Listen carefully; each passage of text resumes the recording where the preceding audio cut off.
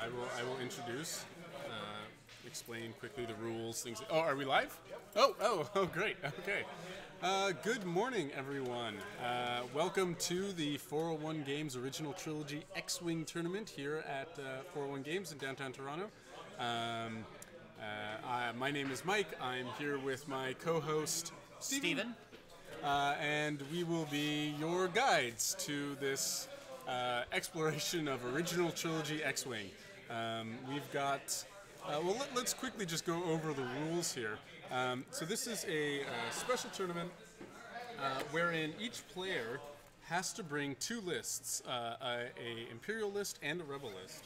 And they are only allowed to use ships that are available in the original trilogy movies, and we're talking the original trilogy, not the special editions. Right, the proper original. Yeah, trilogy.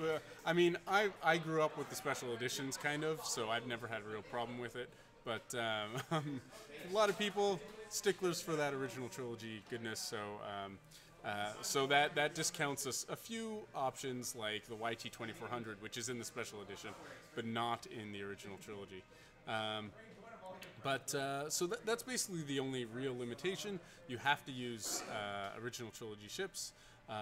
You can, however, use later pilots for those original trilogy ships. For example, Kelvin here is running a Rey on the Falcon. That's totally allowed by the rules. We're also allowed using any and all upgrades except for twin laser turret. That's the only one that's been banned.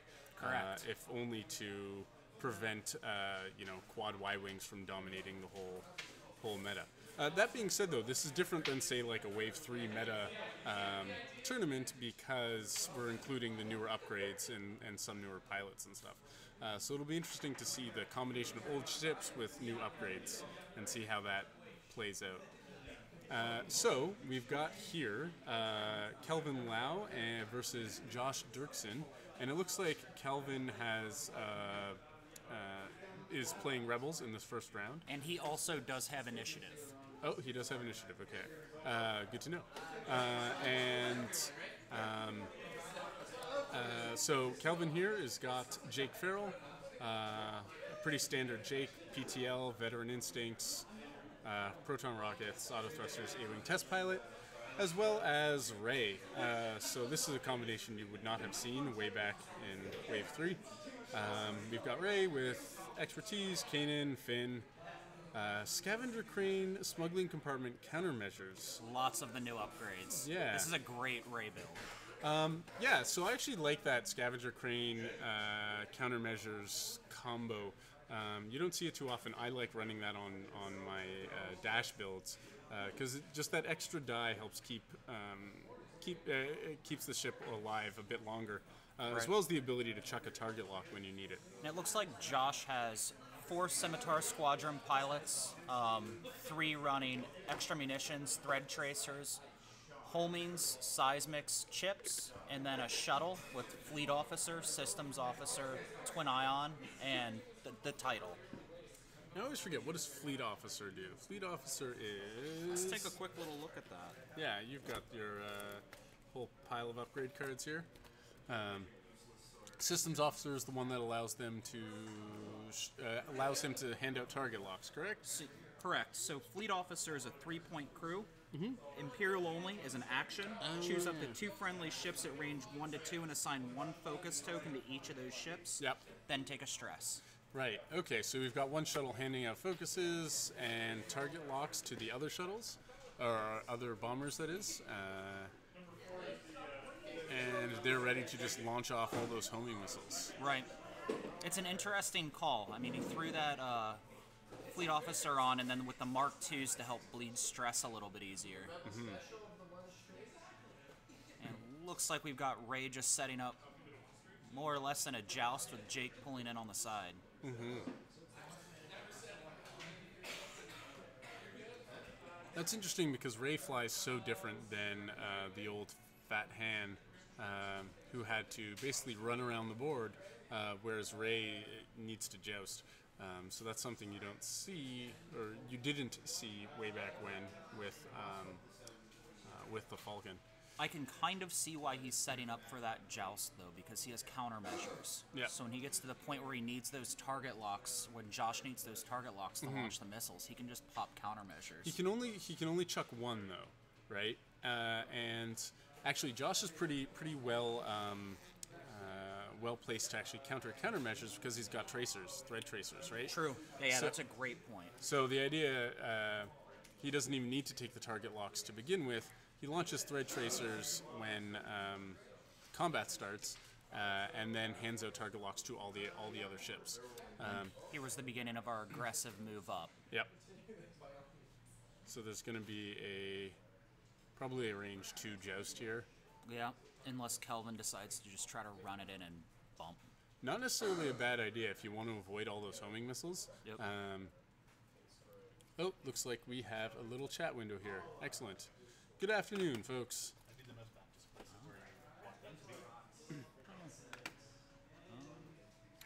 Why don't we put it? Can we shrink that at all? You guys can, however you want to resize it. Oh, we just lost the. Click on VTT Live. Wasn't doing anything. Sorry, we're just trying to get our chat box up and running here. What happened to the chat? Yeah, go ahead and play around with it a little bit. Oh, there we go. Where would you like? It's transparent, so why don't we put it down here? Yeah, we'll just go middle. Yeah. Is that good? Yeah. You want Yeah. that width? Yeah, I don't think we need to see too much. Is there anywhere we can make any of it smaller? Like, is there a... The font itself, you mean? Sorry, everyone. Oh. We're working on our chat right now. Well, there we go. So, looks like we've got Ray, who did that charge forward in an effort to avoid... I can't change the size. No, That's that's okay. fine. Yep. So Ray did that charge forward in effort to avoid all those homing missile shots, I think. It looks like the rear 2 shuttles are going to be able to Get shoot. those off. Well, only one of them, actually. So the 4th one here is the shuttle. So the rear bomber is going to be able to shoot. Right, good call, Mike. The front 2 aren't going to, though. Not a bad move then by Kelvin. Nope, not a bad move was at all. good. And Calvin's popped his countermeasures, which means he's going to be able to.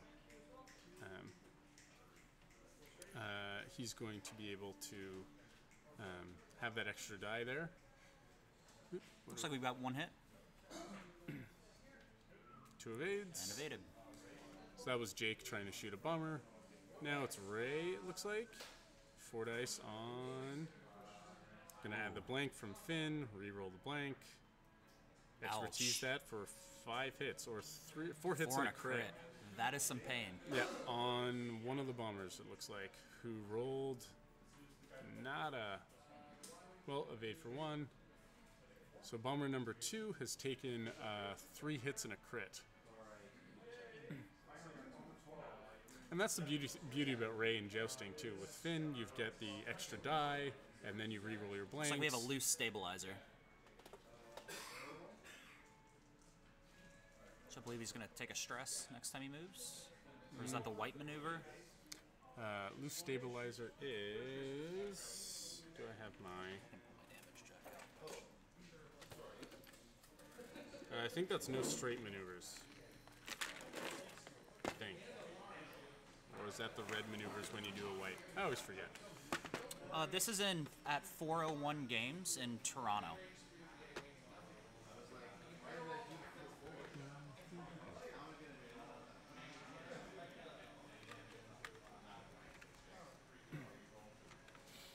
Alrighty.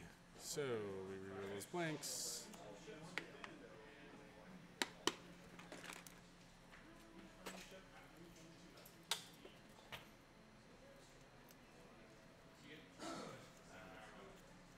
Alright. Oh, so it looks like the thread tracers went off on Ray. So Josh is currently handing out all those target locks.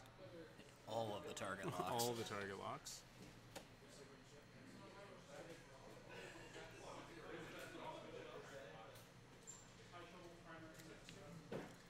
We're just getting our little reference crits out here.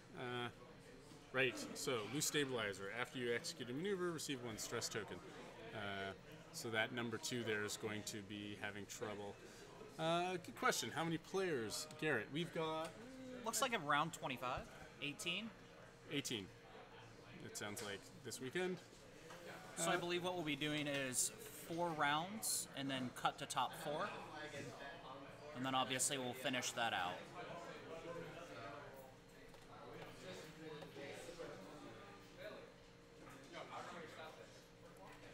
Alright. Spending some target locks. Spending focus for 3 hits. So Finn. Ooh, Yep, there you go.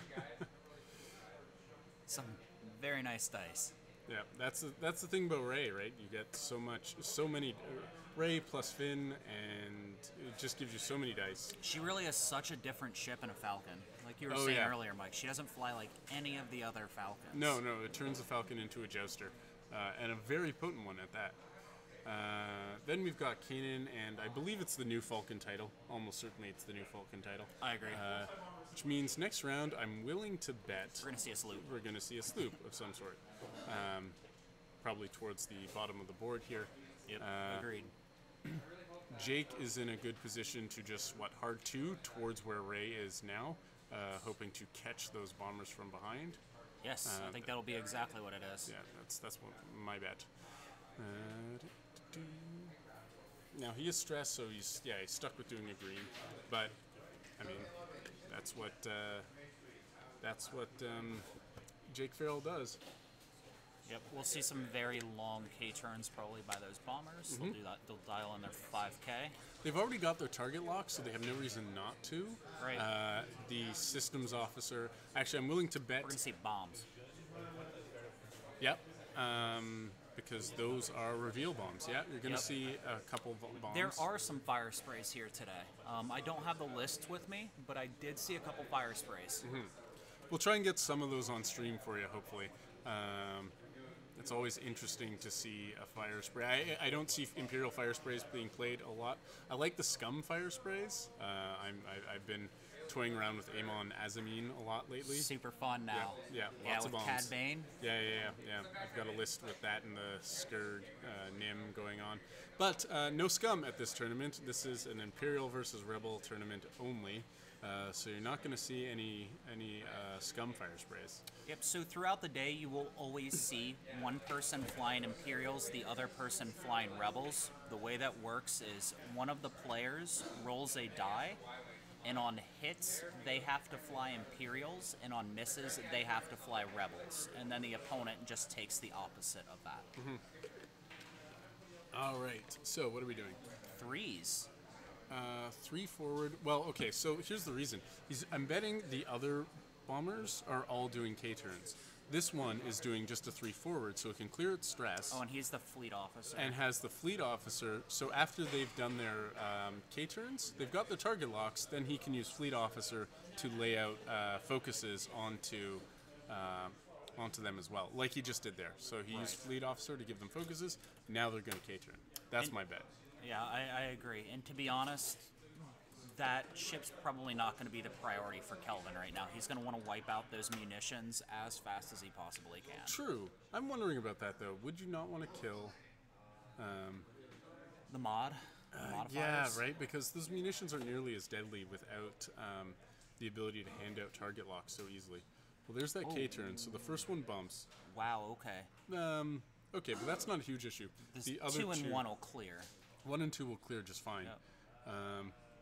Number 3 dropped a bomb, so Ray's going to have to deal with that because she's going to sloop and she's going to be in range of that bomb. I think so too. Which is going to actually, this is interesting because she's going to be able to clear her own stress from flipping around. But when that bomb goes off, she's going to get another stress because these are seismic charges. No, seismic charges are just damage. Yep, they're going to go off. Yeah, sure. So they just do damage. Thermal debts are the ones that hand out stress. Correct. So it's not a huge issue. They'll do some damage, but oh well. Right, I mean, there's nothing he can do about it. Yeah. And I don't know if he really wants to at this point either. It's actually a shame they aren't thermal detonators because thermal detonators would stress Ray out and prevent her from flipping when she wanted to. That's actually going to be one of the interesting things today is, as you can see in Kelvin's list, you see a lot of the newer upgrade cards that have come out, and I think it's pretty easy, and you even see it in a bit in Josh's list with the Fleet Officer Systems officers. Power creep is definitely a thing in this game, and your upgrades seem to be getting better. Expertise is fantastic. Yeah. So it'll be interesting to see how you'll see these new takes on some of the older lists. Right. And just older ships you don't necessarily see because, I mean, there are better ships that are jump masters and defenders now. But, is that a 5K? Ouch, yes, I think so. Oh, Calvin, what are you doing? That I don't understand. Can't tell I think if he it's- just got into his own head with that one, to be I honest. think it's actually the straight. Right, no scum in this tournament. For better or for worse. It's just for, for the purposes of the theme of the tournament. Which is okay. Scum's been dominating most of the tournaments, most of the tournament scene, anyways. So, let's have some Imperials and Rebels having their fun, right? Right, and with the idea being that the original trilogy, it would have just been a lot of work to say what's legal and what's not.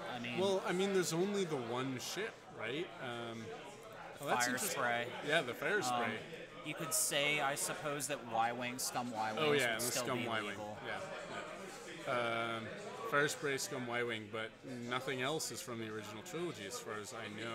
I mean, there's a Dengar's in the movie, but his ship's not, so I don't really know. And as we've determined here, it's ships that matter, not the pilots.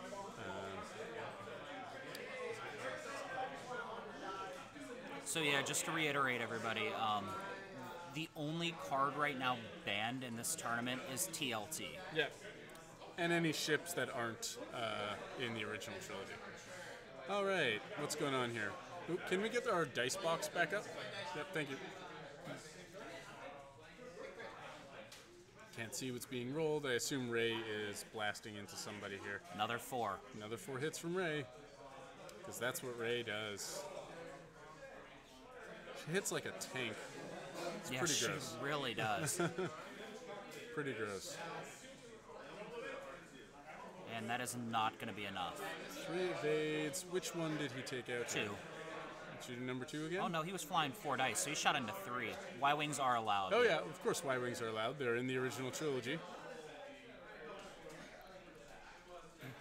So any ship in the original trilogy is allowed. The Falcon, A-Wings, B-Wings, Y-Wings, X-Wings, obviously. Not the T-70. TIEs, TIE Interceptors, TIE Bombers, Yep. Lambda, Shuttle.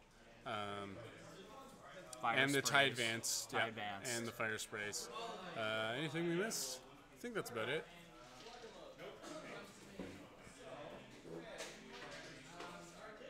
It's interesting that he had Jake run here. Jake wasn't really in a threatened position, but Yeah, I'd be curious to see what he was thinking of.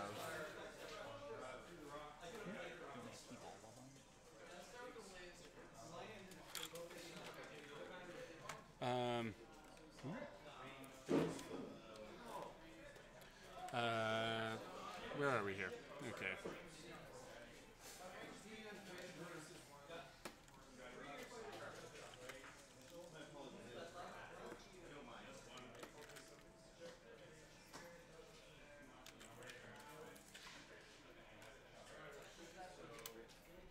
Alrighty.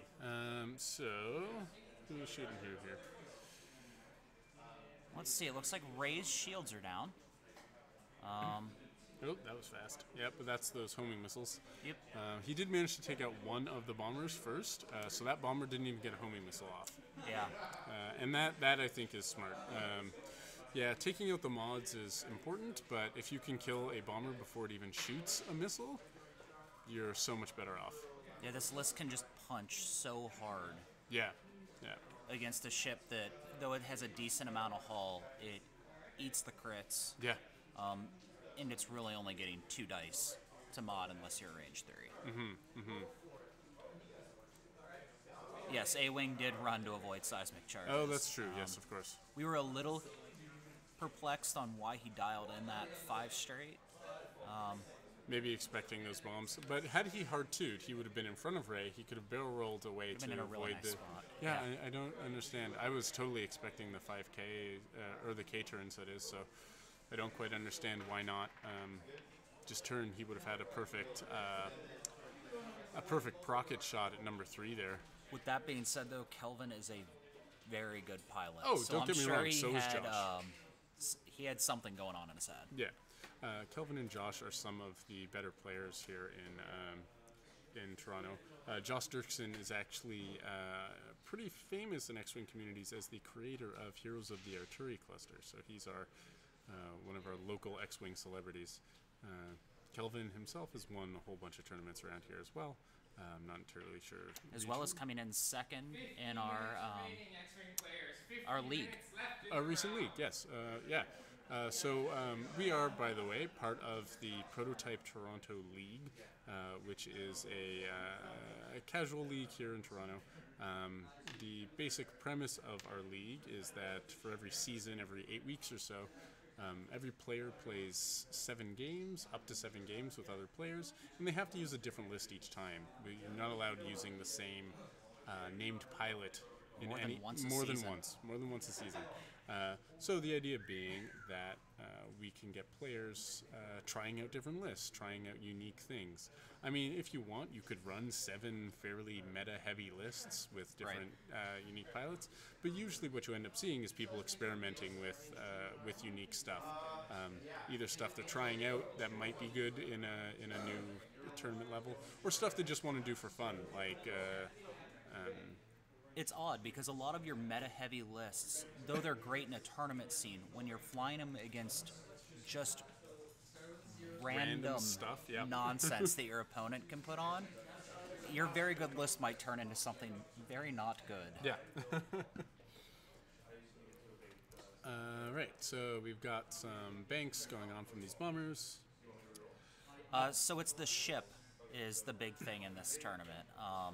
I asked the same question myself on why is Rey's Falcon allowed. It's the idea that it's a Falcon. Yeah. So we're not worrying about pilots, just ships.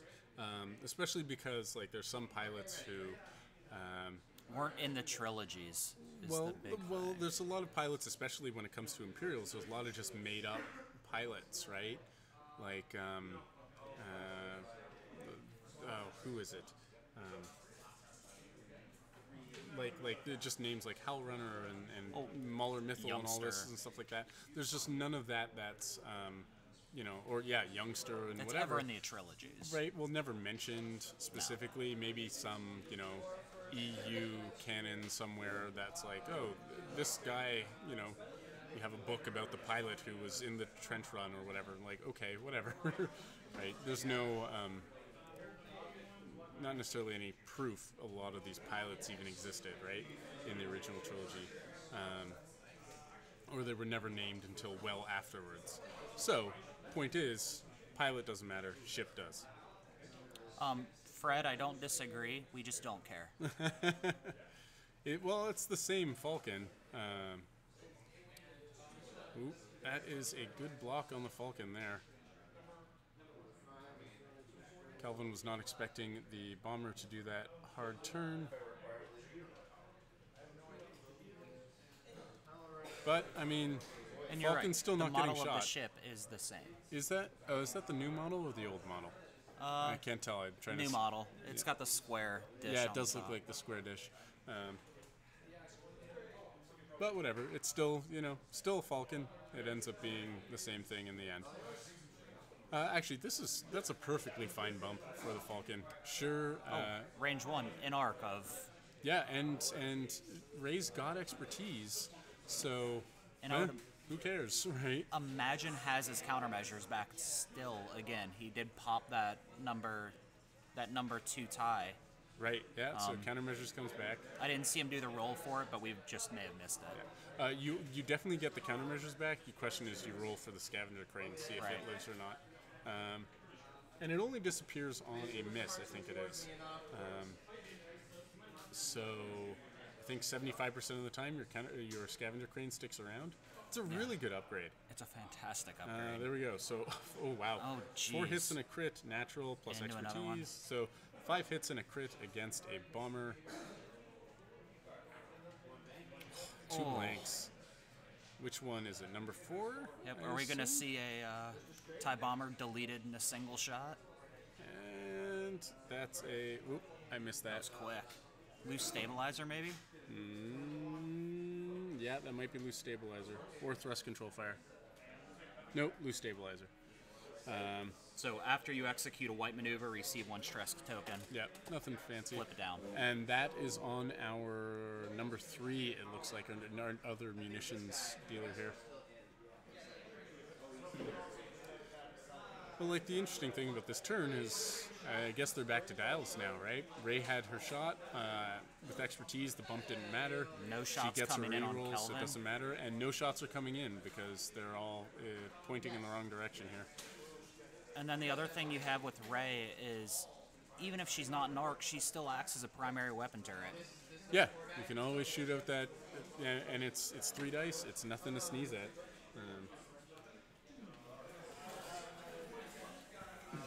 What's this? Ooh, oh, okay. So we just got from our tournament organizer, Billy here, just gave us the list of prizes for this tournament. So if you're all interested, we actually have a lot of custom prizes for this tournament, including a whole bunch of acrylics by Curled Paw Creatives. And I've seen those. They included things like Ship markers. an acrylic bomb tokens, acrylic dial covers, Yes. some custom acrylic dial covers, and Some target locks. ooh, custom acrylic target locks. Oh, those are really nice. Those are really slick looking. They look like computer chips. We've also got some painted ships. So Kelvin Lau, who's playing here, donated a painted TIE Interceptor, and Eric Zhang, I believe his last name is, donated a painted A-Wing. And we've also got for the first player, the 2017 Regionals dice. So a lot of really good, interesting prizes here. A lot of fancy stuff for players. Yeah, it's a very nice prize pool for players. No, scum is not allowed. Yeah. Yeah, as we've discussed, it's only Imperials versus Rebels. Every game is going to be Imperials versus Rebels. Each player brought an Imperial and Rebels list.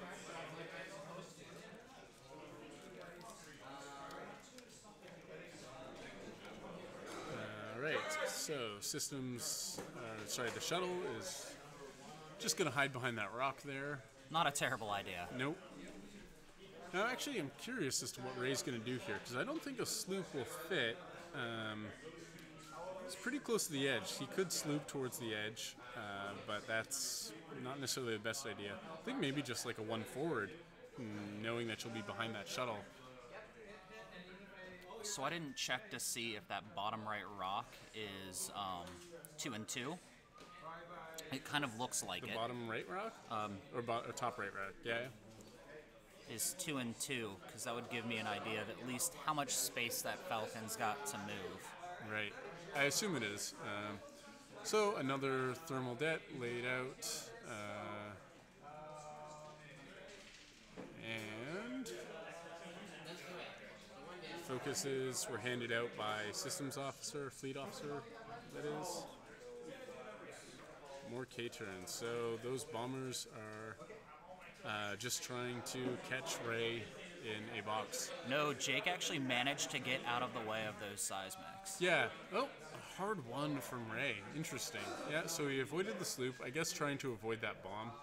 Looks like he's still in range of that bomb, though. I think so, yeah. It's And- so easy to bomb big base ships. Yeah, and he's in such a perfect spot for homing missiles from number 3 here. Who is down to 1 hull, though. Oh, yeah. Yep, number 3's down to 1. If I had to guess, we're three's just going to see die, a yeah. PS kill. Yeah. And Jake is boosting right behind. Oh, that was interesting. Why not boost straight? Number 1, though, I think is going to get missiles off. Yeah, He but looks like he's out of range. so More. that's the interesting thing here. Jake bank boosted instead of boosting straight, and is now maybe doesn't have a shot at number 1. Had he boosted straight, he would definitely have a shot at number 1. It might not be range 1. I'm pretty sure it would have been. Yeah, it was an odd call. Yeah, I don't understand why the bank boost, because he'd have his prockets here. And it looks like he's just shooting his primaries, which is a shame. A procket shot there would have been great. Oh. Hit crit goes into no damage. Yep, spending the focus to stay alive, number 1. That's interesting. I would have kept the focus for the shot. I think I would have too. Yeah, because taking 1 damage, yeah. Looks like number 3 is an arc of Rey, so Rey's going to get to do her Shenanigans. massive shot. They haven't seemed to have resolved the bomb yet. Oh, there it goes. Okay, Rey's taking another damage from the bomb. Rey's just using her primary turret. 3 hits. Oh. It's still going to be dead. Because it was down to 1 hull. So, yeah. Yeah. So, bomber number 3 off the board before it gets to shoot its homing missiles. Yep. And sure, Rey's taking a bunch of damage. She's only down to 6 hull, but she's in a good spot here. And here comes a missile. Yep. Range 2 homing missiles. But see, this is why I would have kept the focus. Same. I right? completely agree. I would have taken the 1 damage. And just laid out as much as I could against Rey here. Because, I mean, for all we know, homing missiles are going to come off and he's going to end up with, 1 hit and 3 blanks or something. Now, with homing missiles, I think you still get to spend your target lock. So we still got the 1 mod, but... Yeah, with chips. It's something. Yeah, it's something, but 4 dice with chips, plus mod, plus focus and target lock. Although, there we go. Looks Never like mind. you didn't need it. Yeah. 2 crits and 2 hits. Focus, so Rey is going to take hit, crit, crit. Ooh, that's real bad news for Rey. Can't see what those crits are. Looks like One looks like a direct one's hit, a direct. and the other is Damaged a damaged engine. Which is all hard maneuvers are red. That actually hurts quite a bit. It's now sitting in those rocks a little bit. I'd assume now he's probably just going to do a sloop out. Sloop next turn, catch bomber number 1, and then let Jake clean up bomber number 4 later on. Bomber number 4 has no munitions and no bombs, no missiles. Right. That's the thing we need to keep in mind is Rey is almost dead. Yeah. But Jake against 2 bombers. Jake will clean up. Pretty okay spot to be in. Yeah, for sure. Bomber number 1 should have eaten a procket last turn, and that would be my goal this turn: is get Jake into procket position, Rip it off the board. And Rey into firing position on bomber number 1, Yep. who is moving. Might do like a 2 straight or something. Bomber number 1 doesn't have good options here. Maybe a 1 bank or 2 bank. I forget which greens they have. 2 bank away. Yeah. It's in a tough spot right now. Yeah. I mean, an A-wing behind you is not good. What I would do with bomber number 4, the shuttle, is actually move to block Rey's sloop, if I would possible. too. Like a 2 hard. 2 hard or a 2 bank down towards the bottom here, just to block Rey's sloop. Because if Rey can't sloop, then bomber number 1 has a much better chance of surviving this round. Right. And Rey has a much better chance of dying. Yeah, I mean, we could see the death of Rey. Yeah, I would not be this coming surprised turn. if Rey dies this turn. With that The being other said, though, option Kelvin is- does have his countermeasures back. True. We'll probably see him popped. And if he can keep those things in arc, There's just a 1 bank. Okay. Now, it would be interesting to see Rey do a sloop to the left. Because if Rey sloops to the left, very good spot. he's got the bomber, the shuttle in arc. You'll have to give up on the opportunity to kill bomber number 1, but that's fine. Bomber number 1's laying out another seismic charge just to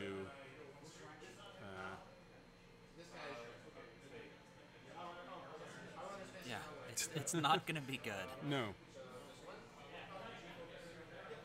Oh, so bomber number 1's actually moved to block the A-wing. It actually did put Jake in a little bit of a hairy spot. The question is now, does he care and he just eats the seismic? Yeah. I mean, it's A damage. Take the 1 damage and worry about it later. Yeah. Yeah, okay, so Kelvin slooped the other way to avoid the block, and now has a perfect shot on the shuttle. May make him eat a bomb. He is going to eat that bomb, but it's only 1 damage, not 2, thankfully. And the shuttle doesn't have a shot, neither does the bomber. So, does that block? That looks like a block. Yep. Nicely done. Nice block from Josh.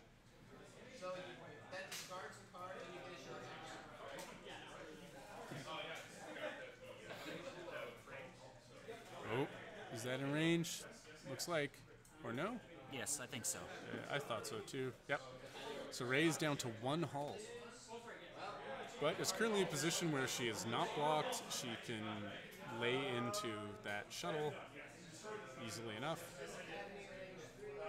So range 2 shot, it looks like. Yep.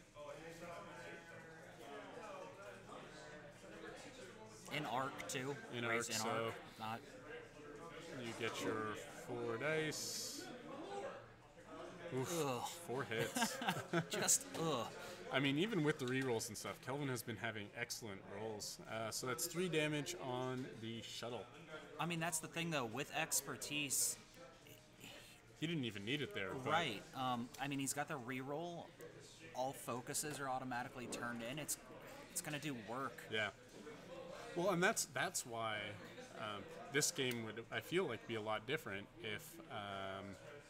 if Josh was running thermal debts instead of That seismics. stress would have been huge. Landing that stress on Jake, right? Double stressing Jake would be fantastic, or shutting down Jake's PTL. Shutting down expertise, right? Preventing Rey from slooping. Yeah, their preventing- dial just becomes very predictable. Yeah, after that. yeah. It becomes a lot more predictable. But I mean, what would you need to do to fit? Because they're an extra point, right? You would need to chuck one of the An extra systems officer would have to come off. I think systems officer is 3 or fleet officer is 3. Let's see. It depends on how badly. If you wanted it on all of them, Well, it depends on how Josh wanted to set up his bombs, right? Like, you could easily drop homings to concussions. You have thread tracers going off on one, so you could be focused target locked. true. But the call for thread tracers to kind of countermeasures Yeah. is a great call. Yeah, for sure. And even not countering, just being able to get all those target locks. Like, there's a Right. lot of good action efficiency here with thread tracers and fleet and systems officer. Now, the thing about thread tracers, of course, is it happens during the combat phase, so you get to choose your target, right? You're not wasting target lock actions. Okay, where are we here? So I wonder if we're just going to see a long turn by Josh to get that last shot in on Rey. Long K turn. From 4. the shuttle? Yep. Yeah, just try and get that 1 damage in. Yeah. Because Rey's not in a good spot. Well, Rey can always sloop back the same direction she came, which Oh, hard turn. would be a good choice, actually, because that would catch that bomber. Yep. That's exactly what he's going for, actually, it looks like. But, like, I mean, Rey can still sloop in there, right? The Right. bomber will get a shot I if think it that's doesn't where die. that barrel roll is coming from. And number 4, well, it's actually there we not. go. So now you've blocked both of Rey's sloops. Yeah, so this puts Kelvin in a rough spot. Yeah. I mean, Rey's doesn't have a great out. Yep, there it is.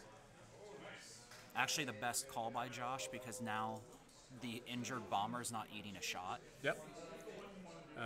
That said, I think Bomber 1 is going to die here. It Rey's is. going to have a 4-die shot on Bomber 1 with expertise, not stressed. We could And see a PS kill coming up here. This is just Yeah. a tough match. Oh yeah, yeah. Just the pilot skill issue here is good. Yeah, nice blocks by Josh, but not enough, I don't think, because you're still gonna have Jake plowing into number 1 here with a Procket probably. Yeah, come on, variant. Yep, there it is, proton rockets. Oof. Target lock, focus for 4 hits. So 4 hits on bomber number 1. Ouch. And Only takes 2. Only takes 2. Bomber number 1's probably going to live here. Unless those 4 dice from Ray, like, unless he rolls blanks on his evades here. Oh, Jesus. oh. There's a hit crit. Yeah. And expertise. He's He's not stressed. Why is he not expertising? Or is he stressed? I'm confused. So it looks like he takes 3. Oh, So I think I saw an evade, so it looks like he's taking 3 back. yeah. 1 being a crit.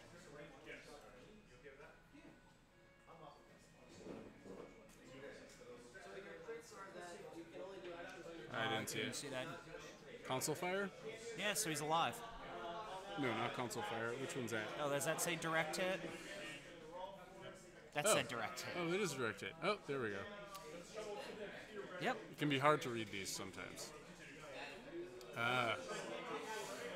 Wow, that actually changes things. Ouch, man.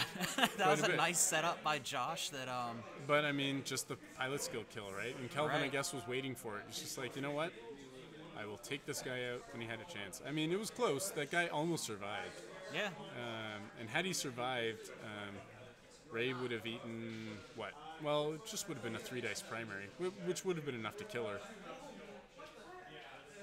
But now she lives. Now this is just a question of, is Kelvin just going to run with Ray? No, you And just let you Jake just sloop kill him again. off. You just sloop again. Go for the PS skill?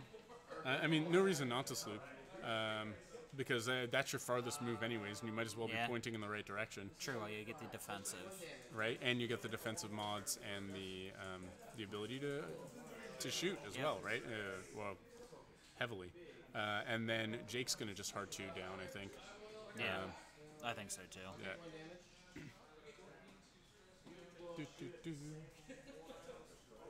Well, the thing is if that bomber dials in a 5K and That Kelvin might put him does over a that little slope, rope, though. even if it does and Kelvin dials in a sloop the right way, I think that'll actually put him out of range. Yeah, maybe. And which way do you sloop here? Where do you think Kelvin's going? I would go right. I would go to away bottom from of the the screen? icon on the map. Right. Alright, so we've got, what was that, a hard 2? Hard 3 from the bomber. Trying to block Jake. Yeah, trying to block Jake, trying to avoid Jake, basically. Problem is, now the question is, did Kelvin sloop south or north? If Kelvin slooped south, there we go, yeah. So he was anticipating the block, and now he's got that focus, or that expertise. The main Shot reason against that bomber. my thought with that is now he can just ring around that bottom rock if he wants to. Kelvin can. Yep. Like he can just kind of skirt around it. And be a turret. Yeah. But that bomber's so dead this turn. Yes, it is. Well, I mean, maybe not. There's always a chance. A very poor chance. Hit crit. Add the blank, And there add we the go. focus. That's 4 a dead hits. Yeah, well, I mean, he could roll 3 evades. And Oh, there it wow. is. He takes 1 crit. That shuttle's taken 1 crit. So shuttle live 1 more turn. Another direct hit. Shuttle's down to 1 health. Lives 1 more turn, but I can't see the shuttle doing anything here to get out of this. I don't see how. Yeah, he just won't get PS skill. I mean, I would be doing my darndest to kill Ray, but I don't think That he's turret, ever wanted yeah. a seismic charge more yeah, than right? anything right You would now. just drop one right here, and wherever Ray goes, he'd eat it. But no, this is going to be a hard turn, probably, from the shuttle. Where's that shuttle going? Yeah, you know, this is just a...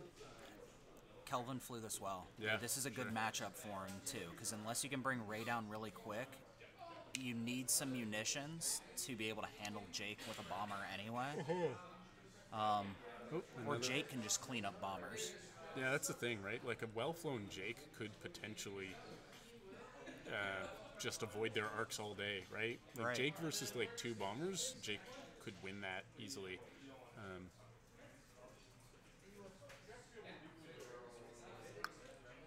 So Jake's going to spend the turn doing nothing, probably. I'm betting there's going to be a hard 2 of sorts. Jake's going to come down between the rocks. That's my guess. Oh, yeah. I mean, he might... Kelvin's got the time right now. There's 29 minutes left in a round. He can plank away with a turret, Yeah. so why not? Yeah, and you only need to do 1 hit, so as long as that's in range. Why focus? What's the point of focusing? Oh, actually, Jake's gonna get a shot this turn.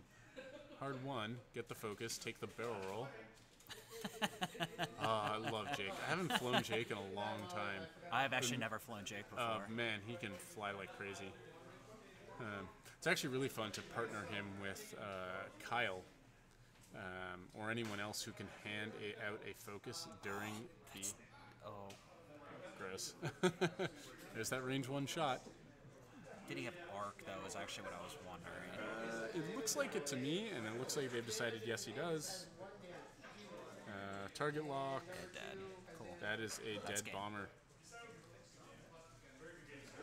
And that concludes round 1. Yep. So we've got Kelvin Lau having defeated Josh Dirksen in round 1 of the 401 Original Trilogy X-Wing tournament. We will be back, of course, with another Original Trilogy list pairing. So we will hopefully be up in a few minutes. If you guys have any questions, comments, whatever, feel free to ask in the chat. Otherwise, we will be back soon. Thank you guys very much for watching. Bye.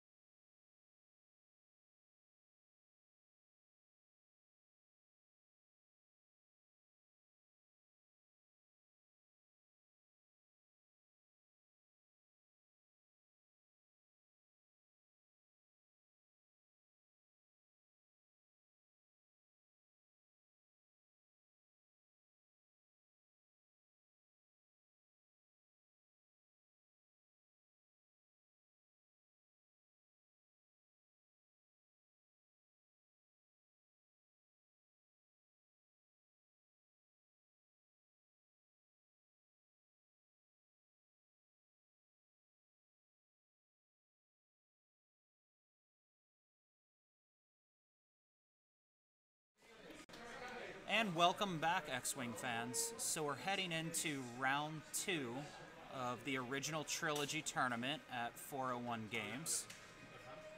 Next up, we have Greg Burns flying Imperials versus Ryan Dwornik flying Rebels. And just to reiterate, everyone, so this is an Original Trilogy tournament. Every match is going to be between an Imperial list versus a Rebel list. Every player has brought an Imperial and a Rebel list to the tournament. And at the start of each round, they roll off to see who plays which list. So we've got, yes, Greg here with Imperials, Ryan here with Rebels. Flying the mythical unicorn Imperial Fire Spray. Imperial Fire Spray. It is here. It is something. What does Kath Scarlet Imperial version do? No one knows. No one knows. Let's look that up. I think that's the one. No, Boba is the one that can turn more easily, if I recall. Fire Spray, Fire Spray. There it is. Kath Scarlet. Oh, yeah. Oh, that's such an odd ability. Yeah, no one knows this. Okay, so when attacking, the defender receives 1 stress token if he cancels at least 1 crit result. That is so... I guess the Mangler Cannon's going to be random. flipping a crit, and it's the chance to stress. You can double stress with Tactician, though. Yeah. So it's a chance to double stress someone, basically. You're popping out your Tactician, and if they cancel the crit, then they also receive another stress. That being said, like, that's such a weird... weird choice, I guess. And to be clear, everyone, that unknown I think that's a bomblet is a generator. bomblet generator. Yeah, I if don't he's know got why. the Andrasta title. Victor, we've got an unknown here on Kath Scarlet for some reason. That's the Bomblet bomblet generator. Yeah. Thank you. So we're just gonna get that fixed.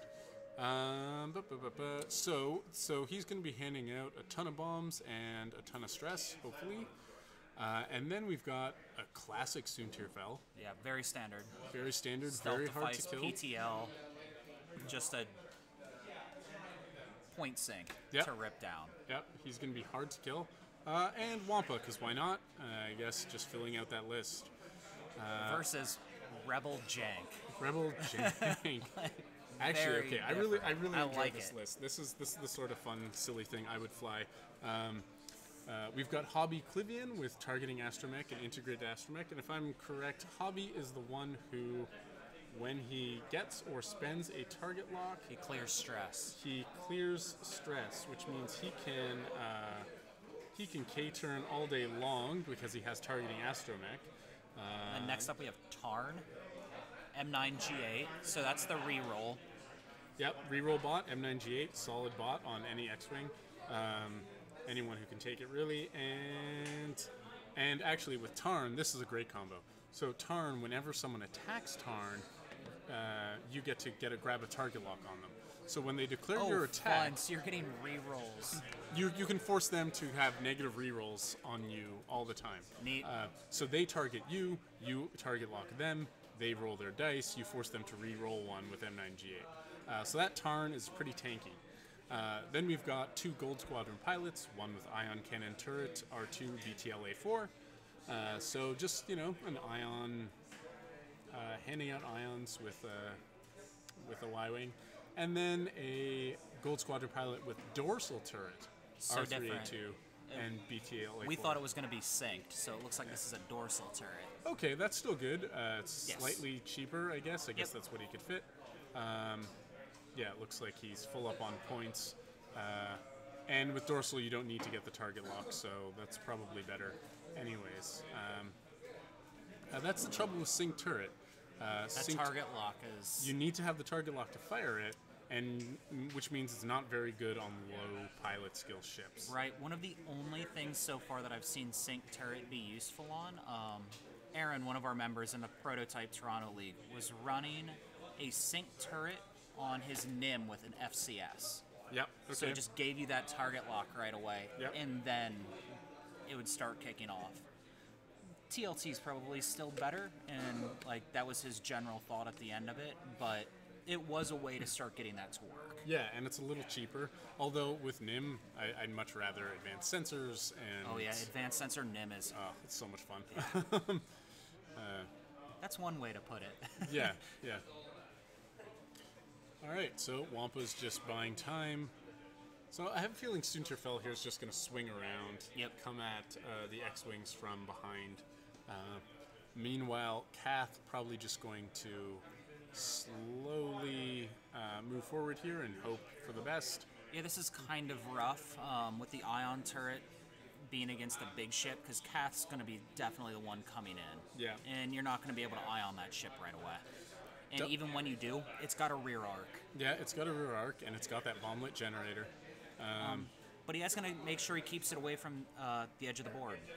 Yeah, right, because, I mean, you can ion token stick around, right? Yep. So you get one off, He'll and get then ioned. eventually, later, you get a second one off when you really need it, and suddenly you can clobber that large base ship. Yeah, it'll be curious to see if he sticks one on early, and then Oh, I would too. Give him and the then opportunity. waits. Just kind of let your opponent forget about that ion token. Yeah. And get towards the end of the game, and you're like, and you're ioned. And you go right into that rock Yeah, or off the whatever board. else, or off the board. Yep. Definitely the sort of thing I would enjoy doing. Oop. I mean, I would be personally tempted to just run 4 of those in a list. The ion I would The too. Ion Y-Wings? I think I would probably keep them without the title. I'd want the arc and to just walk around with a bunch of ion. Yeah. I mean, the double shot is great, but if you're, like, for putting out some extra damage, but it's only a 2-dice primary, so maybe you're doing 1 extra damage. Yep. Right? And honestly, with ion, you're just trolling your opponent. Well, Anyway. It's but just that's a the thing. fun. It's a lot of fun to fly. Yeah, and that's the thing, though, right? If you can get an ion token on someone, well, then you're going to get to shoot them again next turn, Yep. and they're not going to be able to shoot you next turn Right. because you know exactly where they're going. Well, they're flying a 2-ship list, and you're running 4 ion cannons. Oh, yeah, you That's just- gonna be a bad day. Like, it doesn't matter if you don't do enough damage, you can just keep blinking away. Yeah, Right. just walk them off the board. The Yeah. moment you get them ion, just get behind them and 1 forward. Yeah, I think ions are a lot stronger than they get credit for. I do too. One of my favorite lists is 2 B-Wings with ions and Shara Bay with Weapons Engineer and M9G8. And it's so much fun. I think it's going to be really interesting to see, outside of this tournament, what kind of control we're going to start seeing in just the upcoming parts of the game. Right. We're in an area where now bombs are big. Bombs are big. Stress is pretty necessary with the amount of mind link you can see running around. So control is going to be a thing. Like, it's a nice counter to a lot of these powerful things. And I think it's just going to become all the more so. Yeah, for sure. But back to this, we see a pretty methodical walk down the board. Yep, by Ryan. nothing very fancy going on here. Sunterfell is just swinging wide. I guess Greg doesn't want Suntir taking too long to get to the fight, so he's bringing him through the middle as opposed to swinging him all the way around. Yep. Wampa is turning here, so what's he going to do with Wampa? Wampa's just a blocker, right? I would think so. Wampa's not a fantastic ship in this, No. against this particular matchup. No. You have a lot of big hull ships, so even Wampa's ability is not going to be too incredibly powerful. No, and Wampa's ability is if you land a crit, You can cancel your damage. You can cancel all your damage right away. Yeah. And deal a face down straight to hull. if you just roll a crit, you don't Yes, even need to land correct, it. Yeah. correct. That's why the Palp Wampa combo. Yeah, is the Palp Wampa combo is great. It's fantastic. I wish you could get. But I guess he just Casey, threw Wampa in here because why not? I agree. I wish you could get Wamp outside of the Gazanti. Yeah, it's a fantastic ship. Well, and that's the thing. Hobby and Tarn are also both in the Rebel Transport, Yep. right? Which is I would say like some of eBay them- is your friend. yeah, at that eBay is your point. friend. I managed to pick them up off someone who was selling just the pilot cards from the transport. There are a lot of good cards that come in those epic ships, right? They are. Which is really really frustrating if you're low on funds or whatever else. And they are expensive. Yeah, they're expensive. I really want access to the new sick pilots from the Sea Rock, but I don't care about Epic, so I don't want the Sea Rock.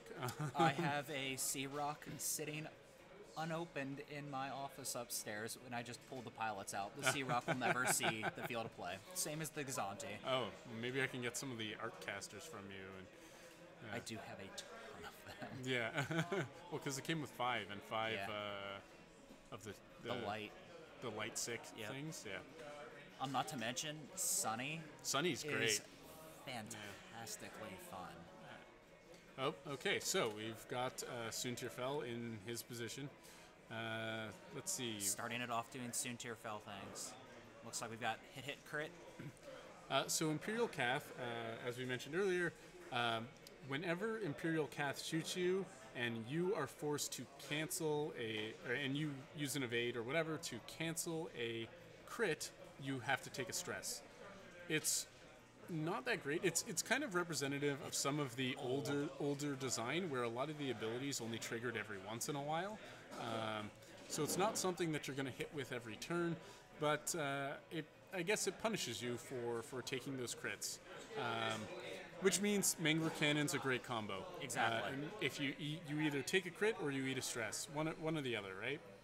This is a fantastic setup right now by Greg. Yeah. He's got a very nice kill box in the making. So Hobby's already taken 2 damage from Soontir Fel.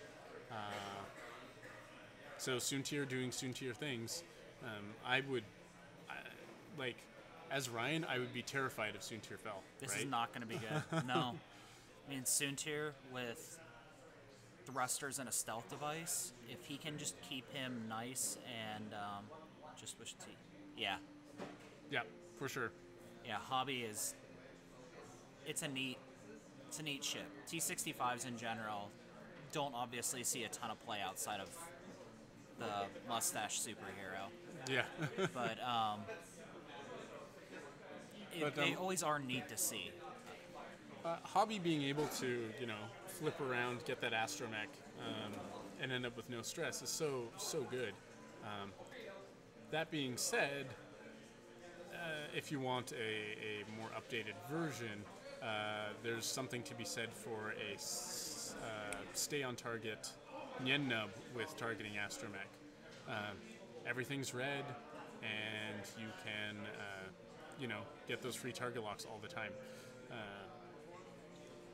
And I would say Mike is our resident T70 expert in Toronto. You love your T70s, and they're good. I mean, they're fun to fly. They're fragile. There's a reason everyone still... they're fun. There's a lot of fun abilities, especially with the Heroes of the Resistance pilots, but they are just not up to snuff when it comes to things like Jump Masters and Jump Masters. Yeah, and Jump Masters. And Biggs lists, and like Kanan Biggs and things like that. They have some huge weaknesses. But there's a lot of ways to build them out, so, fun to fly. Anyways, so what do we think we're doing here? Number 4 is the dorsal turret, or the A2. Probably one bank. Just going to slowly bank him then. Yeah, bank. He could turn 2. He could 2 hard. Yeah, I would hard 2 with number 3 here. What is that? Can't see. Oh, yep, hard 2. So he's just hoping to catch that fire spray here. And I think this, Ryan's list does speak to kind of the fun of this tournament, too. Mm-hmm. I mean, you see something like, so flying in plenty of tournaments and playing some Rebels, I see Tarn is 26 points. Yeah. Immediately, I'm like, guess who's R4D6 and also 26 points? Right. Biggs. And Biggs would be good in this list, to be honest. Why not Biggs? And that's the problem with the X-Wing design in general, is why not Biggs is such a... standard thing to say. Such a standard question, right?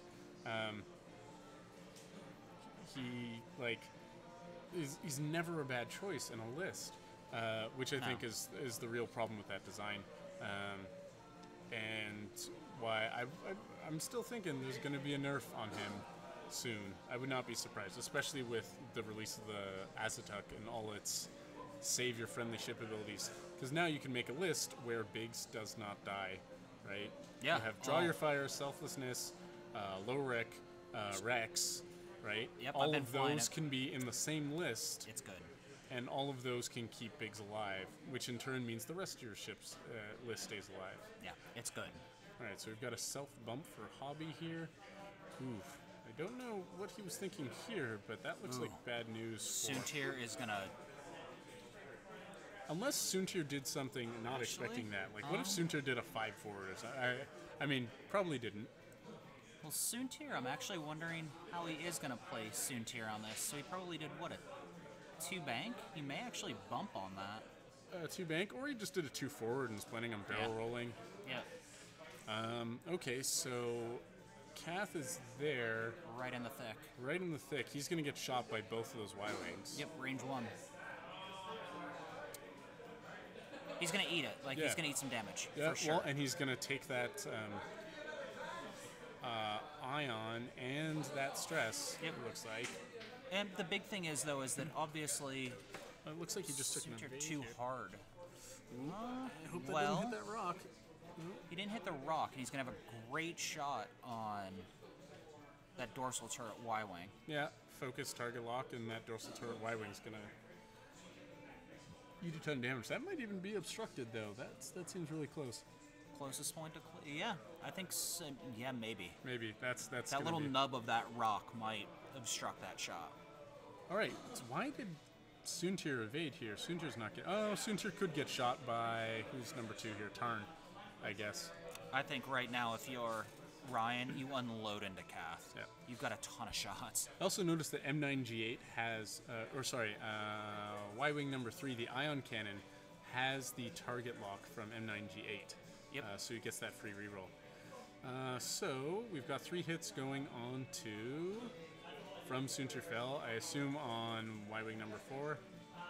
Ouch. Blanks. So 2 there's of 3 it. hits. Who's that? Who did he shoot?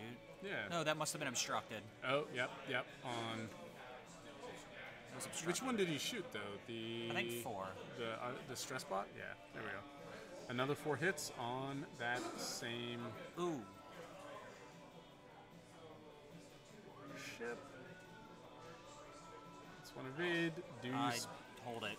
That's not gonna... Yeah, no. You're gonna die anyways. Yeah. I would leave that evade here. Having 1 health is no good. Save the evade, accept that you're gonna die next turn, and just use... Or sorry, the focus. Get out the damage you can. Use the focus to get out the damage this turn, because you're going to die next turn anyways. That would be my choice. But it looks like that Gold Squadron pilot is down to... 2, I think, and... Oh, so what did he end up doing? I can't see the ship for our dice tray here, so hard to say. We'll probably need a health update on that Y-Wing. Just to make sure. So, who's shooting here? 3 evades. That would have been... Yeah, that would have been a shot on Kath Should've been from Hobby. Yeah. Hobby shooting Kath, that makes sense. Tarn is probably going to shoot Kath as well. I wouldn't bother shooting Soontir with... There we go. 3 hits. 3 hits. 1 evade, so Kath takes another 2. No, spends the evade, takes 1.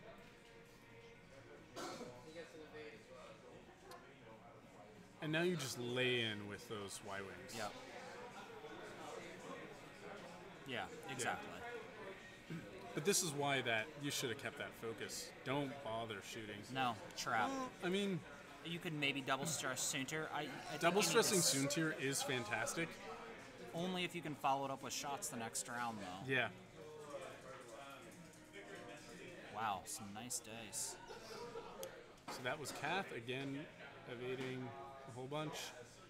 Taking a stress, so Kath is now stressed. And this is the dorsal turret. There's 2. Another 2 hits on Kath. No, I think that was the primary, right? Oh, so he should have Is it doubled. turret then primary or primary then turret? No, it's primary then turret, I believe it is. Yeah, maybe. Yeah. Bummer. So that's the primary. There's another hit on Might Kath. Kath is now shieldless, and Yeah. this is our ion cannon. See? Oh, well. That was the M9G8 reroll. Got 2. Kath another takes that one. first ion token. It's only 1, so Kath doesn't have to worry about it right now. But, you know, if you fly Kath poorly here, a second ion token at the right time could really end the game for you. Put you too close to the edge, Yeah. put you onto a rock, whatever else. I would try to turn my focus now to the other ships. Yeah, because the thing we're going to see right now is that Kath is going to bomb. Gonna bump something. Well, he's going to try to drop a bomb. Oh, bomb, sorry, He's yeah. definitely got that bomblet generator, Yeah. so he's going to cut down that turn away unless he wants to try to pull Wampa into the fight. Yeah. And I don't know if you need to There's be no honest. reason. Yeah. There's no reason not to bomb that area because it's bomblet generators. So again, Yeah. you can do that as much as possible. Wampa swings around down south, and Soontir is in a weird position. Yeah, so are because- his Y-Wings, so he can't really turn him around that easily, No. right? Like, we're going to see But the only place Soontir can go is forward into the space where Kath is or where the Y-Wings are, right? Yeah, because I mean, with number 4, I'd be tempted to just one forward or one bank Yeah. down. I would number 4 with number 4 just one bank or one straight forward even. Although again you've got to clear your stress. You don't have to, I guess, but you might as well. Might as well. If you just one forward, you're fine. You've blocked an avenue for Soontir, and then next turn you can turn around. In the meantime, I would bring Tarn, one bank Tarn, I think I would too. And Yeah. then I'd be tempted to one forward. one forward with Hobby. Hobby. Stays, bumps into Tarn, sure, whatever. But It sets up a nice box for yourself because Kath probably is going to bump. Kath's You're gonna not going bump, to eat bombs. and then Soontir's gonna It's in end just up a bad spot. in a Like it, box here. in a non-important spot, right? Like Yeah. Soontir, unless he bugs out right here, is in a lot of risk. And he may not want to bomb and try to bug out and just push Soontir straight up behind Kath. And do just like the 3 bank. Yeah, just try to get out of there. 4 forward. Minutes left in the round. X-Wing players, you have 48 minutes in the round. Well, our clock says 52, but apparently that's wrong. We are on a different. No, ours is right. We are on the stream tables. Oh, just 'cause they take a little bit more Everyone time? else Yeah. is on. Yeah, fair enough. Okay, so here, what are we doing with these Y-Wings? Looks like this guy's doing, is that a 1 straight? Yep. So our Ion Y-Wing just chooses to bump into Kath. Not a bad idea. Not a bad idea at all. Kath is probably going to try and go south here, but Kath is lower PS than our X-Wings, or sorry, higher PS than our X-Wings, so moves afterwards. There's the 1 straight. 18 players in the tourney. 1 forward. Yeah. Right? Yeah, So Kath doesn't can't bump. bank anywhere. Kath is going to hit that rock if he goes forward. So I'm assuming Kath is going to try and bank here or something. Or like a 4 forward? Does the Fire Spray have a 4 forward? It does, right? Yeah. You could Could he make it? you know, could I maybe don't know. make it. This is There's the one exactly bank. what we're thinking. Yeah, there's the 1 bank. It's just going to create a lot of muck Yeah. for the Imperials. You know, you're just setting up basically a scrum in the center. And then 1 forward for Tarn, or for Hobby, that is. I mean, the big thing that I see right now is, let's say even you do dial in right now a bump on Soontir, there's no arcs. Like, so even if he takes his Soontir and just drives it into something. If Soontir just goes forward, the only thing he can shoot is that Y-Wing. It's like, oh no, he's shooting the Y-Wing, whatever. That's the thing about a Rebel list like this. There is no priority target, right? Right. They're all annoying in some way. M9G8's annoying. I guess Hobby is probably the one I would be least worried about. The other ones are more annoying. I think so too. Despite being the higher point one, I think I would let Hobby be Let Hobby live. Yeah, Yeah, whatever. like- whatever. Every once in a while, he gets a free target lock. Ooh, all right. It's a neat build, but it's not super threatening. Yep, and that cat's gonna deal some solid damage. With what? Well, he'll bump and shoot into, I'd Oh, yeah. assume, range 1 into Tarn. So here's the question: what did he do? That is a turn of some 3 sort. hard, bump, Why would you? bump. He's not gonna move. I'm so confused.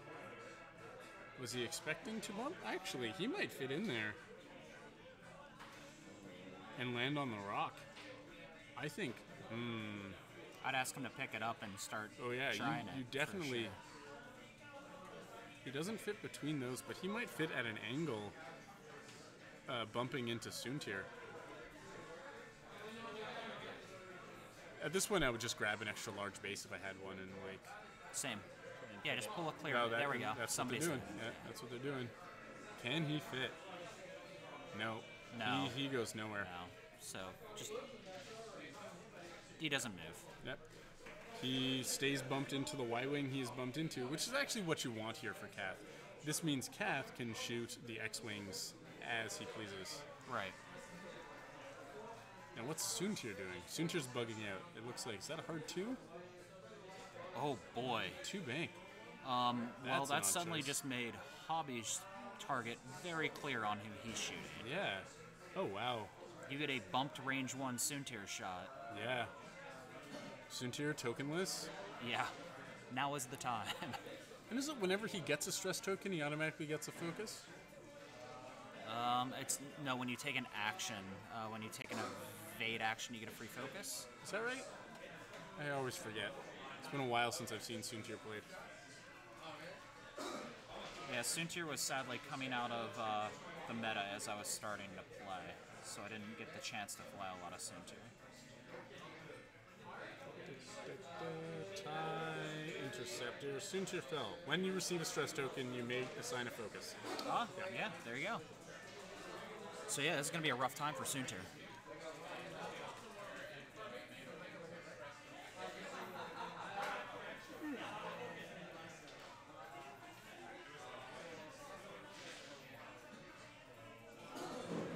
So Hobby just took a stress. Oh, right, because Kath Scarlet has Tactician. So It's alive. Takes 1. takes 1. That's a Direct hit.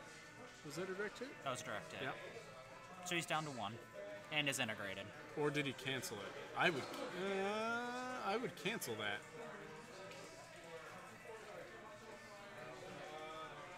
It's an odd choice not to cancel that. Oh. Goes Soontir into a Y-wing, I believe, that just evaded that. Into number 3. Yeah. Now it's Hobby. Hobby, who's rolling 4 dice into Soontir, Oh. spends his focus for 3 hits and a crit. That is, Ouch. well, his stealth device is gone. Oh, no. Oh my goodness, you see a dead Soontir. That is a dead Soontir fell. Oh, no. That is real bad news for Greg. You know, that was a classic way to kill Soontir, too, though. You set up the bump and you shoot him. Yeah, right. Like- I mean, if you catch them actionless, right? Double stress or bumps or Yeah. whatever else. That's That how you used kill to be Soontir the fell. way to kill Soontir. I'm really surprised that Greg tried that 2 bank. I don't know what he was expecting. Yeah, Ouch is right. I agree. There was just too many block opportunities. I would have pulled Soontir out. Same I would here. have just hard 2'd him north from our view here, and just barrel rolled behind the rock and stayed safe, and then swing around again. But putting him right in the middle there, again, I don't know what you were expecting. You know, I know a couple of the ace players around, and just better known ace players in general in the game, have said when you're flying something like Imperial Aces, if there's any chance you think you're going to be in a bad position, you run away. You run away. Do right? not, like, you're playing the long game Yeah, with aces. for sure. One of our, who is it?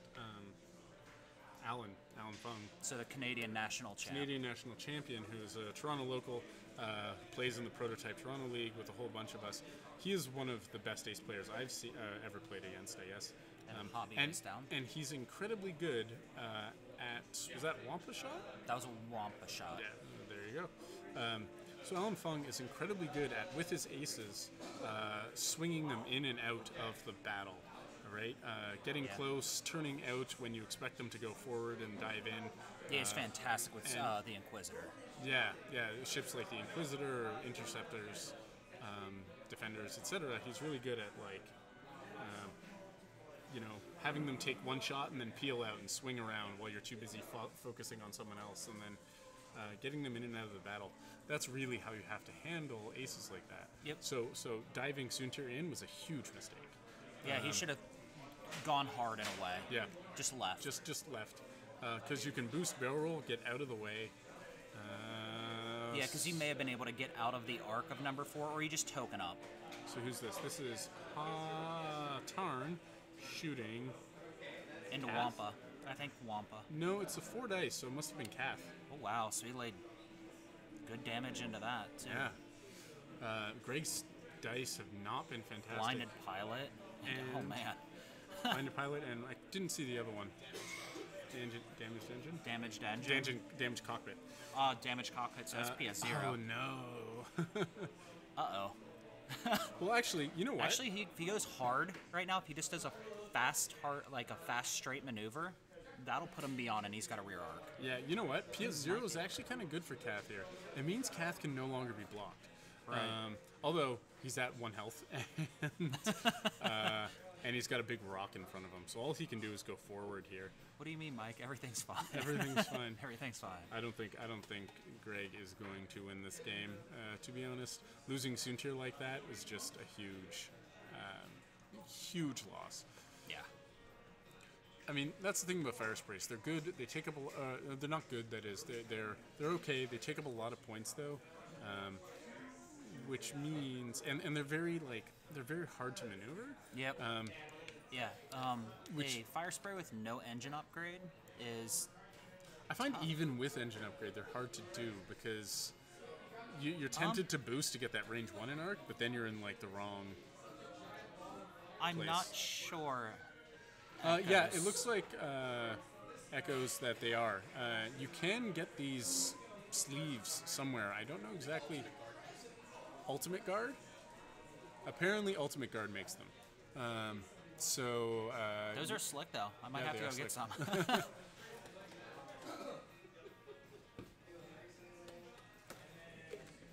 All right, so what do we think is going on here? Kath moves first, which actually means Kath is really limited though.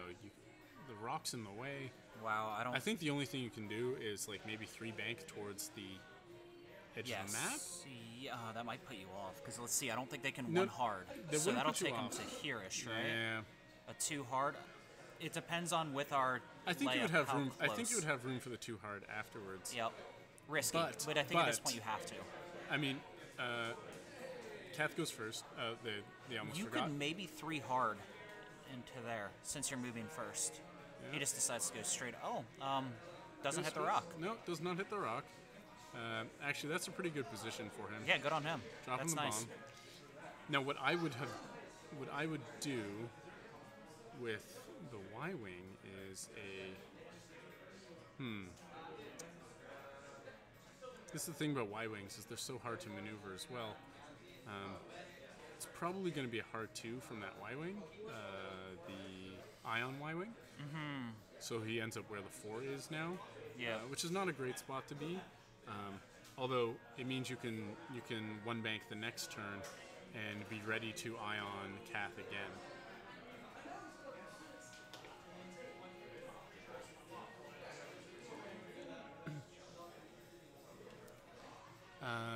Ooh, that's going to eat that bomb. Yep. Just a 1 forward. Interesting. I would not have done that. Nope. In a fixed arc ship, not. Nope. If you had your turret, sure. I'm trying to figure out what was the point of. Maybe he forgot that Kath was moving first. Oh, he was just going for the bump. Certainly, yeah. Yeah, Yeah. it's possible. But I would have hard 2'd, with both of them. Yes, why Right? not? Because then you're in a position to shoot Kath again the next turn. Yeah. Right? Yep. This Y-wing is going to take that bomb. He's at full health though, so that's not a huge issue. There's that too, right? Like he is taking up space. but like you're not blocking anything. You're just in a bad position now. Tarn is K-turning. Oh, I don't think that's gonna fit. No, he just went straight, or did he K-turn? I think it's the K, but I don't think he fits. He bumps. Yeah. That is bump. Got a little greedy there. Yep. I would have been doing one forward to victory. Was that supposed to be a K-turn? Yeah, Yes. I think so. Yeah, he took a stress. So what that does is let Wampa K-turn behind you if he wanted to. Yeah. It looks like Wampa is just banking But he's gonna get a shot on that Y-wing. one of the Y-wings. Yep. His choice.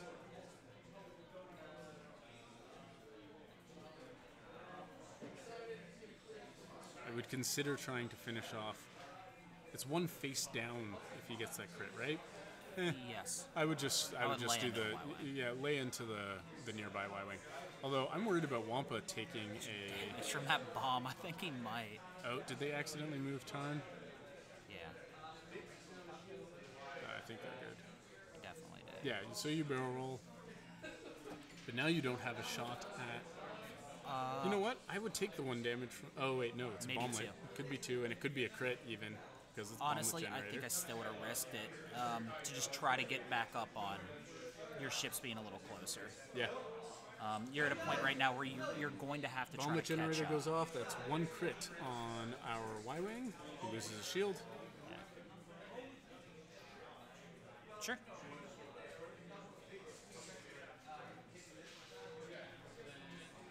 Though the thing is now is that is going to set up a really nice 2 bank for Wampa. 'Cause that'll just come in like that. No, they don't. No. You just take whatever damage you roll. Get some crits. That Y-wing managed to be out of arc of Cath. Yep. Well, so you shoot the Ion one, who really should not be. The Ion one should be behind that rock, just below the stress one. What a weird choice. Sorry? No, yes, yeah. Oh, yeah, he should have shot first.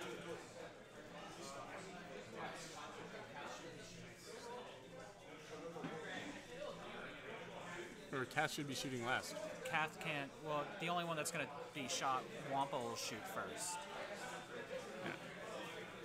Yeah, I don't think it matters so much this round, but something to remember. Wampa should be shooting before Cath.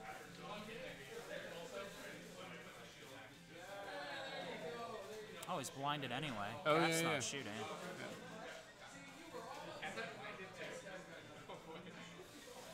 These guys got to remember their crits. That's why you have those crit tokens. And it looks like they're even using them. They're just following a log on the base. It's easy. It's easy to forget. Okay. Steven's just gonna head out for a second, so I need to entertain you guys by myself. Just as a reminder for those of you just turning in, this is the 401 Games Original Trilogy X-Wing Tournament. We've got 18 players here today, and all of them are running both an Imperial list and a Rebel list. And the rules being that you can use whatever upgrades you want. The only upgrade that is banned is Twin Laser Turret. We just didn't want TLTs being, dominating the meta here. So you can use whatever upgrades you want. You can use whatever pilots you want. The only key is that the ships themselves have to be ones that existed in the original trilogies. Now, not the special edition. You can't use the YT-2400, which only showed up in the special edition for all of a second. But you can use any ship that showed up in the original trilogy, any pilot for those ships. So in our previous match, in our round 1, we had a Rey in the Millennium Falcon, for example. Totally legal according to the rules of this tournament. So that being said, though, you can only use ships like the A-Wing, B-Wing, X-Wing, Y-Wing, the Millennium Falcon, the Imperial Fire Spray, TIE Fighters, TIE Bombers, TIE Advance, TIE Interceptors. And I think that's about it. All those ships that are there in the original trilogy. Oh, and the Lambda Shuttle. Can't forget the Lambda Shuttle. So that's what we have going on here. And we have some excellent prizes today as well. We have some custom acrylics, so like acrylic bomb tokens, acrylic ship markers, things like that, by a company called Curled Paw Creatives. We've also got some ships that have been painted by some local players, Kelvin Lau and Eric Zhang. We've got an A-Wing and a TIE Interceptor, which just look fantastic. And we have a set of the 2017 Regionals dice for our first place winner. So that's a really fun prize. Yeah. So Kath Scarlet doing a one bank, trying to avoid trying to, just get away and turn around here. Now, but this is where I feel like Ryan made a huge mistake, because if Ryan had hard two'd with his ion cannon Y-Wing last turn, he would have a perfect ion shot on Kath this turn, which means next turn Kath would be facing the do a one straight, either be off the board or right next to the board edge, and then after that off the board. Although that being said, Kath only has 1 health left, so maybe it doesn't matter. Kath's probably going to die this turn anyways, just from the shots from our stress bot Y-Wing.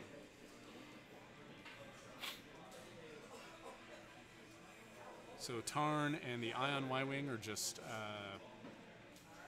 taking their sweet time, turning around. These two ships lack any repositioning, so they just have to take their sweet time. Meanwhile, Wampa is running around in circles here. Where's Wampa going? I guess Wampa can barrel roll for another shot at the Y-Wing here.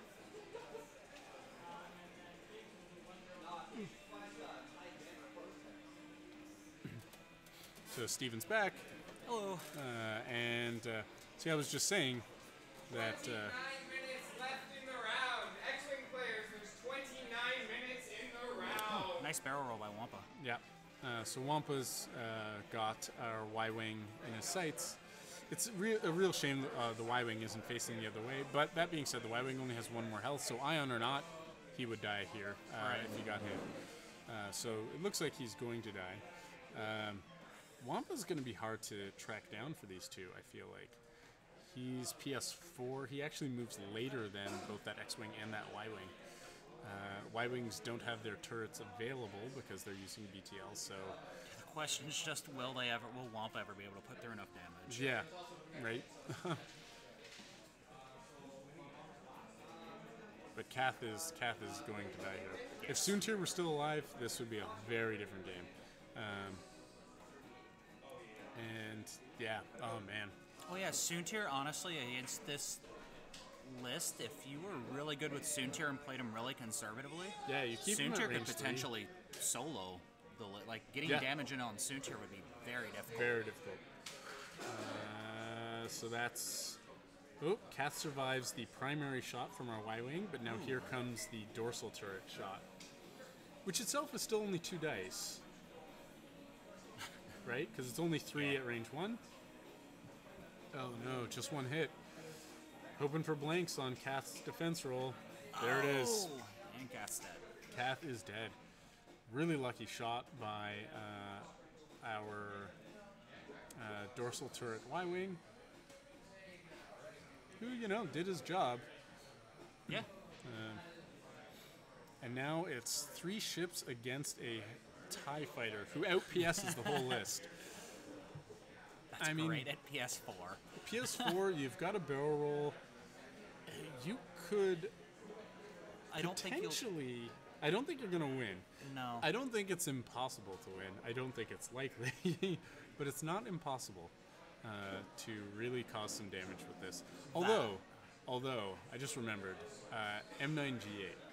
So if I were Ryan, very next turn, I target lock Wampa, and M9G8, he's not going to do any damage for the rest of the game. Now the thing is if he plays, so I would just K-turn this Y-Wing. Yeah. That has an ion cannon. Yep. Which could cause all kinds of problems for Wampa. Yep, for sure. Yeah, K-turn the Y-Wing, Wampa ends up in your arc. Yeah. Wampa could hard 1, but then land on the rock, I think. I think a 1 hard would fit. a hard one and try to chase Y-wing number 4 here, the dorsal turret. Yep. So hard one, barrel roll. You would have a shot at this Y-wing. Yep. That's what I would. I mean, that would be the ideal situation. I think that's what I would do. So that's the K turn. Definitely. Yep. Yeah. Hard 2 in with the X-Wing. Yeah. Because you really do not want to take that Y-wing shot. Hard 2 with the X-wing. Yeah. And then This is uphill. Like, Wampa's kind of boxed in by rocks at the moment. the only thing Wampa can do is hope for MOV, hope to try and kill that Y-wing. Oh, Just a one bank. I guess he was expecting Wampa to be farther up. Gotcha. Well, it's what it is that if he takes a hard 2 right here, Yeah. it'd be bad. Now, if he hard 1s, he could have a really nice shot. But then he's taking that ion shot. So which Yes. way is he going here? Come on, Wampa. Wow. R2. Oh no. Oh no.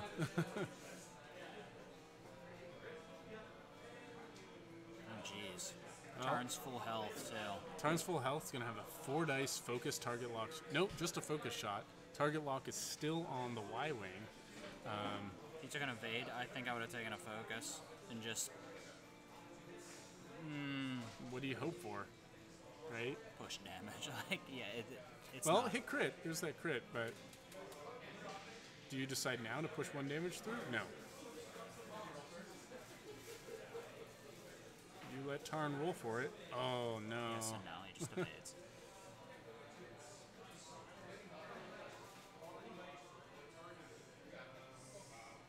Oh, he canceled the. So he did use Wampa's ability. Yep.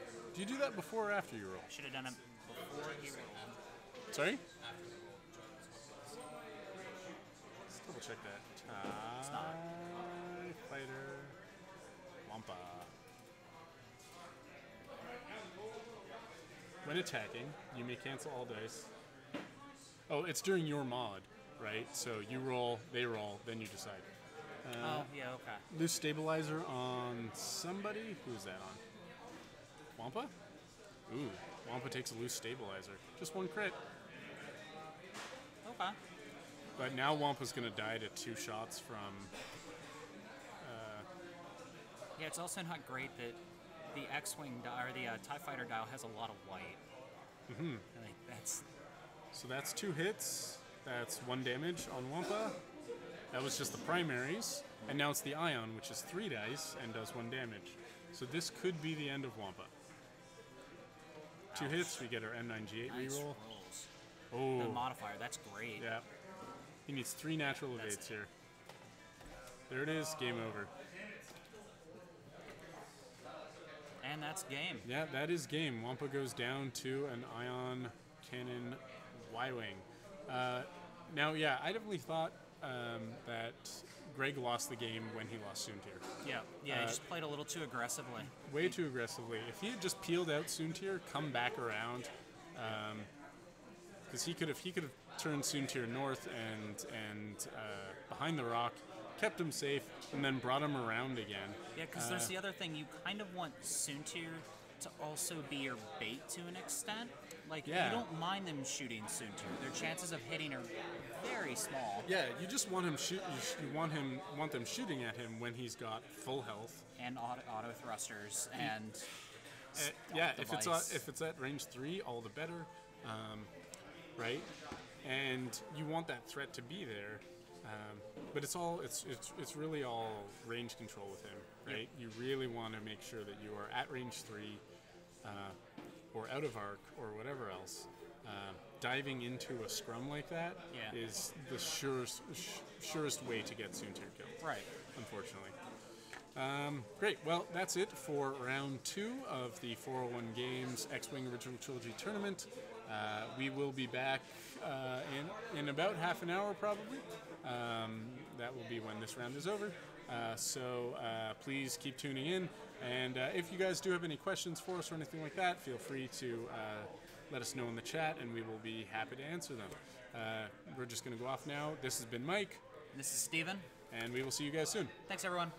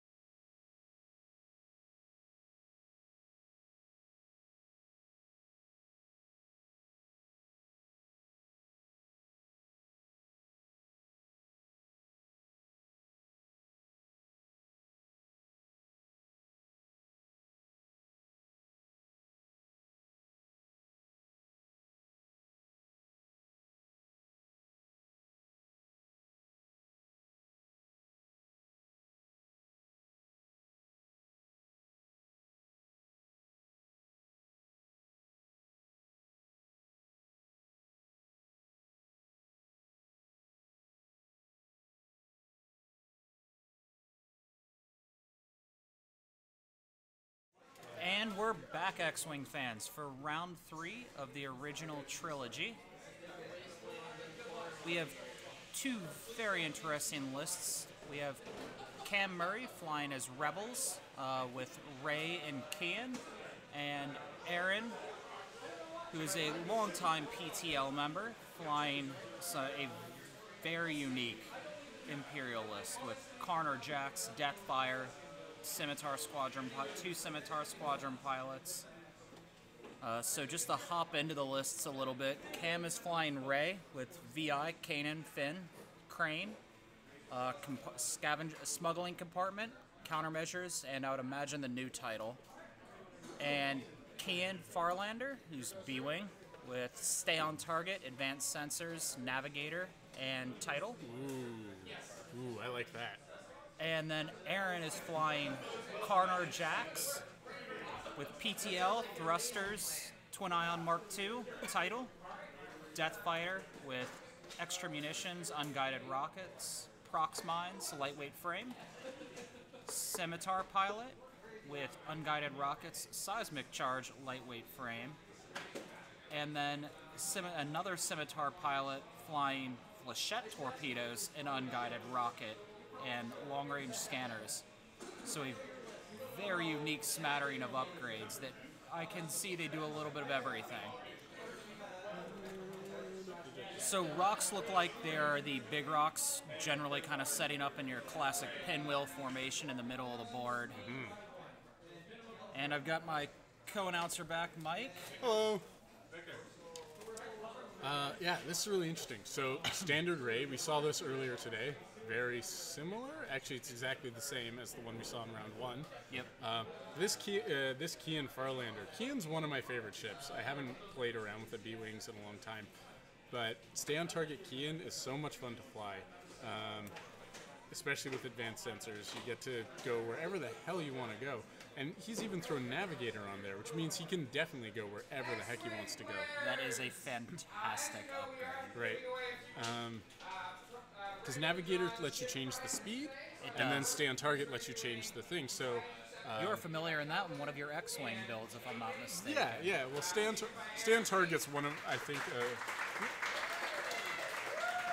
we're just raffling off some ships here. Ah.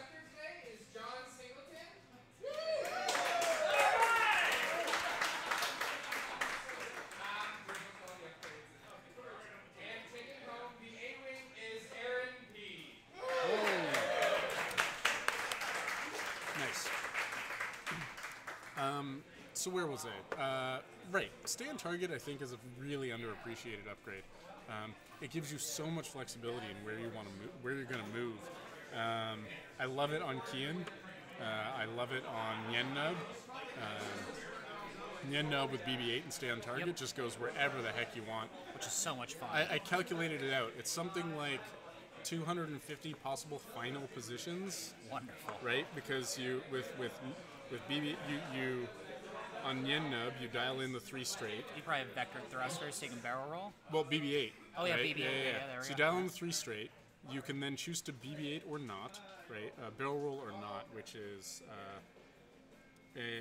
so that's left or right or in the same. Stay where you are. So that's 3 times 3 if you count the barrel rolls as like back or forth. Yep. Being different positions as well.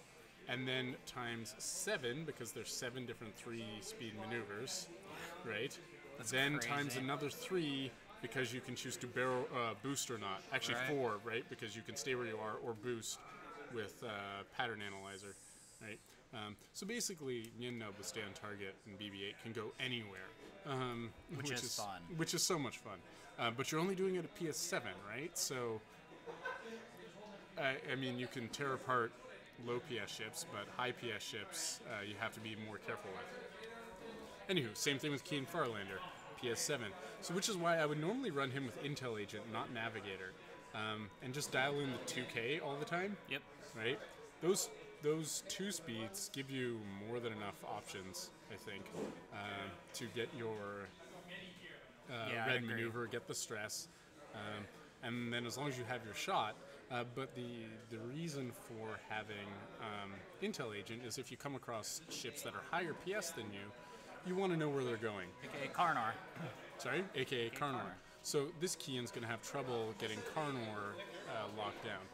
A Intel agent Kian would at least know where Karnor's going and would know if he wants to turn around or this or that. So it's trickier. That being said, you do have PS10 Ray to cover Right. you, so that's fine.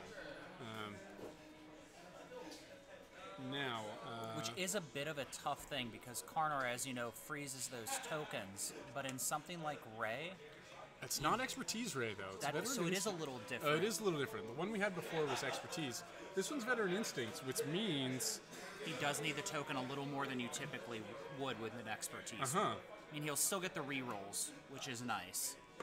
So he's a little more okay with bumping and maybe not having a token as some of the others. Now, what's funny is you could totally fit expertise here if you bumped down Navigator to Intel Agent, Right. right? That would do the trick, right? To fit. He's got 2 extra points. Veteran Instincts is 1. You take that off, put on expertise. Then you need 1 more point. Navigator's 2, I think. Yes, I think so. So you bump it down to 1 because Intel Agent is 1, and then you're set. Yeah. On something like Ray to boost up to 10, it's more or less just a counter against Soontir. Yeah, for sure. But again, if you've got Intel Agent on one of your ships, then helps. it helps against the PS issue. It's not perfect, but it helps. Yeah, this will be an interesting matchup. Aaron is a very, very squirrely pilot. That, Oh yeah. As odd of jank as this looks on the screen, this is the type of list that Aaron legitimately flies a lot of the time. He flies odd combinations of ships. And does well with them too. Very. He always surprises me with his builds. And I think because Aaron's the kind of guy who, I like something different. yeah, he likes stuff different. He actively finds the current meta frustrating. I feel like He does. Like he doesn't like jump masters, and I'm pretty sure He's a little upset that Imperials are hit so hard. Like, I mean, Yeah. he is a big Imperial player, and they're in a tough spot.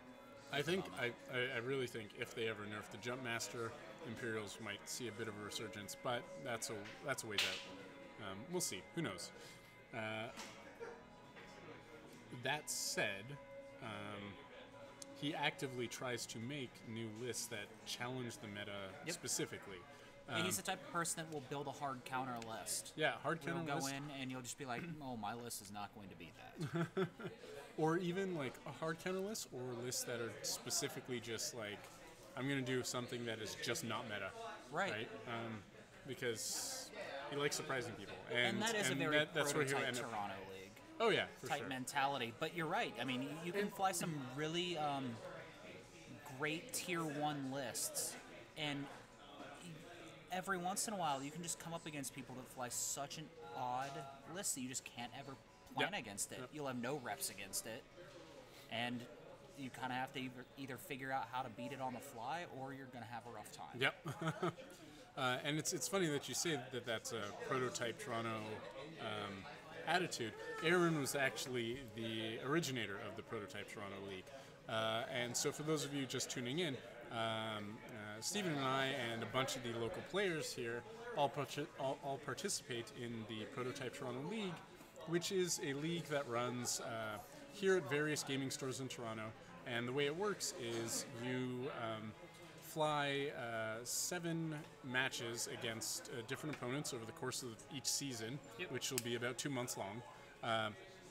And the key is that you are not allowed using the same named pilot twice in any of those matches. So, for example, we've got Karnar and Deathfire here with Aaron. He wouldn't be able to use those same ships in another match in the league. Right. The idea being that we would then be trying different lists, new meta lists, things like that. And not only do you have that, after the end of those 7 weeks, if you do make the top 8, if I'm not mistaken, Yeah, top 8. you then have to continue on, and you do not get your pilots refreshed. No. So, depending on what you fly, you can be scraping the bottom of the barrel going into the top top 8. Yeah, for sure.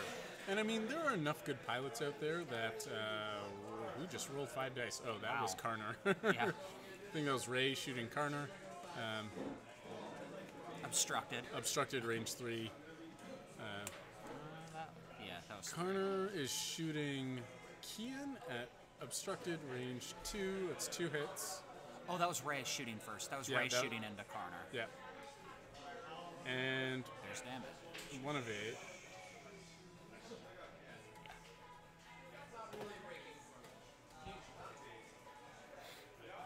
The thing that's interesting I find about B-Wings, and you don't really see them do it as much in the game anymore, is the B-Wings are shield heavy. Mm-hmm. So a lot of times, a lot of the new ships coming out will have More high hull. hit points, but they'll still have fairly minimal shields. Yeah, I'm trying to think of how many ships have more shields than hull, and I think the B-Wing is the only one. Yeah. No, Y-Wing has more hull. Yep. E-Wing? Is E-Wing 3 hull, 2 shields, or 3 shields, 2 hull? I think the E-Wing might be. Let's find out. E-Wing. 2 hull, 3 shields, yeah. E-Wing and the B-Wing are the only ones I can think of. Which is interesting. Is our chat frozen? Is our chat frozen? Oh, okay. Very quiet crowd. Do remember, guys, if you have any questions or comments, feel free to chat away.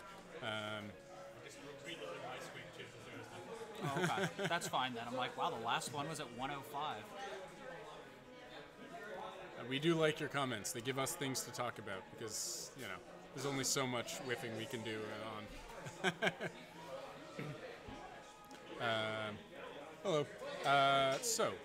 Where are we here? Now, which bomber's which? 2, 3, 4. Deathfire. It's number 2. Deathfire's Yeah. closest to the board edge. Yep. Prox mines.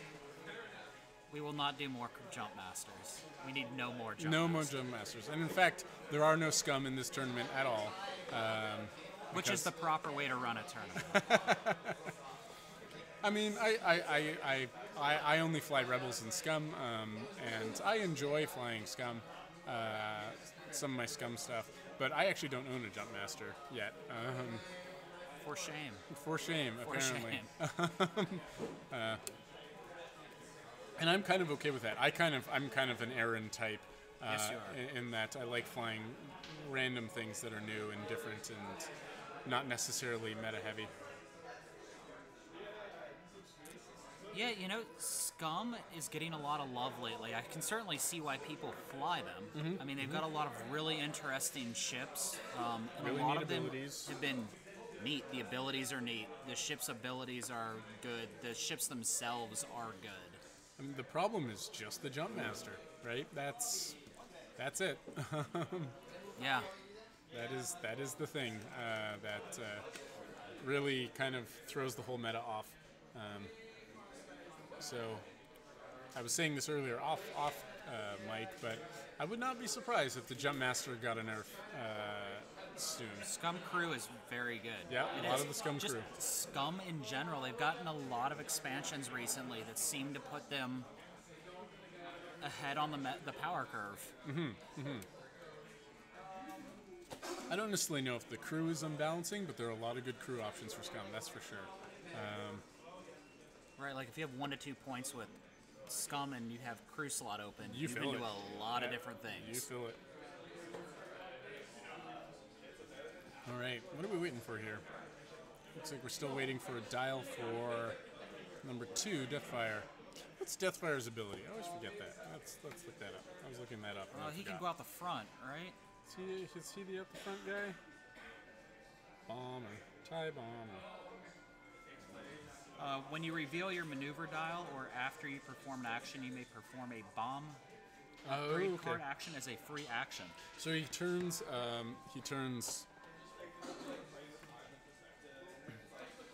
So the no. The YT 2400 in on Tatooine is there only Special in edition. the special edition, and it's only like a 2-second shot. You see it in the background flying away.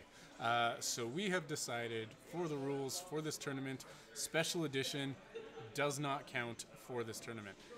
They have to have been in the original movies, those ships, And to be clear, it is the ship, not the pilot, which is why we've got Rey here. And, I mean, a lot of the pilots aren't necessarily canon in the... Nice. There's some advanced sensor Yeah, shenanigans. advanced sensor shenanigans on B-Wings. I love that. Barrel roll hard one. That was actually a well-placed hard one. Yes, it was. I would have actually considered just doing it and then barrel rolling back here.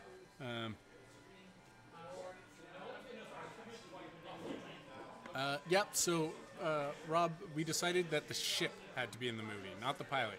You never see the jump master, nor do you see the aggressor in the movies, so no good.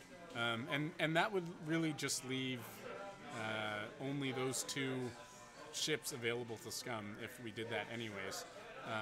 And so we've decided that we've just got Imperials and Rebels only, just to keep it simple, just to keep it classic Star Wars. I mean, more or less, like, everybody knows Scum is very good. Yeah. It's really just an idea to get ships that you don't see commonly played back into the meta. You know, back to give people some time to play ships that really just aren't as competitive now as they used to be. Yeah. As well as having some thematic fun.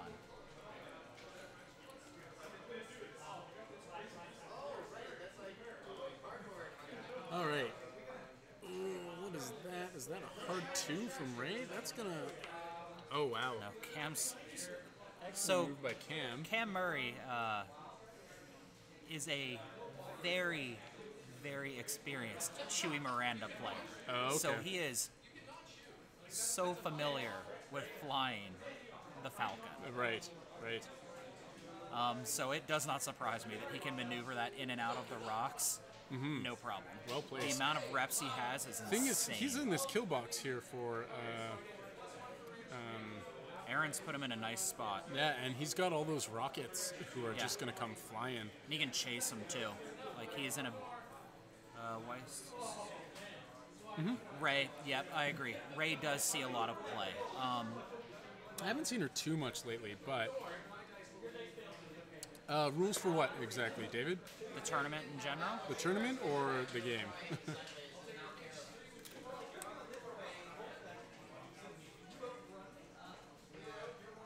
Let's see, I can pull him up though. Maybe we could get someone to copy and paste from the Facebook event into the chat here. And by someone, we mean not us. Yeah, well, we don't have access to the chat right now. Our fellow over here, our VTT live. Sorry? Yeah, is there a way you can copy and paste the rules from the Facebook event into the chat? Yeah, mostly just the ship list and whatever. Yeah, so we'll see again, that come out. it's everything from the original trilogy movies. So TIE interceptors, bombers, advanced, Lambda shuttle, fire spray, versus the Rebels YT 1300, A-wing, B-wing, X-wing, Y-wing. I think that's about it. Yeah, so I've got the rules up Oh, yeah. from me. So the ships you're allowed to fly for Rebels, YT 1300, T65, A-wing, B-wing, Y-wing. Imps have TIE Fighter, TIE Advanced, TIE Interceptor, TIE Bomber, Lambda, Fire Spray. Was there not a Docking Bay 416 article? There may have been, yeah. I think when we did the first one a few months ago, someone wrote an article about it. I could be wrong. The only card banned is the TLT card. Yeah. And TLT is just in... it's a bit too destabilizing to the old meta, or the old list of ships. Like, TLT would take... This well, B-Wing would be ripped off the board so fast. Well, the thing is, though, you never actually have that happen because it's always Imperial versus Rebels, and Imperial don't... Right. these ships don't have access to TLTs.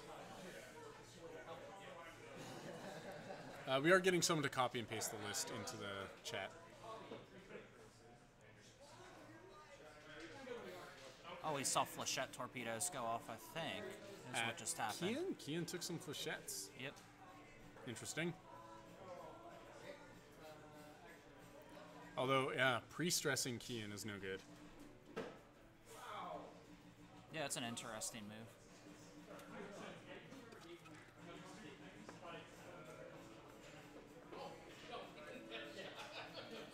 Yeah, unguided Yeah. rockets are great against countermeasures. For sure. And the thing we have here, obviously, is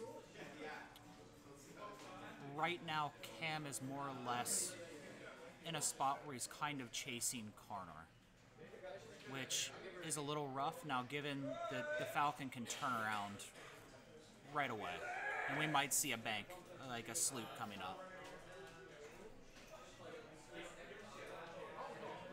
Oh, just looks like the damage decks are coming out here.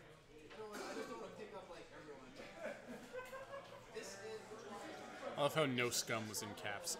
Yeah, just the stress. Yeah, No scum. No scum. No, none allowed. None at all allowed. And if anything, if I had to guess on the YT2400 comment, Yeah. our meta, people like their dash. Oh, I love dash. Dash is And one of my favorite chips. if you were allowed to have dash, you would just see a lot of dash. A lot of dash. All right.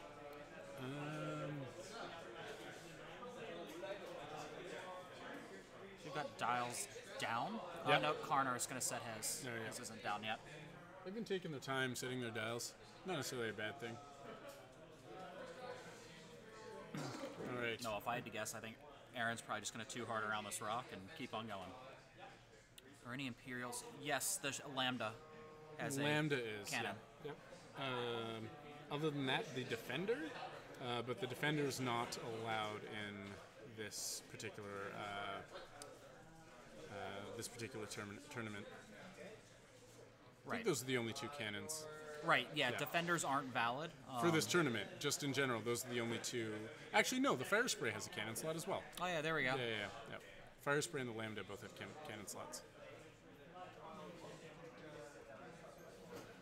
I actually think somebody is running a tractor beam on their shuttle today. Really? Yes, I Amazing. believe Joe Silva's list, his Imperial list, is running it. That sounds like something Joe would do. All right, so what are we going to get here? And now, if I were Aaron, I'd probably sloop. I'm betting he's going to do a bank to the right. Yep. I think he needs to get that arc refacing those defenders. Yeah, bombers, you mean? Yeah, facing his bombers. What is Sorry. he doing? Well, he couldn't do a red because he was stressed. He's gonna do. I mean, with... With the B-wing, and now he's clear, so now I'll be able to advance sensor around that again.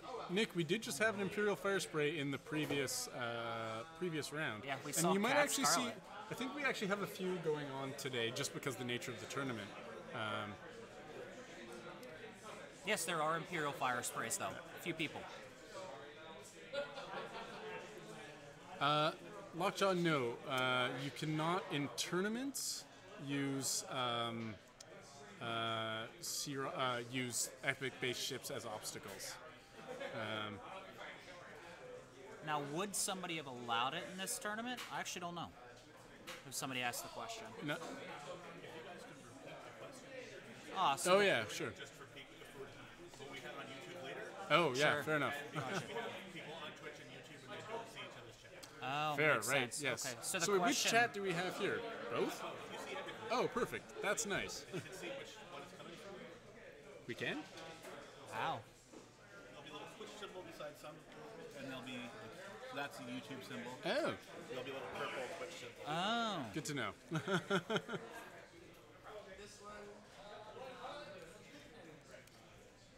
Interesting. I would have considered slooping the other way, as to get all three in arc, but here we are. So Ray's got a range 3 shot, it looks like, through the rock at bomber number 3. Yep.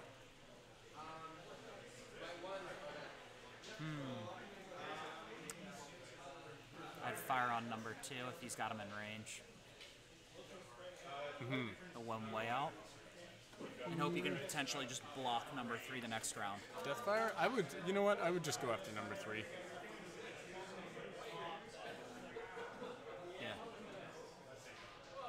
Although, No, I mean 3's got lightweight frames, which doesn't actually do a lot in this.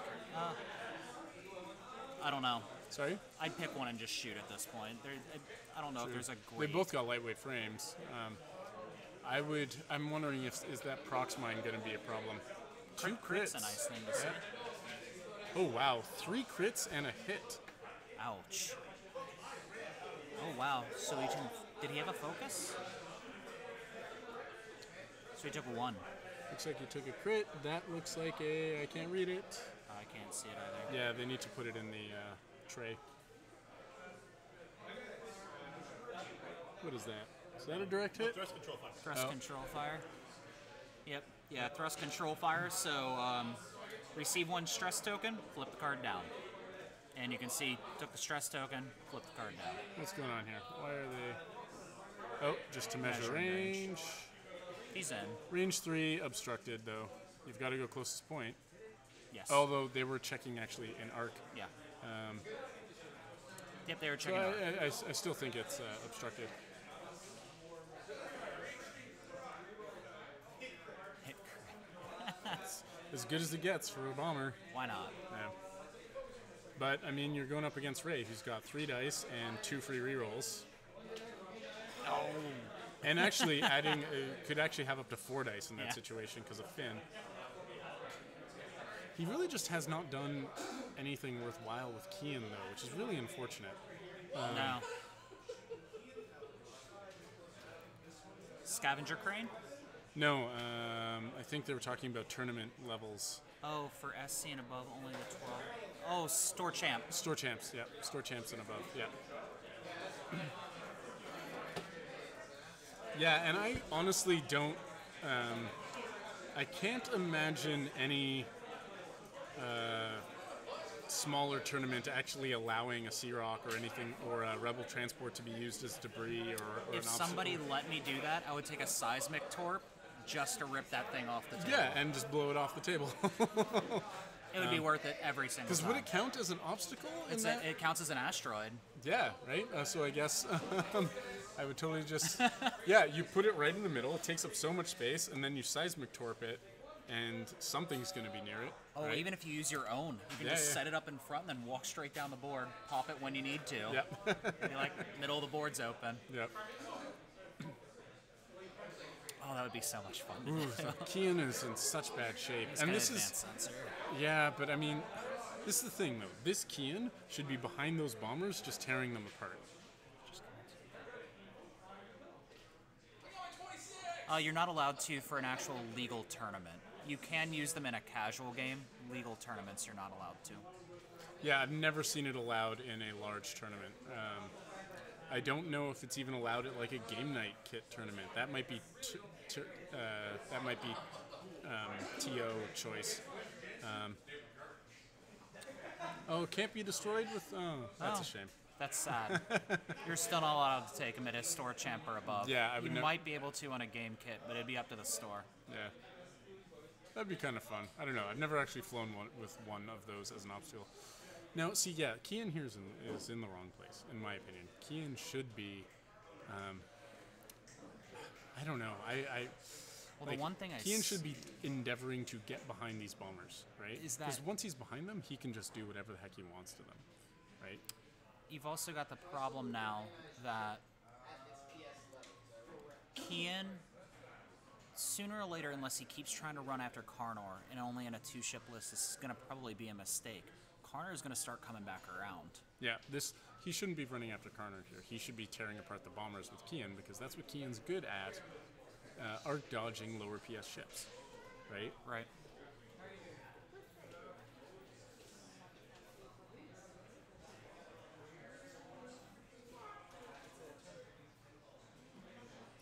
Now, none of these bombers have taken much in the way of damage. No. No, Aaron's played this extremely well. So here's what I would do with Kian. I probably dialed in the 2K, right? Yeah. I would barrel roll towards bomber number 4 and then change it to a hard 2. So I'm staring bomber number 4 right in the face, right? And oh, no. Now bomber number 4 is in a much better position. That's problematic. Yeah. Well, you know what? I might still do it. Barrel roll, hard 2, so I've just arc dodged all 3 of the bombers. Yeah. Then I don't get shot, and then next turn I could come around and just start getting them from behind. Right, but no, he's still...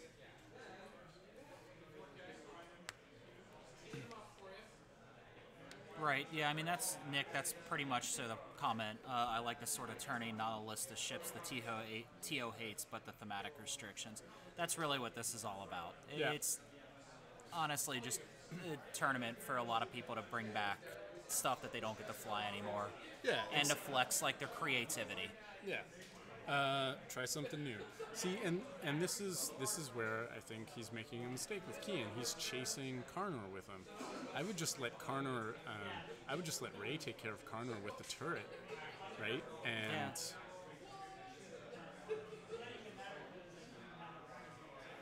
yeah, like I would agree. So Robert Monroe is saying that his guess is if the board state does not change radically in the next 2 turns, we're looking at an Imperial victory. I would say so too. I think Cam's made a huge mistake with Kian, where he's put Kian. Well, I think these 3, so the 3 bombers right now can take Ray.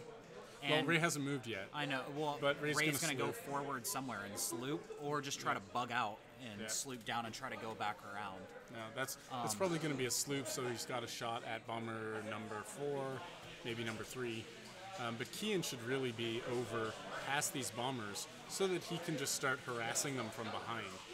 Right? That's the thing. That's what you have to do with Kian. Right?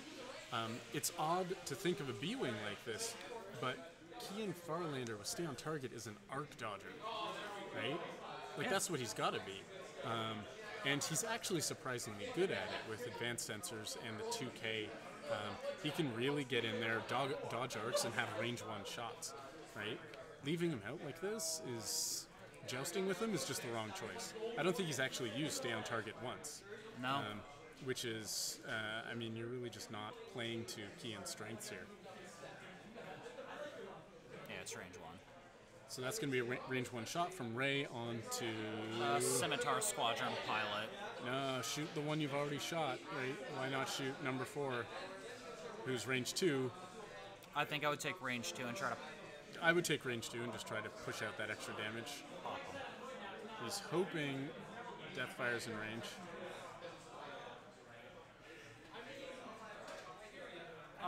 I can play, so...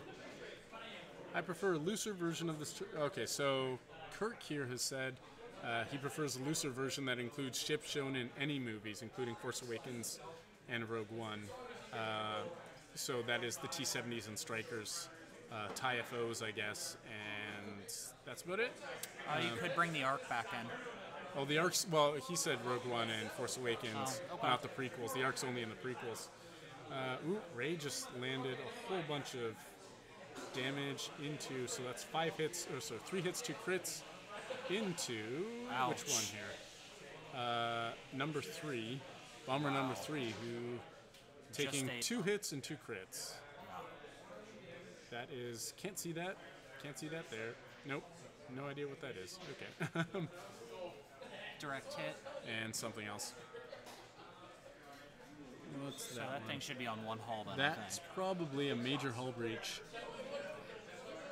Yeah. But now Ray's gonna eat a whole bunch of shots. Oh, yeah. Is Deathfire? I think they're all in her arc though, which means she gets the rerolls and. Oh, okay. What's Nick saying about triple T-70s here? Don't have a place in. Oh. That the triple T-70s work in the unrestricted meta? Good question. Well, I mean, like, it's not that they can't, but on a large scale, no, they don't. I mean, of course, you have one-offs and outliers and everything, but from a large sample size, no. Right. As someone who loves triple T-70s, I just don't think they're perfect in the current unrestricted meta. So number 4, so he did take the shot at number 4, the one who's already damaged. He's down to 1 hull. Now Ray's taking a bunch of shots. Karnar's got nothing, so I think we're back at the end of the turn here. Yeah, and to clarify, let's exclude Poe from that on competitive T70s, because Poe is pretty good. Poe is solid. Intensity Poe, we're starting to see a little bit more. He's good. I'm curious to see how that plays out. I haven't gotten an intensity yet either. Yeah, Poe with intensity and Dash. It's a nice build. Or Ray. Yep. Yep. And then, so do you use R2-D2 in that build? The concept of Eras. Oh, so Nick's saying, yeah, the concept of eras came in true. Force Awakens because there were different eras, I guess. yeah, I agree, and you're right. You could. So you'd want to try looks like Nick's saying he would want to try a Resistance / First Order Match? tournament, which I guess it doesn't really give you that many options, though. It's the Upsilon and not even Strikers, FOs? because Strikers aren't First Order. Yeah. The Triple T7. Yes. So Kirk, that's actually my list. Kirk's here saying my favorite list in X-Wing is a Triple T70 list that he first saw in the PTL Open. That's my list. I flew that. I flew that. I came up with that list primarily because I wanted to try just making a list with all 3 of the heroes of the Resistance pilots, Nien Nunb, Snap Wexley, and Jess Pava, and using all the upgrades and so on from that.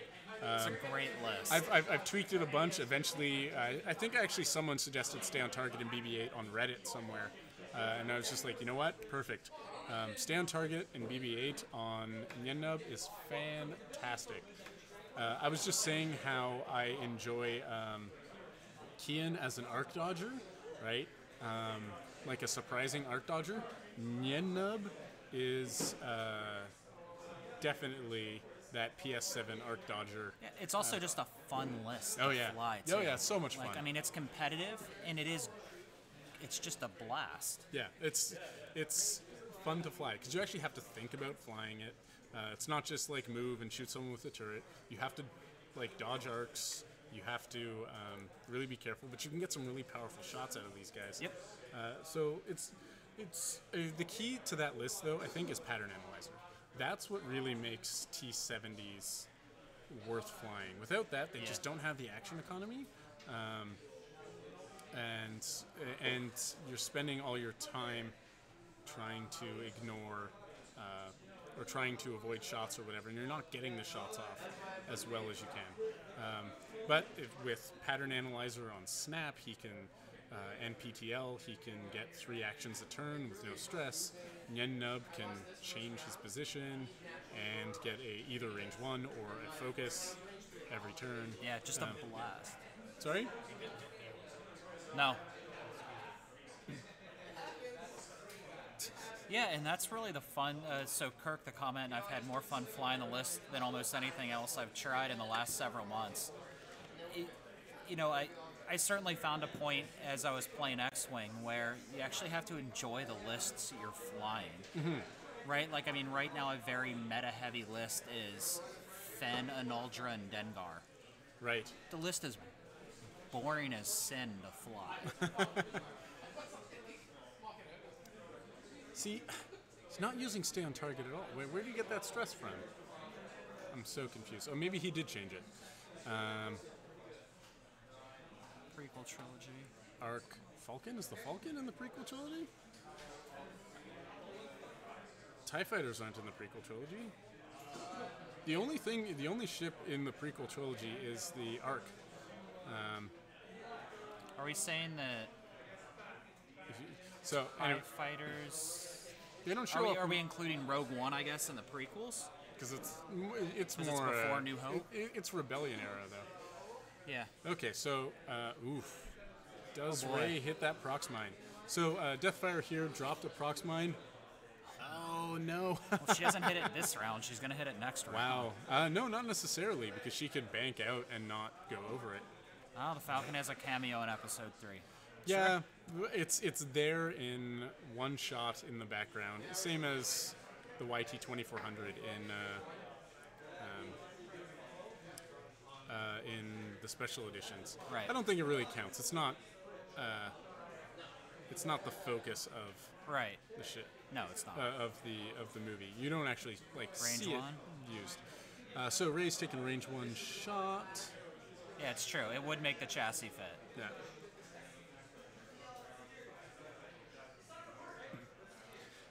Anyways, as for the T70 list, I'm actually really glad people are enjoying that. It became kind of a thing after that video got posted on Reddit. Yep. And that pleases me. It's something, I came up with just for fun, and it's really fun to fly, but it seems like a lot of people have gotten a lot of just joy out of flying that list. Right. So, thanks for flying it, guys. I appreciate that. On an Imperial side, I think one of the more fun lists to fly, if you haven't played around with it a lot, is an Intel agent on an Upsilon coordinating with an Inquisitor. Is a blast. Like the shenanigans you can do beginning is it's a lot of fun, and it feels AC and proper like flying in the game. I would be okay with clone and droid era ships, so the comment, and that's why I'd like to see clone droid era ships get added to the game. I agree. I'd be okay with that. I want Jar Jar Binks in the game. The big problem is it would be hard to figure out exactly which ships go with which. Well, yeah, technically the Jedi are now part of... But are they the Resistance? Like, No. Can you fly the Jedi with the... do you make new factions entirely, or do you... There are 29 Well, the Galactic Senate turned into the Empire. Exactly, so therefore, right? So the Jedi, though, are are Imperial ships? Are Imperial ships? I like that. It doesn't make much sense. The way things change, right?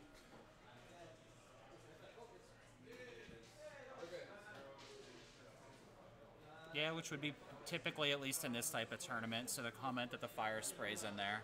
In the original, in the Yeah, prequels? and you're right, for a very short amount of time. Could be on either faction. That would be fine. I think a fourth faction would be trouble. I don't think... I don't know if it would really be good for the game. I think FFG's already shown they have a hard time balancing it with 3 factions. Yeah, I don't balancing think it a with 4 four. would be... Although, a good idea. Maybe it could be good because that would let them try a whole bunch of new ideas on a different factions. So instead of just giving those new ideas to Scum, say. If I'm not mistaken, there was a playtesting group that tried to do droid ships. Oh, yeah. Like FFG has kicked around the idea before in playtesting circles. And I it wouldn't be hasn't surprised. I wouldn't be surprised. But maybe they just want to avoid it for now. And especially because, like, all the new movies are coming out. It happened long ago. Yeah, I could see that being long ago. Now the idea is probably just off of the board entirely. Hello, Daniel from Paris. That's fun. We've got some people from all over the world watching, which is pretty awesome. Same. I would like to see a Black Sun faction would be... As a An sub-faction? actual sub-faction would be kind of neat. Yeah. You can... we do have a lot of Black Sun ships, though, right? And especially with Guns for Hire coming out, there's going to be more Black Sun ships, I believe is the plan. I think it wouldn't be a terrible... Like, it would at least be kind of a neat thematic idea to be able to hire bounty hunters as an Empire or Rebel faction for a certain amount of points or whatever you have to increase it to. Yeah, that could be interesting, like a mod or an EPT or something that is like hired, whatever, you may take this ship. But that introduces balance issues, right? Like, if it's hard enough to balance it without cross-faction ships, then it's hard, I don't know if we'll see that happen. Anyways, getting back to the game, we kind of we've been talking about theoretical ships and so on so much that we haven't really been paying attention here. Kian, it seems like Kian ate it from some unguided rockets, and so did one of the Scimitar squadrons. I just think that Kian was just in the wrong position most of the game. You really want to get him behind the enemy ships, and he never got even close, which is a shame. That leaves Rey to take on this whole list here, which is not looking good. It's possible if there's some very good flying, but that prox mine means that Rey has to do doesn't. a one hard onto a rock. Not even Or he's one gonna hard. hit No, it. he can bank because. Oh yeah, I guess I can't see where the nubs are. Yeah, I'm pretty sure those nubs are. And nubs do count on mines. Oh, do they? They do. Oh yeah, that makes sense. But I'm pretty sure he could 3-bank or whatever easily Probably enough. Yeah. Or even hard 3 if he was expecting that 4K from the Scimitar Squadron. So if you hard 3, blow that thing up before it gets a shot at you, and then Karner has no shot at you, and so that's not a terrible idea. I think I would honestly, if I were Aaron at this point, just keep floating Karner around the edge and just try to move him out of arc. Just to keep the points. Keep the points. You don't really want to fight Rey in her arc True. as an interceptor. I mean, I think it would be interesting to be able to hire out bounty hunters. I thought that was kind of a neat idea prior to even Scum becoming a faction themselves. Yeah. Being Just- able to have, Loose ships that could be hired by either side. yeah, That'll be interesting, actually. I wonder if that could be another interesting tournament format, actually. Rebels bid. versus Imperial, where you could choose to hire out Scum ships. Oh, you know what would be cool? You know what they did at the FFG Open? What was it? oh, you're talking about the Coruscant Open, The where Coruscant you had a Open. small pool of, Yeah. So you made a 77-point ship, point list, and there were all these other mini lists that were like 23 to 28 points or whatever it was. Is that just a 2-bank? He escapes without going over the prox mine. Just barely. That's a shame for Aaron. But Ray makes it out. Problem is Ray there. Oh, Ray pops countermeasures. he's still going to eat a range one from Karnar. Yeah. And now, actually, with that, Karnar is now out of Rey's arc. Mm-hmm. So, hello, auto thrusters. Ooh, Talon card would be neat. I don't know much about Talon card. So that's more of an EU type of thing in the Yeah. original Thrawn trilogy. Oh, okay. And elsewhere, but would be very cool. I agree. The thing is, we're not going to see many EU things happen anymore, I don't No. think. Maybe some, but they've just got so much material from the new movies, from Rebels, from the new books, Yeah. and so on. Like, that's where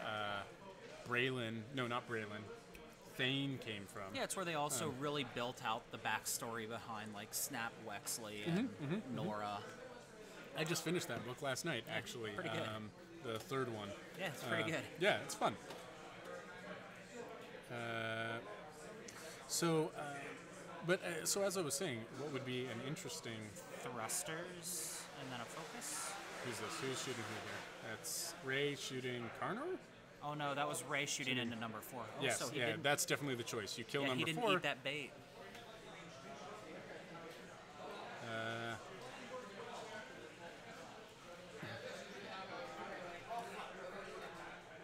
So Thrawn, we can pull stuff from the Rebels. from And the the book, Rebels TV show and the new book, which is next on my reading list. But so as I was saying, a tournament where you bring a Rebel or Imperial list with that is 77 points, and then everyone gets to bid on in some way, shape, or form, or randomly lots drawn, Scum Oh, that would be neat. mini lists. That would be neat. That you add to your list. That would Right? be That would be kind of fun. So you could end up with a couple 6. You could end up with maybe not Fen Rao. Fen Rao's too expensive, which is good, right? You could end up with like a Palob or a whatever. cheaper ones. Yeah, your cheaper things that add into your list. That could actually be really interesting, and maybe worth organizing. Actually, I'm gonna float that We idea could float for that one in PTL yeah season. for a game night maybe. Yeah. Not even for the whole season. Maybe just a postseason night or something like that. Like a little postseason Yeah, mini tournament. I'd be or game. something. It'd be fun. That could be fun. And this really does open this up now. So we've got Rey versus Karnar and Deathfire. Oh, Daniel, there will be 4 rounds and then a cut to top 4, I believe. So Yeah, another 2 2 more rounds rounds after after that. No, not super well, but But Ray Rey okay. and Arc is nasty and PS10. Yeah, so Robert's saying 4 hull left for Ray and 8 hull left for Karnor and Deathfire total, but Ray hits like a truck and defends like a tank. And is a turret. And is a turret, right? So you can't arc dodge Ray, which is what Karnor wants to do, but can't This do is it. going to be, he's out of arc, so it doesn't really matter. And obstructed. Aaron's put himself in as good a position as he's going to get Karnor right now. Yeah. So what do you do with Ray here? Do you sloop? I'm betting you sloop. Mara J. So someone here is proposing what a Mara J pilot would look like. If the defender is Luke Skywalker, you may you may do all crits and then receive some stress. That sounds right. That's pretty funny. But I doubt we'll ever see a ship that only works against one other specific ship. So we're Cam not is slooping. turning. So it looks like Cam's going to bring Ray around here. See, I think the thing he's going to run into now that's a bit of a problem is Aaron's ships are both facing the same way. Mm-hmm. He can pull Karnor around to his board edge and turn that bomber in and basically just pincer. Get him from behind? Yeah. Yeah, that's the thing. Or the other. One of them will be able to get out of his arc, right? Unless Ray manages to get Karnor before Karnor... No, before the bomber gets around. So I would probably hard 3. I would probably hard 3 with Ray, or hard 2, I guess. And then Karnor's got to come around, so Karnor's going to hard 2. Hard to do like a 1 forward next and just... But then you're in Ray's arc, and Ray just gets to defend like crazy with Finn and her abilities. Right. So that's a tough choice. So I still like my Jar Jar card. I've thought of that one. I would love to have a Jar Jar card where it's just roll a die on a blank or a focus, you die, and on a hit or a crit, they die. And it's just a 50-50. Because that's all that could ever happen. He would either screw something up and blow up your ship, or magic would happen. There was something, well, what was it? I saw on Reddit, someone posted a Darth Jar Jar card. There's 23 minutes left in the match here. So each match is 75 minutes as standard. Oh, it looks like he's just running Karnor away. Aaron's got him on points. That's actually a good choice. Yeah, Aaron does have him on points. Can he run him out for 23 more minutes? I don't know about that. No, he'd be able to run down the bomber. But if Karnor lives, Aaron wins He still on wins points. on points by 2. So Ouch, that's rough. So Ray needs to kill Karnor, and it's possible for Ray to. That is not fun, though. It's possible for Ray to get Karnor, to trap Karnor, that is. It is. Because again, you can't arc dodge Ray. I mean, you can arc dodge Ray's good shot, but you can't arc dodge that turret entirely.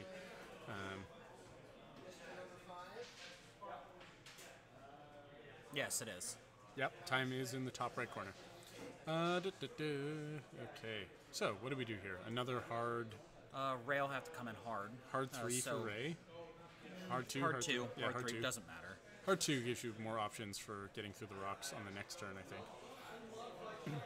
And then maybe another hard turn, because I think Aaron's picked his direction, unless he's going to K-turn and do like a fake-out now. No, but even then, the Interceptor can, like... You know, so right where the Interceptor is right now, he could hard 2 and barrel roll, and then suddenly he's facing the other way again. Yep. Right? Actually, well, he's hard 1, it looks like here. Yeah, see, there you go. Now he's facing the other direction. So I'm hoping that Ray has done a hard 2 here and has them in arc. But the question is the turn after that, where does Karnor go, right? Because Karnor could get out of Ray's arc easily enough. The big thing that I see is that Prox Mine right now that Aaron dropped is not helping him. It is actually getting in his way just a little bit. That bomber, I think, does have bombs still. It should have one more Prox Mine. Yep, extra munitions. He's only dropped the 1 Prox Mine, so there should be 1 more.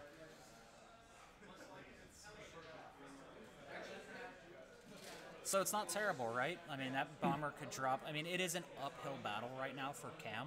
Just a 1 bank. 1 bank was actually really smart. Cam foresaw that Karnor might turn around, and so now he's in a better position to capture Karnor wherever he's going. Now, what would you do here with Ray? I might actually consider doing a 1 forward, right? Sure. Put yourself right in front of a rock? I'd be right in front of the rock, but then my arc is in a place where Karnor might not be able to get out of it. Right? Yep. You know what I mean? It's a tough choice. This is 'Cause tough if for you one Aaron. bank here, right? Like it's the surprising move, right? So Cam could one bank and be in between these rocks in the center here, and sure you'll get the bomber in arc, but that leaves Karnor the ability to get behind Ray. If Ray decides to just one forward, he could actually have Karnor in his sights. Yeah. If he's expecting Karnor to try and get behind him. So do the surprising thing. Sure, you'll go over the rock next turn, but sometimes doing that surprising thing might be the only option for you. And he has very little options at this point. Yeah, right he has now. I mean, very he's little got options. 4 hull. Yeah. Like, you're going to have to roll the dice and take some risks. Now the risk is landing on the rock, Which would be not good. but I mean, I think that's gonna happen anyways. Not happen anyways, but Otherwise he's going to you're have gonna to pick a die direction. anyways. Yeah. Because Aaron, if I were him, I think I would try to turn towards the bottom of this map with Karnor. Like to his left. Yes. Well, see, that's what I was thinking. You turn towards the left, assuming that Ray's gonna bank in between these rocks. And then I would do this with the bomber and Yeah. turn in. And just have 2 different sides and more or less keep somebody out of arc. And you're right, we are 1 forward, I think would put both people in arc, which is what you need. Oh, 3 forward. Interesting Gutsy. choice. Oh, So gutsy. If he does a 1 bank, that would be... yeah, if he does a 1 bank, Karnor's in a really bad spot. But Boost. oh, you barrel? No, can't fit. Boost. Cannot fit. You're not going the other way. You boost? Yeah. boost. You bank boost and you block Ray's move. Yes. But then Ray gets a perfect shot Yes, at. here we go. Yeah, but Karnor is who he needs to keep alive. True. So he keeps Karnor alive, but then Ray gets a perfect shot at the bomber. The He does. bomber dies this turn. Who has 5 hull, though? Oh, you maybe might not not. be able to Yeah, the delete it. bomber. It's not going to be range 1. But this also means Ray's not going to die this turn. I think this is okay. Like this, For who? for What is Aaron that? played That this looks about like, as well. yeah, with 1 there's bank. the 1 bank. Yeah. So my idea of doing a 1 straight towards the rock would have been a very bad idea. But risky. It would have been that high risk, high reward. I mean, because he'd at the still have the same shot time- at. He'd still have the shot at the bomber, and actually, he'd still have the range 1 turret shot at Karnor, Yep. This is nice in which might actually through be better. thrusters, though. Yeah, thrusters Can Still- push for focus. could be worth it. It might be. Well, he can't focus here because Karnor's nearby. Or no, I'm sorry, push. Like for Hmm. Karnor's actions, if you didn't. So you might. Oh well, you get no action anyways. So, say la vie. That's a range 3 shot at the bomber. Iris 25. So, Correct. ask the question: if you do a barrel roll and you can complete it in any way, you must do the action. Yes, that is true. But to the side that you declared, right? So Karnor here tried to barrel roll towards the rock. There was no way to complete it on that side, so he's not forced to barrel roll to the other side. He only has to choose to barrel roll to that side or not. And so because that rock was in the way, there was no room for him to do barrel roll. He wasn't forced to go the other way. So barrel rolling left, barrel rolling right is different. If you can't make it, you can then choose to do something entirely different. Ouch, blanking's not good. That was Rerolls okay. are good. So, That was okay. Takes 1, I think. A crit. so was that a crit? No, I think that was 2 hits. So Ray takes 1. Did the bomber take any? No, Doesn't look like it. no. That's really unfortunate. To be fair, the frames on the Frames are good. They're not. they're not great. as good, but they're not terrible. Especially on a bomber where you've got plenty of hull. Yeah. Not terrible. I mean, if you've got the points, there's no reason not to use them. Now the other thing here is, how does Cam not eat a bomb? So Iris. Oh yeah. Ooh. So Iris says here that players have had him doing barrel rolls on the other side if he No. can legally do so. That's not the case. That is wrong. goes, players are wrong and bad people. That's not nice. Not bad people. They probably just don't know themselves. They could be bad people. Yeah, they could be bad people. The same thing is also true of boosting. If you choose to boost in one direction, can't complete that particular boost, then you do not have to boost. You can do something else. You can focus or whatever else. That's kind of what I was thinking, to be honest. Oh, yeah. 3/4 drop a proxy? Yes, I agree, Robert. I would be going for a bomb here. 3 forward might hit that rock. Just a 2 bank, just something to basically cover up this That hole, yeah. back exit, because Cam's going to have to get out somehow. So as long as he can cut off that lane with another bomb. A 2 bank actually would be a perfect opportunity. 2 Yeah. bank, drop the proxy, it ends up right in the center there. And then where's Ray going? This is why I actually like, we've got Scavenger Crane on here with countermeasures and so on. One thing I actually like on Ray is, there it is, and there's the proxy. One thing I actually like on Ray is inertial dampeners. Because her thing is keeping people in arc. The ability to just stand still and be like, you were expecting me to move, now I'm not moving, you die now. Yeah, it's very similar to your YV. When you're playing Scum with like a Bosk or something Oh, yeah, like that, yeah. you want to just sit there. The ability to sit there once per game is worth it, easily. That being said, countermeasures is great. Scavenger Crane is great. He could have. Aaron will run. No, like, So he didn't drop a proxy mine. oh, why did he not do that? That's a good question. He still has it. Does he forget that he has it? Or did he drop one before and we missed it? No, we would have. I think we would have. Well, the caught proxy a is face down. Oh, did we miss a bomb getting dropped? Oh, maybe we were talking about all sorts of stuff. He may have dropped one over here when the bombers were all still alive. This could have been an announcer fail. Yep, that might be our fault. It's possible, Robert, that he actually used the other proxy mine much earlier. Because it does look like he has the bomb card flipped down, which seems to me like he must have used it at some point. I don't know when, but I think we may have missed it. It may have been a situation where he dropped it and immediately went off, so it never actually stayed on the board. Wow, that's nasty. Did he just put him onto a rock with Yep. a block and he eats a crit? Ouch. And even if he didn't land on that rock, he would have then be firing in at a range 3 against Karnar through a rock? Yeah, that is not a good option. Ouch. I have no idea. It's down under where the... so damage sensor array is the... Who's got damage sensor array? Oh. I didn't take that crit out. If he did have that proxy, there's no reason for him not to drop it there. So I'm pretty sure that he is out of the proxy mines. He must have dropped one earlier directly onto a ship. Maybe that's how he killed Kian. Again, we were too busy talking about fanciful tournament formats to actually be paying attention to the game. I'm still happy with our decision. Yeah, I'm happy with our decision. I hope you guys are happy with our decision. It's fun having these discussions. And I do want to try that hire a mercenary I think it'd be fun. tournament night. I think that would be a lot of fun. So it looks like we're coming into about 12 minutes left in the round. So what do you do? So if you're Ray, you sloop to the to board right, Ray's left, I guess.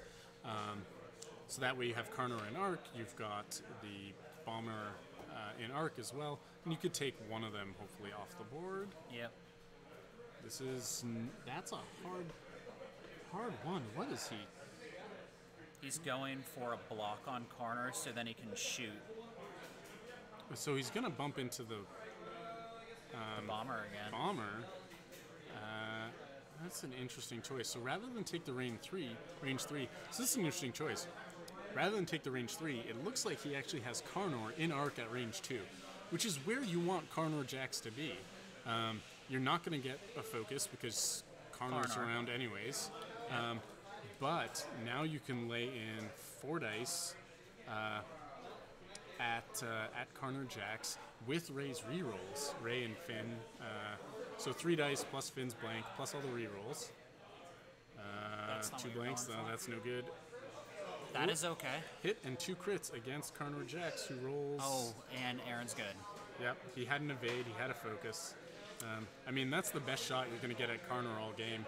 Yeah. This looks like it's probably going to be the end of Ray. 3 dice from Carnor. Ray gets one. Whoop, Ray gets 1 plus a Blank. and rerolls, Ouch. and that's good game. Well, there you have it. Carnor Jax beats Ray, and Carnor and Deathfire live to survive against Ray. Yeah, just needed to get more out of Kian. Yeah, in that's the that thing. game. He got nothing out of Kian, basically. And I think that was his huge mistake.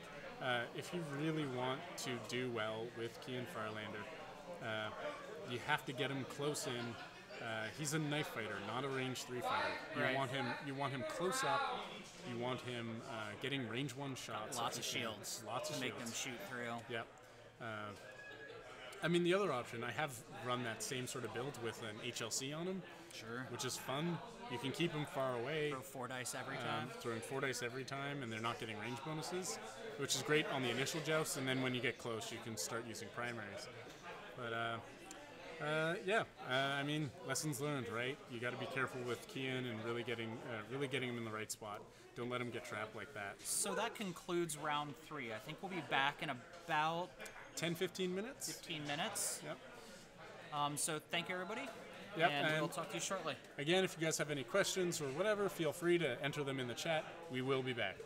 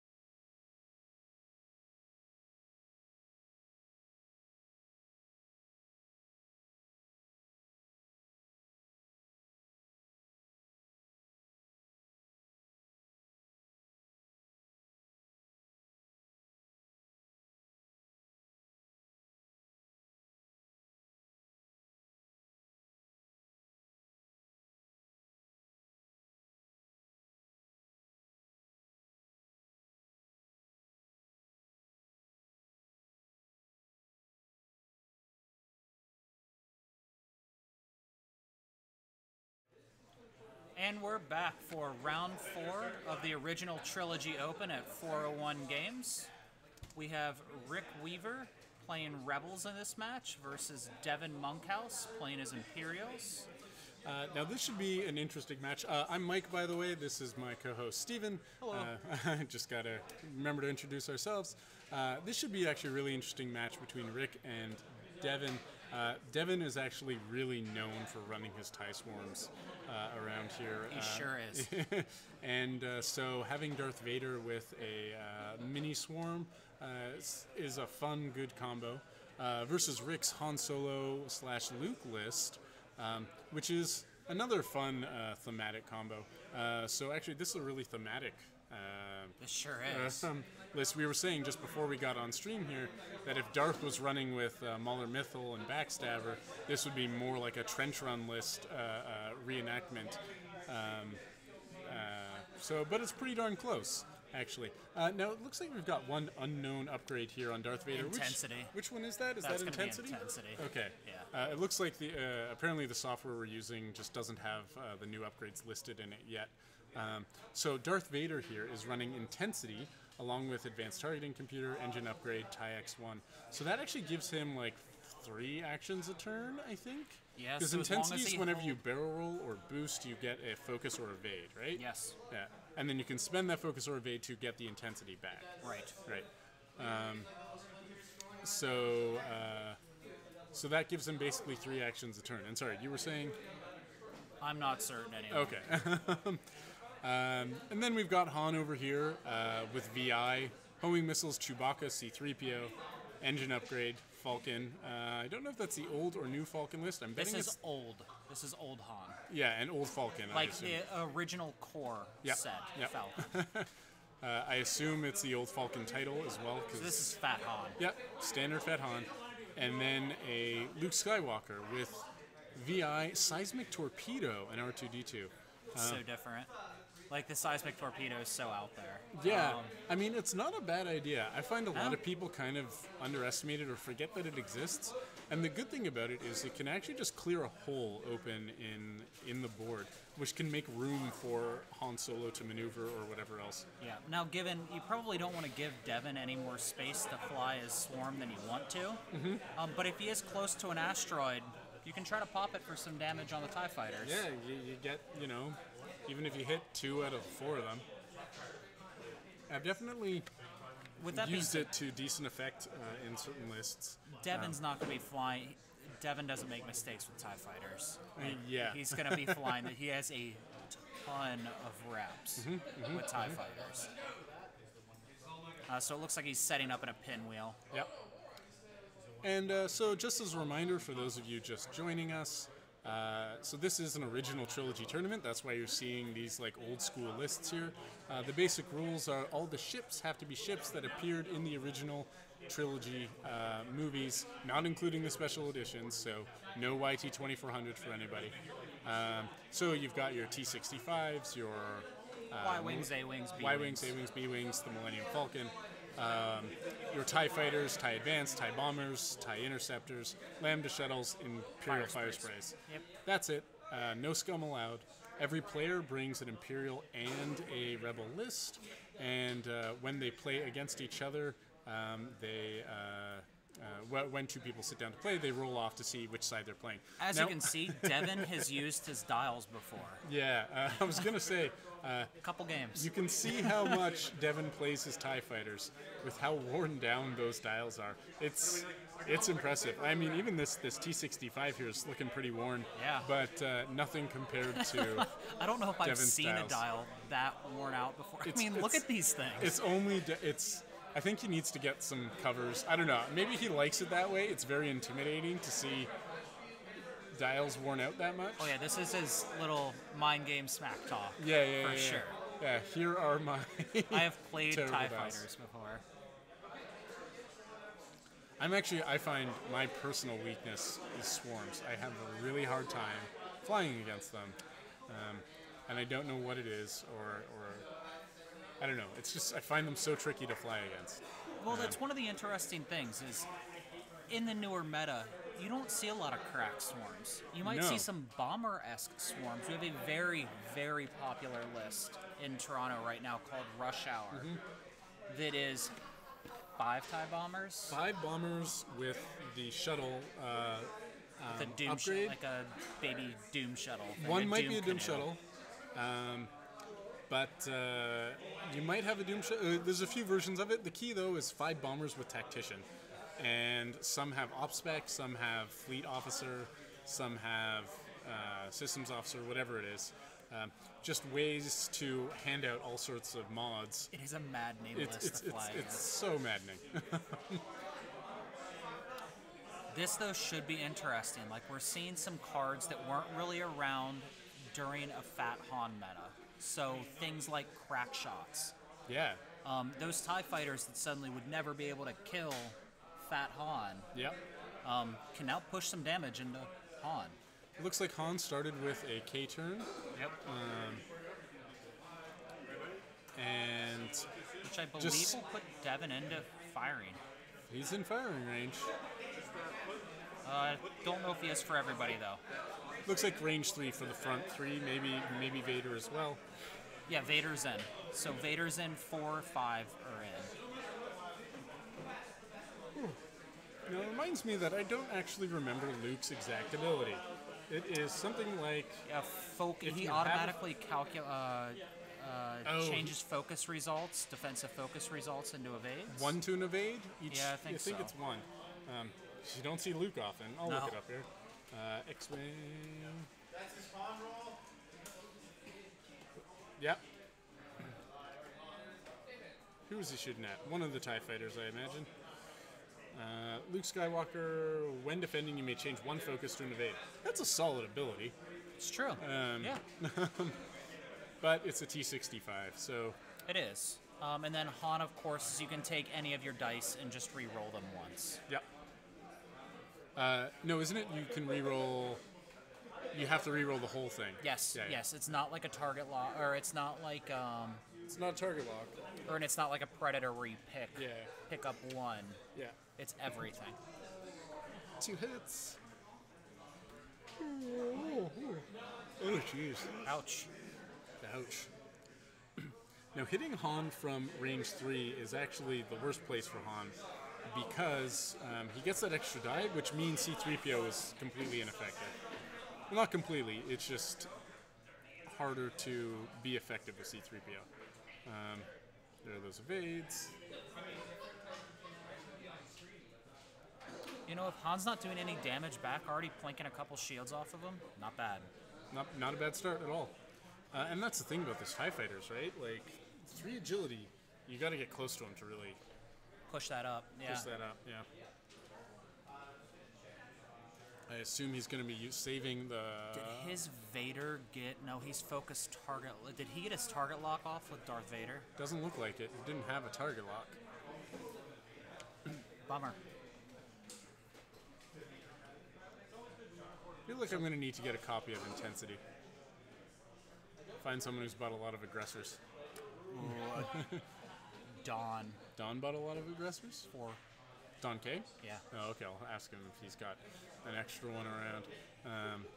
So going back to kind of one of the Sorry. things that we've recently gotten to see was a 4 aggressor PS5 TLT swarm. Yeah, It I'm was curious. One of the first things we've seen come out of the new wave. We've seen plenty of other things like Nim Miranda's, etc. But I thought one of the original ones, and it was bound to happen, was a PS5 TLT swarm, which Now- is different. You know, like it fires a lot earlier than your standard TLT swarm. Yeah, it covers a lot of. Like, that beats, or that could potentially beat Ryad.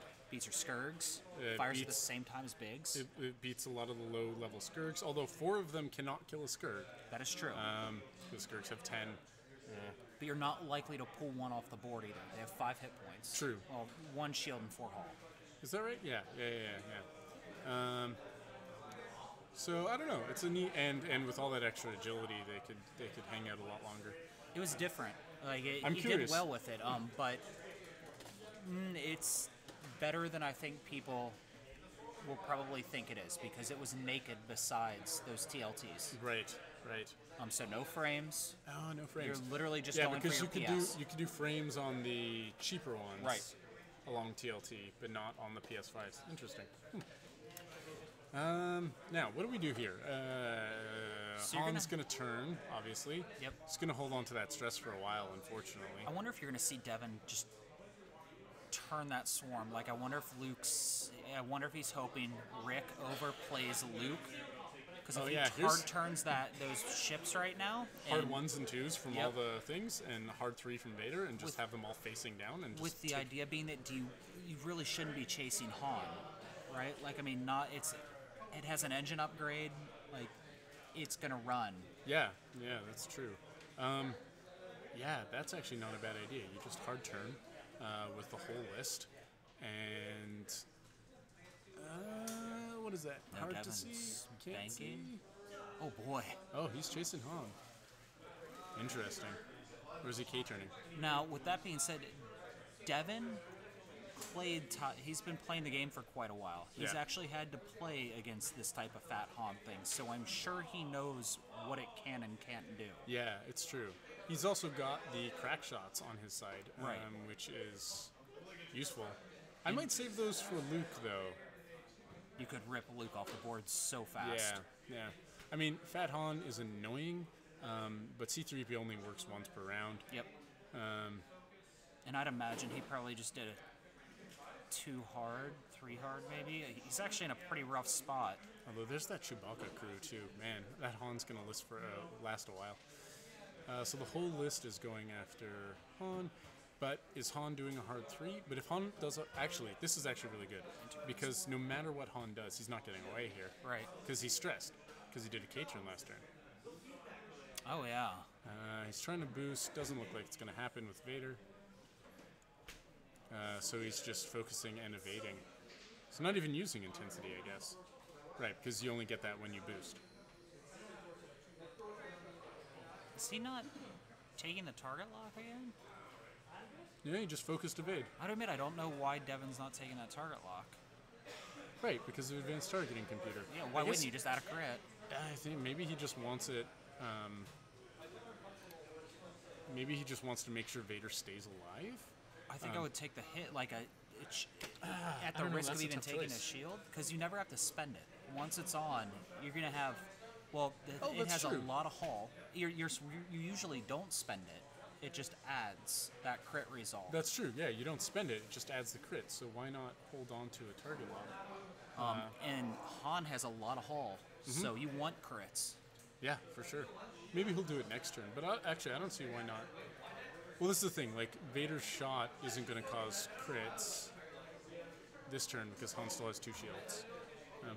And this is the thing you have to worry about. Now, I've got to say, He the advanced. next round, Devin is likely going to one-hard those TIE fighters. Yep. Yeah, for sure. And Luke needs to get out of there. Well, what's Luke doing this turn? Did Luke already move? Luke already moved. So just 1 forward or something? Yeah. Yeah, I guess so. So Luke doesn't have, he may have a shot on number 3, or maybe. I would consider, it might be crazy, it's probably crazy, for Luke to 4K through the debris next turn. Yeah. I'd consider it. You'd end up double stressed. No shot for Luke. Alternatively, 3 bank just up towards them and hope to get past that block of TIE Maybe. fighters so that you're behind them for the next turn. I'd be trucking it. You know, like I think I would cut through with a really strong, hard move to build up some speed, and even if you take the double stress, then loop around and take your time. Yeah, maybe. Because Han can run. Yeah. I would consider doing the 3 bank this way, though. Right? Yep. Because then if all the TIE fighters turn here, you're past all of them, right? Yeah. And in a good spot where they can't turn around to get you easily. Oh, yeah. So we've got some more shots on Han. Han whiffs it. So that should be it for shields on Han, I think. Yep.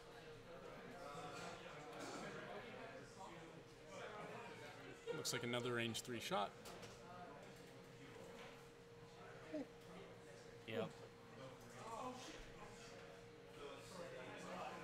So one of the things I know I wanted to see was Devin's Rebel list that we Yeah. just didn't get to see. He's running the classic wood. The unknown on Vader is the question.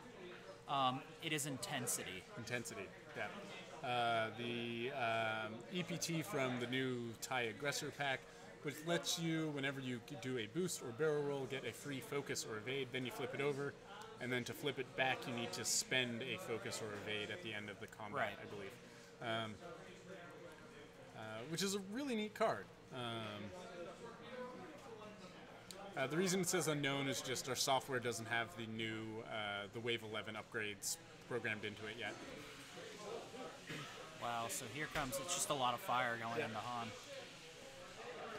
And that's the thing about swarms, right? They just, against large base ships with low agility, or against low agility ships in general, yeah, sure, they only roll 2 dice, but they roll 2 dice 4 times. And you've got Howl Runner, who's obviously giving you the mods there. Yeah. And he's already halved Han. Yeah, ooh, bad news for Han Solo. And spent a crack shot and not taking any damage back. Yeah. Like, that's a rough day. So where's Luke? That's the real question. I think I would... Oh, actually, he's down to 3 hull, it sounds like. We've miscounted here. Han Solo, not in a good way. Not in a good way at all. Because I don't really know what you do with Luke. You want to probably do a really hard forward move. You could maybe try to bank in. I would bank in. Because these guys aren't going to be there later, right? So if you bank in, you might hit... You still might get some. Like, I don't Well, know. hard 1 puts them below, like puts 3 below where number 5 is. So if you 1 bank, you're behind them. Yep. You might get shot by number 2, maybe? Yep. Or sorry, not 1 bank, 3 bank. And is it a bad point to get shot? It has R2-D2, right? Does it have R2-D2? Yeah. Oh, yeah, I mean, he this does. is regen. Yeah. And then you're in a position to maybe shoot Vader. Well, no, Vader's probably going to gun it. I'm betting Vader's doing a 3 bank while all the ties are doing hard ones. Yeah. That's my guess. I'm wondering if now is going to be the time where Devin takes that target lock, given it's not as necessary now. Yeah. He may want to take it on Luke if he's got the opportunity. That looks like hard ones. Yeah. Yeah. Oh, yeah. Yeah, here it is. Another common maneuver that Devin's used a few times, as Yeah. you can see by the quality of that one hard template.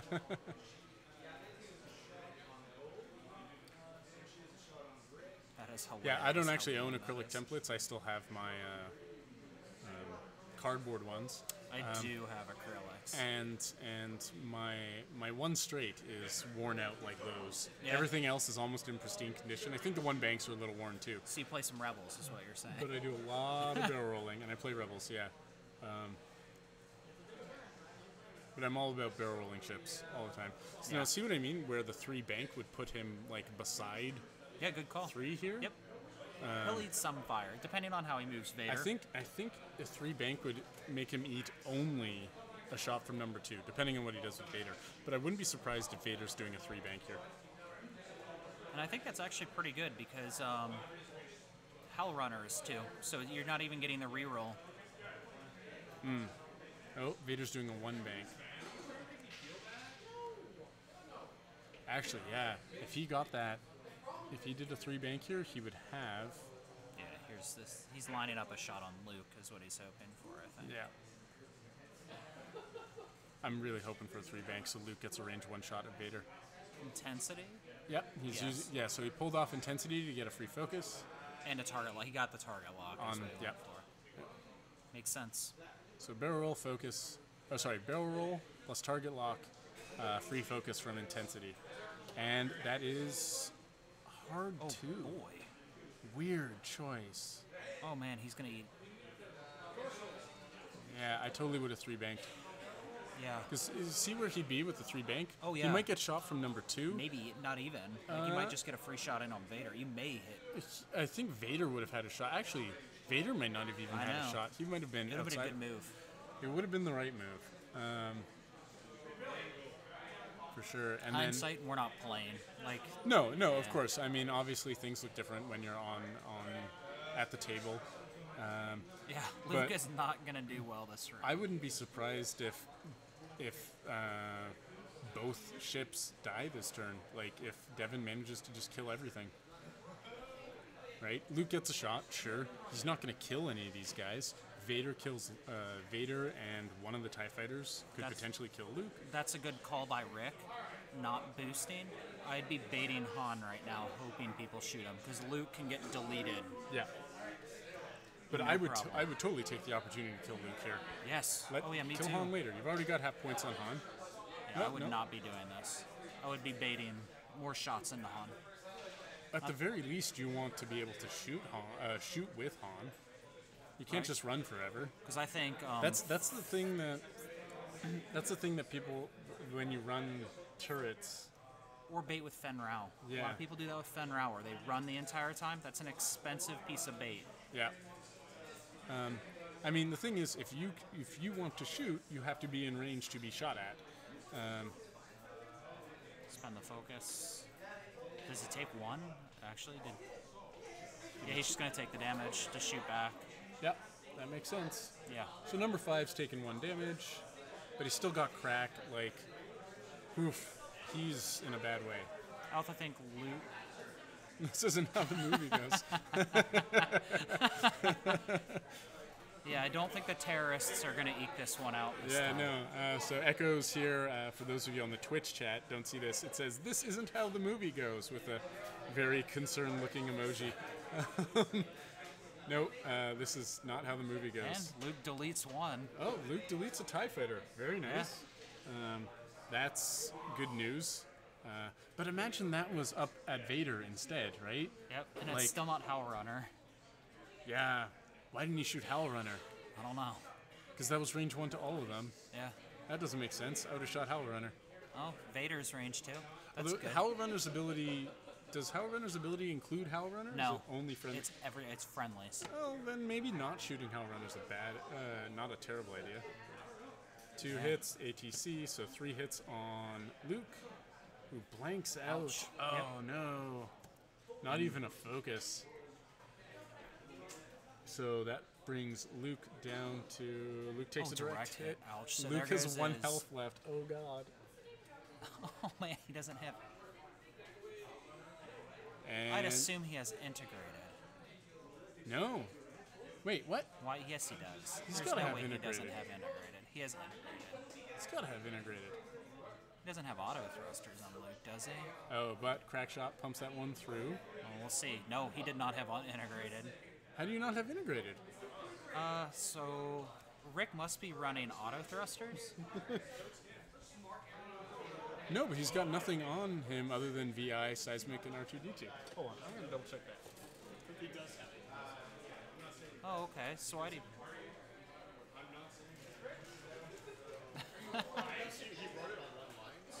Right.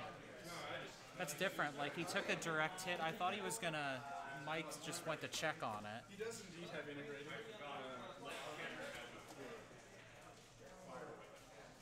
Did he just pick it up too early? I think he just picked it up too early, but he does indeed have integrated. He's actually using the new store kit card, the Yeah, R2-D2 integrated astromech card.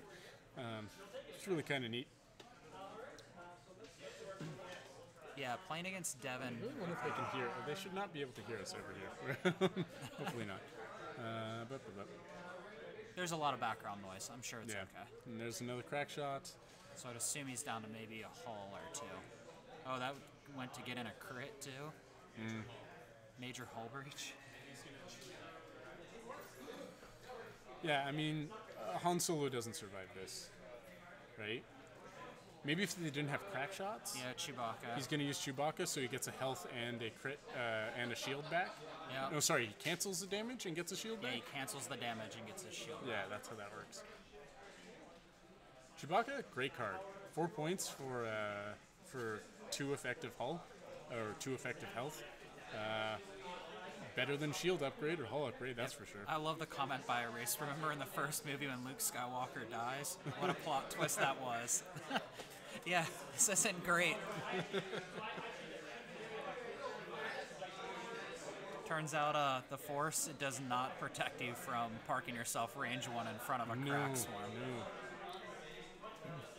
I mean, that hard 2 was easily the wrong choice. Oh, yeah. A 3 bank would have been. He would have taken, again, maybe 2 shots, one from Vader, one from the other guy. Well, he might still have died. Maybe. It would have set up the idea, though, that you would then have one ship behind and you have to chase the Falcon. Right? So if you wanted to turn your swarm around, then the Falcon would be at your back. Yeah. Like you would control. Yeah, and I think that's how you have to handle swarms, is to keep your ships separated. You have to. And come at them from different directions. Because either they start looking in different directions and lose their cohesiveness, which is what makes swarms so good, or they just pick one target, and sure, that one target's going to die. But in the meantime, your other targets are going to destroy them from behind. Right. In theory. That being said, he's got Vader here to act as a pincer of his own, right? Like the swarm can run in a block while Vader can go around picking people off who decide to run away from the swarm. Yep. Yeah, I mean, it's just an uphill battle at this Yeah. point, right? Like, he should be able to chip this down. He's spent Chewbacca. He only has to do 4 damage to Han. This is so tough. I would actually probably just have, one forward or have K-turned. Yeah. One forward keeps them in range, though. There's that target lock. Yep. Yeah, there we go. He's finally remembering to take those target locks. He gets his evade. And what do you do? One forward, or do you just like K-turn with Han? Is that a 3 bank or a hard 3? You could try to run hard. Yeah. I don't know what he's doing. He keeps taking his ships and running them in front of the swarms.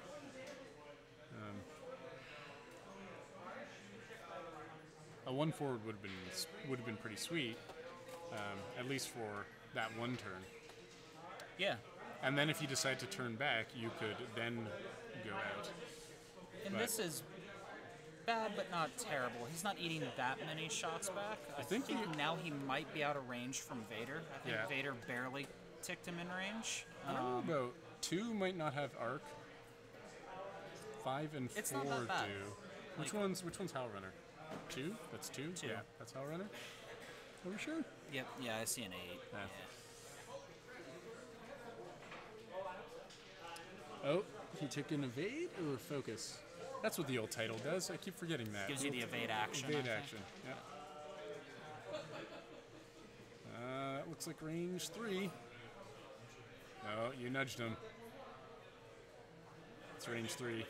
Yeah, and you can see he has his Inquisitor range ruler. That's what that one was. Oh, Devin just pulled out his Inquisitor range ruler where it just says 1 on it. Oh no, triple evades from that TIE fighter. Man. They are a maddening ship to fight every once in a while. TIE fighters? Yeah. I don't fly against them often. I don't see it often. It's just the variance, right? Yeah. Like sometimes you just can't hit them, and other times they just blank out and die in a ball of fire immediately.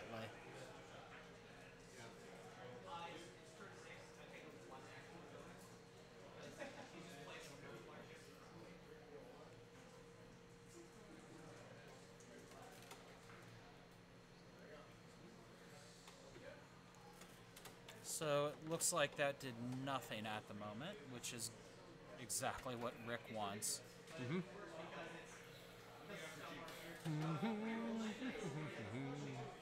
Ouch.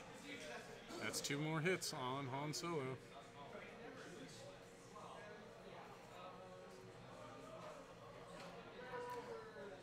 I would put Lone Wolf on this list rather than VI on Han. I don't know if Han needs to be up to 11. No. You're already running a 10. If anything, then I would have put Lone Wolf on Luke.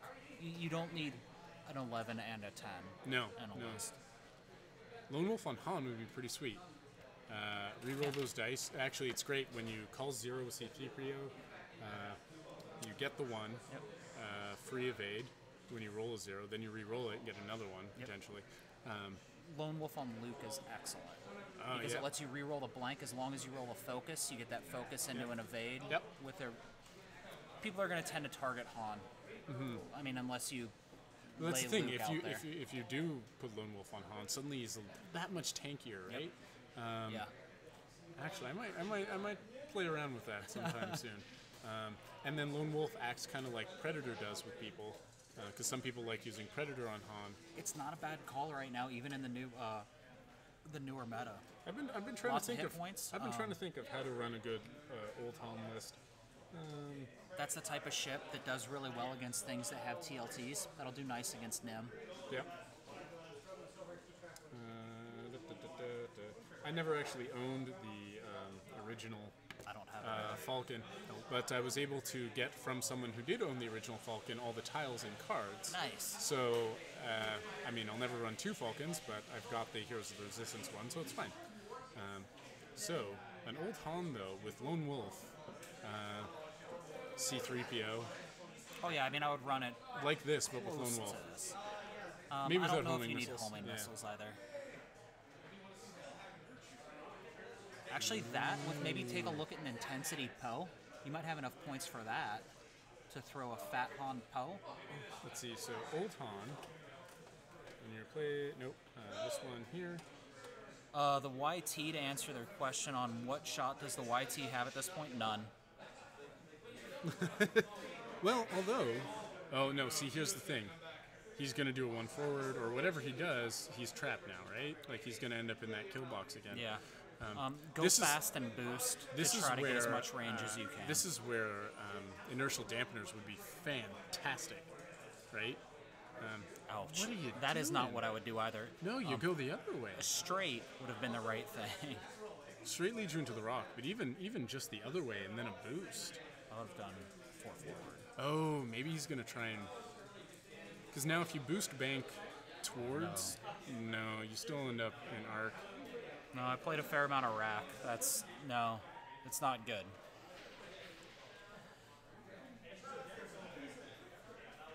So, Han, Lone Wolf, C-3PO. I'm just making a list here while we watch this happen.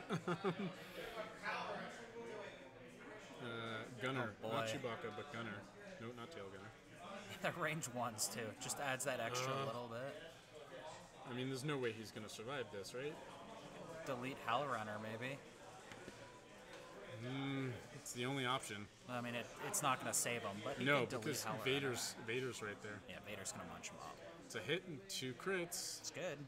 Ouch, that doesn't. And so he takes a crit. Hellrunner does? Yep. That could be a thing. Damage engine. So which all is- hard turns are red. Oh no. Not going to matter at this point. No. That is typically a nice one to see on a TIE fighter. It's just not going to matter.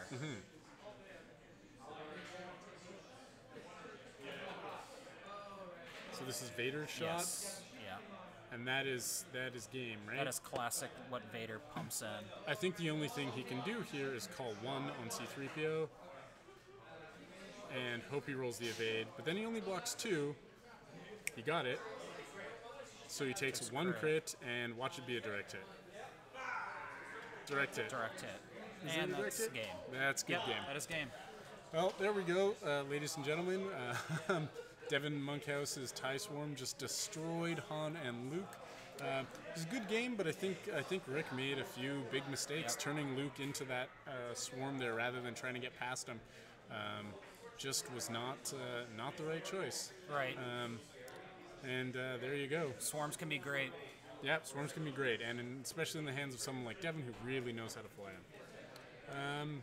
Great. So thanks everyone for watching. Once again, this is the 401 Games Original Trilogy Tournament, brought to you by 401 Games and also by many people here in the PTL, Prototype Toronto League, and by VTT Live, VTTV Live, who are the ones who are doing the streaming for us.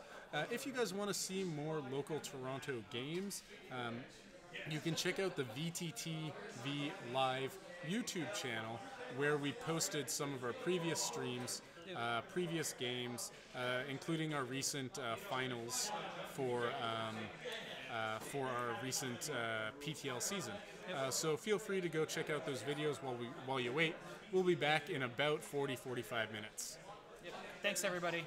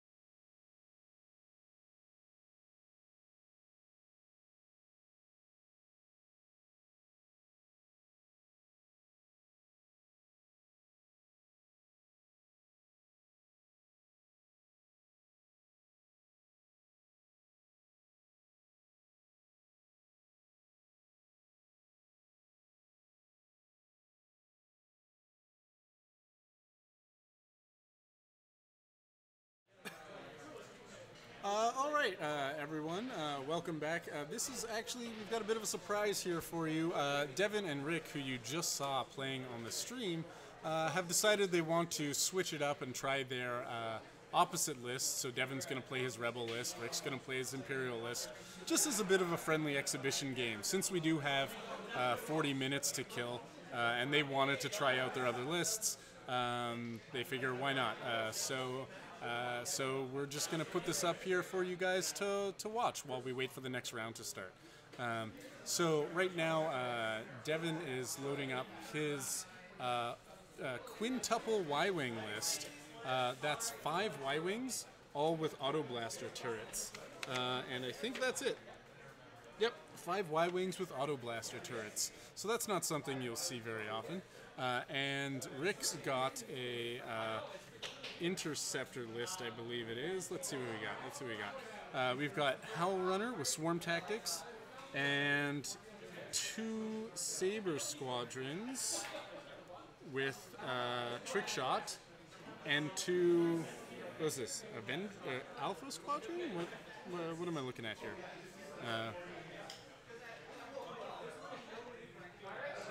Yeah. So SC Feek, they've just flipped just for an exhibition game. So the first game you watched was their official game, but they decided just for fun, because they've got 40 minutes, that they will play a little exhibition game. So we've just got that up and running for you guys here. Are we going to see the impromptu match? Yeah. So my name is Mike, by the way, just for all you guys following along. Everything good? You got our list? This is Steven here. Devin's hanging around, and he's about to go play against Rick. Just in a quick exhibition match while we run out the clock for the next round. Yeah. Because why not? Let's see. We really wanted to see this match. Actually, when they started the match, they rolled off to see who would play Imperials, who would play Rebels, and it turned out that 5 Y-Wings, all with Auto Blaster turrets. Yep. So SC Feek, it's 5 Y-Wings with Auto Blasters. As opposed to 4 TLT Y-Wings. TLT being banned in this tournament. It's the only one upgrade that is banned. Once again, this is what we have. It's just Devin versus Rick. They've decided to play an exhibition using their opposite faction squads because they didn't get to play these ones. And we really wanted to see these on stream. So this one is just for fun. Doesn't count for the tournament. But I'm really curious, actually, to see how 5 Auto Blaster Y-Wings work out compared to, say, 4 TLT Y-Wings. Look at this. We've got Rick flying Howl Runner with Swarm Tactics. Yeah. Saber Squadron with Trick Shot. And another Saber Squadron with Trick Shot. An Avenger Squadron. And an Alpha Squadron. And an Alpha Squadron. I wonder if that PS3 is really worth it. I would probably take another Alpha Squadron. I think so too. Just to have 2 more points to throw on Howl Runner? Maybe? I don't know what I would put on Howl Runner. No, I think that's the thing. I don't know what I would do. Yeah, because then you could potentially do, let's see. A stealth device on Howl? No, stealth device is 3? Well, this is Swarm Tactics. I'd want the Swarm Leader. Oh. Where you can pull their evades for a power shot. It's not really that great on Howl Runner, though. You really want that on someone who's got 3 attack dice native. But you could put it on one of the Saber Squadrons. You could totally put on one of the Saber Squadrons. And it looks like they're just moving. They're playing a little fast and loose with initiative and stuff right now. So just because they're low on time and stuff, they just want to kind of play this for fun. So you'll probably see some pretty loose maneuvers here as well. But here go those. This is just going to be a game on how well Rick can control range, yeah. to be honest. How well Rick can control range. That's the thing. These Y-Wings have no repositioning. Right. But they do have that Auto Blaster turret. And I was talking to Devin about this list earlier. I think what you really want to do is spread them out so that there's no safe place to be. Right, I agree. And you just take, a couple Auto Blaster shots here or there. Trying to get all 5 Auto Blaster shots on one target is not going to happen. So flying them in a block is probably more dangerous. More dangerous for you as a player than flying them in a wide area, in a net, I guess. To be fair here, Rick's list is punchy. right? I mean, you've got 3 dice in from all of those interceptors. Yep, that's 12 dice with free rerolls from Hellrunner. Yeah, not bad.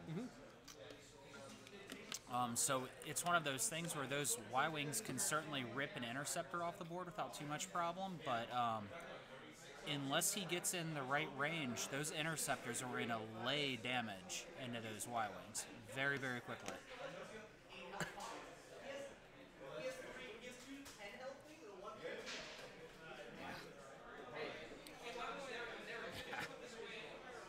That's good.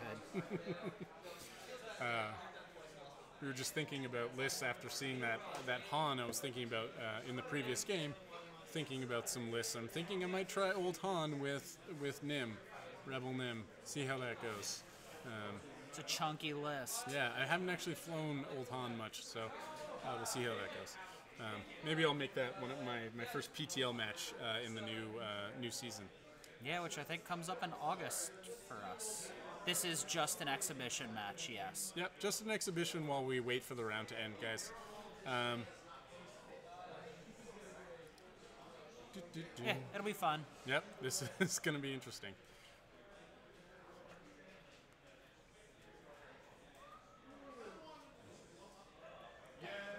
So you see how they're being a little fast with the maneuvers, not super precise. Yeah, super quick. Yeah.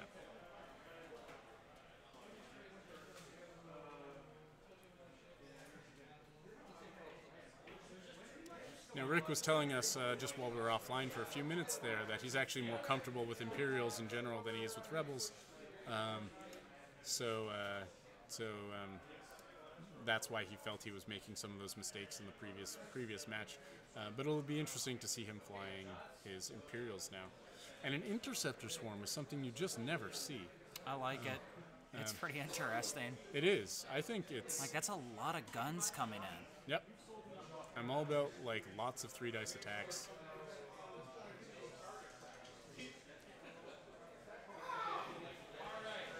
I mean, to be honest, as long as Rick just keeps this pace kind of slow, he is going to unload Yeah. on a Y-Wing. He's got to get close eventually. And that's the challenge Devin has, is someone took 2 hits. Number 1 took 2 hits. I don't know. Probably. Devin's a big boy. I'll figure it out. Or not. Yeah, like you want to catch a net and force him to come to you. Force the... I wonder if Hellrunner was the right... I wouldn't want to fly these interceptors in formation. I'd want to break these out into, like, 2s. Yeah. Or at least... Or just completely spread and use their maneuverability.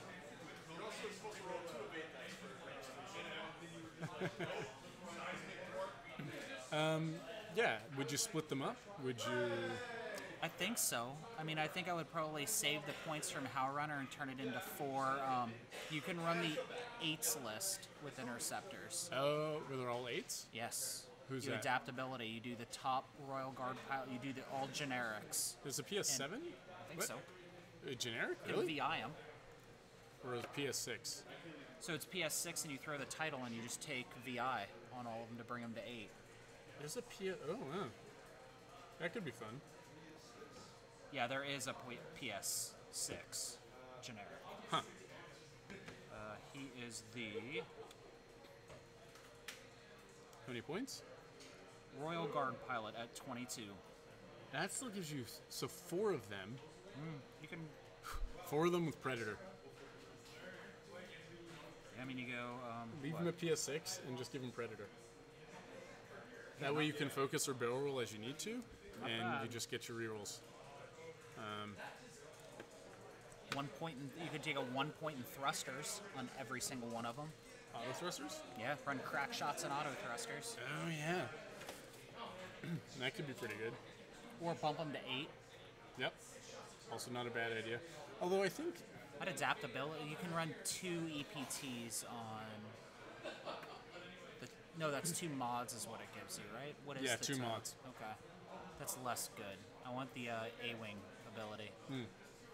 Because then you could run like adaptability, crack shot. Yeah, but with adaptability, excuse me, plus auto thrusters.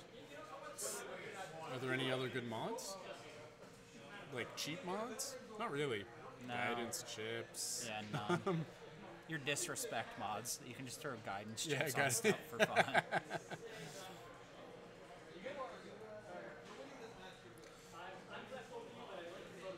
Now, what do you do with Devin as Devin here? I would be trying to get as close as possible, but knowing that the swarm isn't going to get close enough to you this turn, right? Yeah. I would be setting myself up so I could hard turn. Like, I would be going slow, but putting myself into spots where I could hard turn. Okay, and I was just about to say. accept you're going to eat shots, but you've got enough hit points. So 3 bank from number 4. I'm betting 3 is going to do a hard 2. Right. 5 is probably just going to do a 1 straight and stay back, so that he can be. Exactly. See, there we go. Staying back so that next turn. Almost like we've seen Devin fly a few times. Well, I mean, this is how I would fly this list, right? Making Yeah. sure that they're kind of far apart from each other. You don't want them in a block. There's the hard 2. 1 is going to. Just these little overlapping arcs of range one. Yeah, overlapping blocks, right? 'Cause he's not gonna be 1 able to- isn't getting anywhere, so he's just doing, he's going that way. Get some Yep. distance. And then 2, I'm betting 3 bank, maybe. No, hard 2. Okay, So yeah, he's okay. going for more of like just a staggered 3 and 2 and back. Yeah, exactly. Keep some alive, have some take shots. And actually, if he plays it really smart, next turn he can move these guys past the interceptors and then bring in the 2 undamaged ones. Yep. And the Right. other thing is we have to remember these interceptors can't go slow. Yeah. Devin can just start doing 1 forwards and just gum up this huge block. Yep. Like now Rick's got to deal with rocks Yep. all over the place. He's going to unload this round and could strip a lot, and he needs this to kind of pay off. All the. I don't think it matters so much. They're all. Oh, fair point. No. Because where they both ended up, it was fine. Yeah.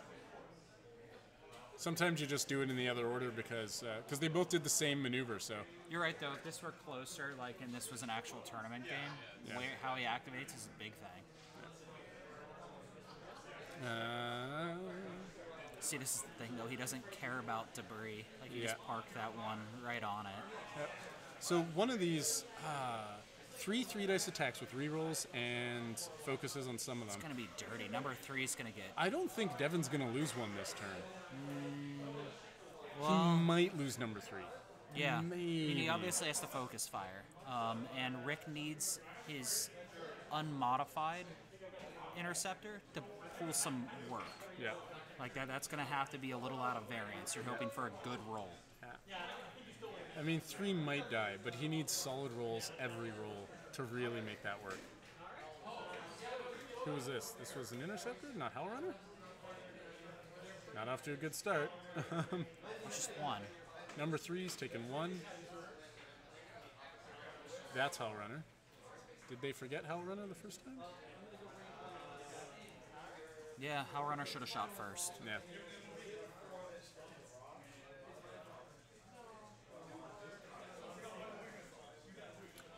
No trick shot, though. 4 dice. No focus, No so just focus. 1 hit. Yeah, so This is that not- guy's gonna survive, and With a nice amount of health, too. and these interceptors are gonna eat some auto blaster fire. A little bit, right? Next round might get really bad. Like Yeah. how he starts playing into this like little scrum in the middle, that's what's going to make this match. Yeah.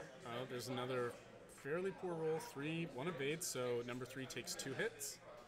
So he's out of shields, I think. Yeah, number 3's out of shields, but number 3 lives this round. And then next Healthily. turn, you just move for some bumps, and then, Oh, you just start doing 1 banks Yeah. at this point. yeah. Like, who cares if you bump? You've got a little pinwheel of death. You Yeah. know, Like, 5's gonna bank in, 4's gonna hard, or sorry, 1's gonna hard 2. preserving And some 2, hull. 2 should hard 2 here so as to block the escape Yep. out that way. Someone took a direct hit. On number 3? Yeah, it's fine. So he's down to 2 hull left. Yeah.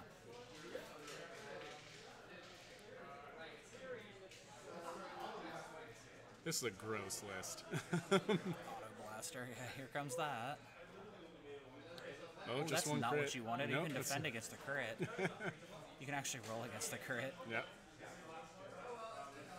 That's the exact opposite of what you wanted to say. So some more auto blasters. No evades. There's one hit. So number 3 takes one hit.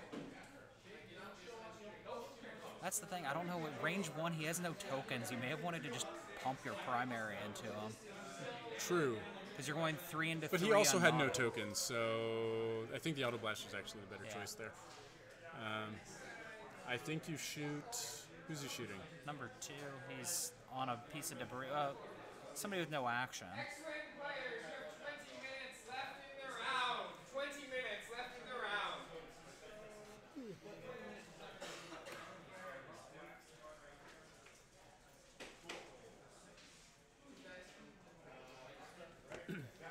So what's going on here? 2 crits? What? Who will just roll 2 crits? 2 evades. Oh, that looked No. like a primary shot. Oh, no. Who took a crit? One of the interceptors. Yep, another range 3 shot. Blanks. Bummer. I mean, if these guys were TLTs, they'd be plinking away. This, I think, is going to be the... Oh, yeah, this would be done. Like a TLT would be absolute murder against this list. It doesn't have auto thrusters. Right. Yeah. You've only got 3 hull.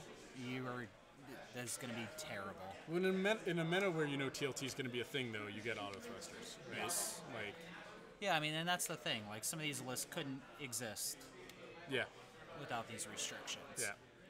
So once again, for those of you tuning in, the restrictions currently are no TLT, and all the ships must have appeared in the original trilogy, original versions, not the special edition, which includes the YT-2400. So no YT-2400. So you've got Falcons, A-Wings, Y-Wings, B-Wings, X-Wings, Lambda Shuttle, Fire TIE Spray, TIE Fighter, TIE Advance, TIE Bomber, TIE Interceptor. Right. Those are the only ships allowed in this tournament. Any pilot you want, so that includes new pilots for the old ships, such as like Rey for the Falcon, but it has to be the old chassis. This is the critical turn. Yeah. So what do? 1 forward with the 3, hard 2. I mean, you could hard 2 with this one and 1 forward with that one.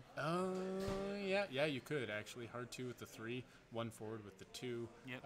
Here's- 1 bank with the 4. Yeah, just 2 bank with the 5. block Hard it. 2 with the 1. Yeah. Something like that. Gum and it up. Just gum up the whole thing. The You thing end up is, if he hard tokenless. turns away, he's going to be eating a ton of shots. Yep.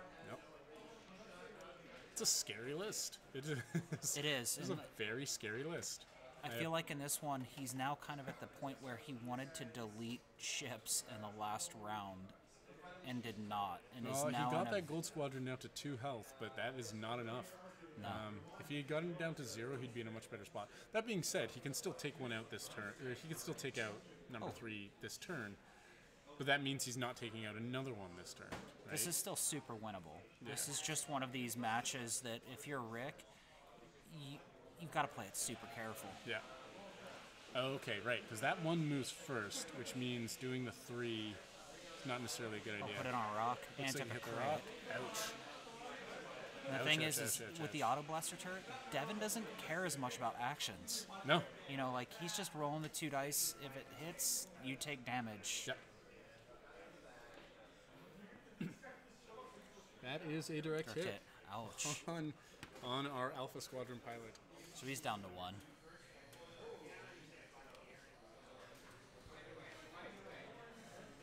Ooh, excuse me. Devin's trying to get creative with What's he marking doing? ships, bumping. I Is he think he bumping, dialed in. or is he, no, he's trying to move that guy out. So is he? Did he 3 bank or I hard thought 3 he or dialed something? in it Is he too hard.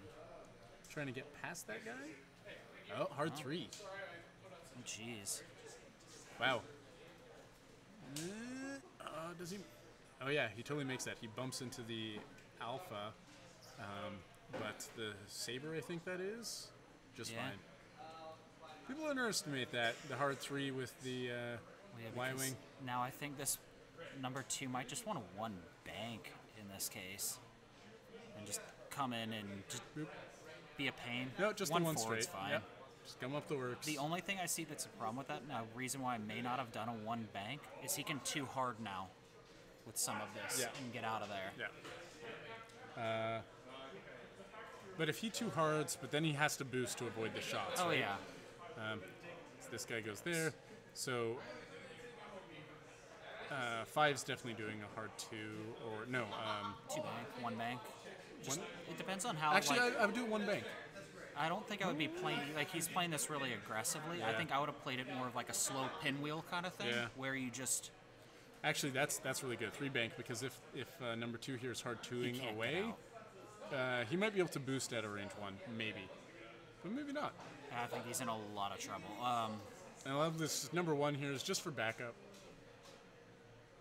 That is Oh, that wow. is a clusterfuck of I mean, this is where you situation. sit there and when he's going to... Oh, and Rick's going to start flipping his dials, you're like, how are we going to mark this and actually set these down? And that's the tough thing when you're playing against... so I recently played against the TIE Swarm a couple games with the 4-ship Rebel list. And you spent most of the game marking ships and bumping. Mm-hmm. Like, you don't even... Like, you get as much fewer turns in than I think you realize, because a lot of the things turn into bumping. And the beginning of the bumps have happened. And the question on this is do you even want to not bump? Right? guy Because just put himself on a rock. put himself on a rock rather than get caught. He's still going to get auto-blastered. Yeah, because he can't boost away. And that's what I was thinking. You may just want to self-bump yourself and get as many guns as you can. Because this eliminates a 3-dice gun. Yep. He can't shoot first. And 4 dice at range 1. Right. You may have just wanted to buy into it and see if you could out-damage one and start pulling. Like, you've got the PS on some of them. Just see if you can't start pulling the Y-Wings. And understand your agility is not going to save you. It's a straight damage race. Because you've still got HAL rerolls. Like, you'll throw in consistent hard damage. Ooh, shooty.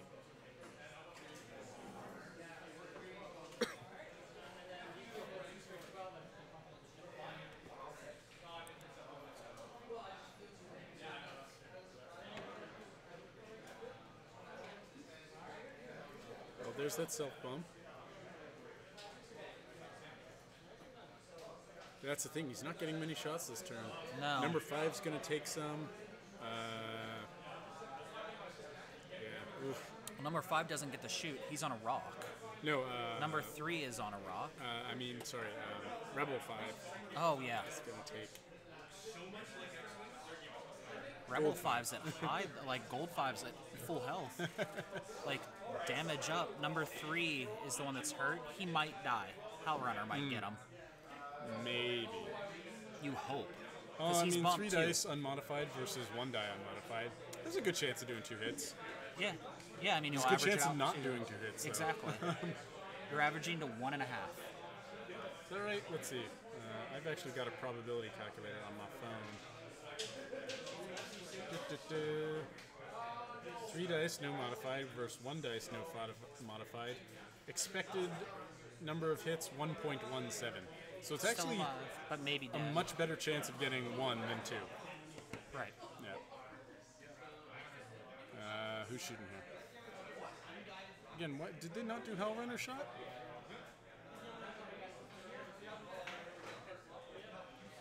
So number 5 took 2 hits. I don't know. Like, they're swarm tacticking up. Right. Swarm tactics. They're flipping their PS. Got it. It had to be. It brings something. someone up, right? It brings one Yes. guy up. You swap your PS. I don't think it swaps. I think it just makes the other guy PS Oh, yours. yeah, maybe. Decoy is the one that swaps PS. 2 hits, 1 evade on. Who took 1? Number 2, maybe. Number 5, I don't know actually who took that. All right, so auto blasters into Hell Runner. Ouch. Power Runner takes 2. Oh. That's what you don't want to start seeing. Nope. Okay, Devin's looks like, like... how much can I squeeze this No. range 1? I think that one's actually in range 1. Oh, yep. Number 4 is shooting Hell Runner. Focus for 2 hits. Hell Runner is dead. Boom. Boom. Now, he's still got 3 more Auto Blaster shots. Number 1 here can shoot the guy on the rock. I would do that now because I know that's the only shot he can take. Boy, that's brutal. Like, I mean, you might as well do the ones first that are the only shots you can do, right? And the thing is now since he's got him in this pinwheel, You can just circle around him. Yeah. No, activate this guy first. measure it at least. Well, because if this guy doesn't need to shoot, if number 3 dies because of number 1 shot, then Yeah, I then agree. you can choose Number where to 1 do can number only shoot him. Yeah, exactly. Crit. 2 crits coming from... I don't know who's shooting who here.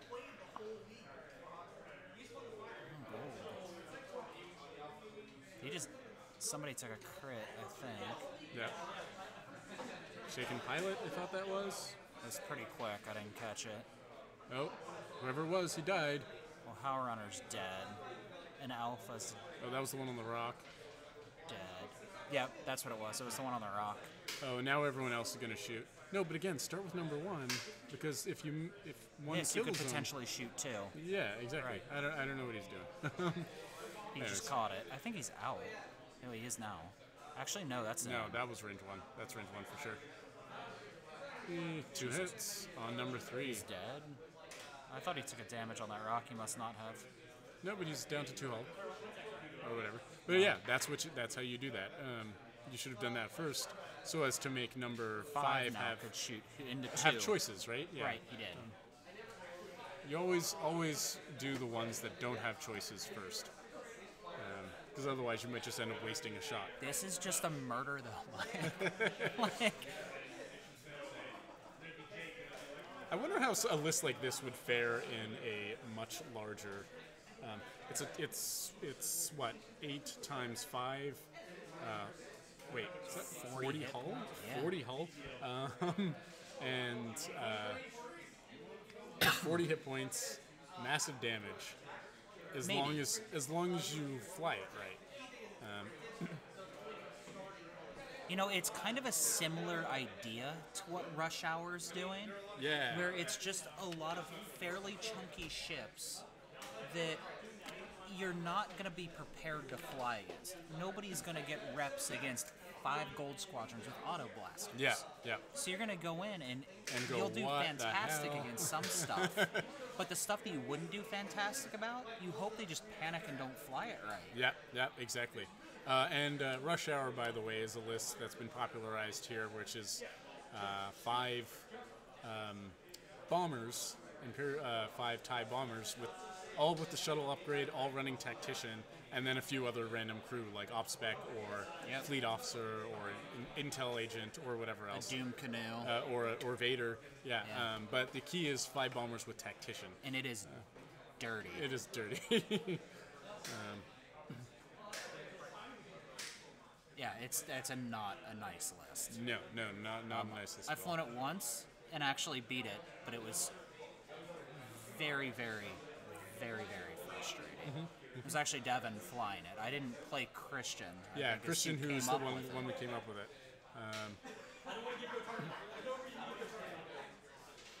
But this is It's one thing I really Exactly. enjoy about the Toronto meta here. it's fun. It's fun in that there are a lot of people trying out crazy things. It's not much, especially with PTL, our league, which forces players to try different things each game. And that thing is down to 1 hull. I think that gold just took another damage. Yeah, he took a hit going over the rock. So the people around here are always trying random new things. Yeah. Like what random thing can I try? And not to say that there aren't creative communities elsewhere and stuff. I just noticed that it's really creative here. And huge numbers of people, right? Yeah, and maybe you don't see that. Maybe I've just my perspective is I don't see that in other communities because I'm only seeing what's being posted on Reddit, Right. or, like the Nova Squadron Facebook group or whatever, and people are posting their meta lists. But I don't think we get a lot of, though we can eventually come up with the meta lists, I feel like a lot of our players, we don't tend to get the meta from Reddit. Yeah. Like, there are enough people here that are at, extremely high levels of play that will see the meta list at the same time as everyone else. Yeah, like, exactly. Our upgrades might be a little different, but like the general idea and the general themes seem to stay. Yeah, it's a really good community. Good players doing fun stuff. But, boy, I feel bad for Rick again. Because this thing's just gonna go slow. Oh, Yeah. too hard. He actually went faster than I would. No, but this blocks the interceptor on the debris here from getting. Yeah. I hope he did a 3-bank or something. He could do it too hard. Yeah, hard to. But even then, He's still gonna eat 2 auto blaster turrets. right? though. Well, you boost, I guess, is the only thing you can do. But even then, a boost wouldn't get you out of way. And that's exactly what we're seeing. Yeah. Is that a too hard? Yeah. Yep. I don't think a boost is gonna clear both. I would boost that way if you're gonna boost anyway. I don't Barrel think roll that doesn't help. A boost, a bank boost to the south, to the bottom of the screen here, Maybe, yeah. is your only option. And hope to be out of range 1. I'm pretty sure you still end up in range 1 of number 5 here, though. Yeah, and I feel like Devin, if he plays this more, he could use a little more space on this list. Yeah. Like he's still a Keeping little them really more close. clumped. And the problem with that is if Rick were able to get away, You can quickly really spank the Y-Wings. Like if you're good Yeah. at controlling range and really skirt them, yeah, they've only got that range 1 Yeah. is real fire. yeah, you should not have let this happen. He should have just Gone around. gone around. Done a couple hard turns in. Yeah, Did a couple I hard mean, turns again, easier said than done. Flying in formation might have been one of the first mistakes too. Like Yeah, you deciding don't to stick in the formation because a formation means you want to be in a block, which means you're very susceptible. Yeah, to bumps. and he wants you to be Yeah. in a block. Yeah, if you're in a block, you can just like gum it up and auto blast away. Yeah, I mean, look at this. Like he's gonna try to boost out, and I just don't know if it matters. A boot. Like he boost will might boost. save his bum. His butt Might here. save it from number 2. Number 4 here needs to Goes boost. that way if you can. Not straight. I would bank, I would have 2. but then you're facing the rock. I still think I would, Yeah. because I think he's still gonna be in range. Well, he's definitely in range 1 of 3. Of 3 and 4, Yeah, not number 1, maybe 2. number 1 might have range 1 on him. I think Number. 5 might have range 1 on 2. I guess we'll see. We will see. All right, Auto Blaster turret, focus. He's really rolling a lot of crits. Yeah, that's been kind of weird. Oh, crit evaded. That's always a shame. That's another range 1 shot. Yeah. Oh it yeah, is. that's in, for sure. Focus for 2 hits. Number 4 takes 2 hits. Nope, number 4 still has 1 shield, or 1 hull left. Sorry, I was looking at PS4. Yeah.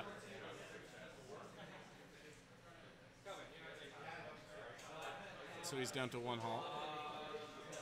I think they're debating.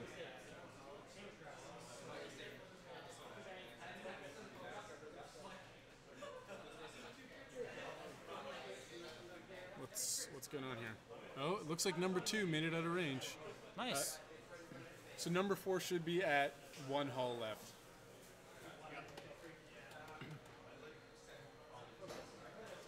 And he got no shots that turn at all. This is a gross list. I mean, what would I fly to counter this? That's what I'm trying to figure out. TLT. Chew this up. Primary weapon turrets to run, like a Fat Han. Oh, would be yeah, great Fat against Han, this. yeah. Rack would Yeah, be just really run. good. Yeah. Stuff to just run. Yeah. The key would be with the Y-Wings to be spreading them out more. right? So you can't run. That you're always going to be within range of one or two of them. An alpha list would do really well because you could Oh, pull a take off couple. one? Yeah, like all you're gonna have to do is pull a couple, so it just opens up where you can fly, and then you could be okay. Yeah. Oh, like double ghost would be kind of funny. Like you just chunk into them. Yeah, any of your PS0 ships, I think, would do well against this because then you don't care about agility anyway. Like, Yeah. realistically, Yeah. you should have the advantage in those types of matches versus any high agility ship should have a hard time against this list. So it's a bump from that dude there. The thing is, because of just 5 of them, you have to fly, if you're the opponent, very carefully. Yeah. Now, see, the number 4, the TIE Advance Interceptor number 4 here, he's got wide open. He's going to want to go... Yeah, 3 Down and bank over. or hard 3 barrel roll, and then hopefully take some shots. Yes. Yeah. So now that he's outside that group, he's got options, right? He does. He He's- could, but Just down to nothing is the problem. yeah, he's down to nothing. So 1 or 2 bad primary weapon shots on him Yeah. wins the game, right? Or loses the game for him, that is. What are you doing? What are you doing?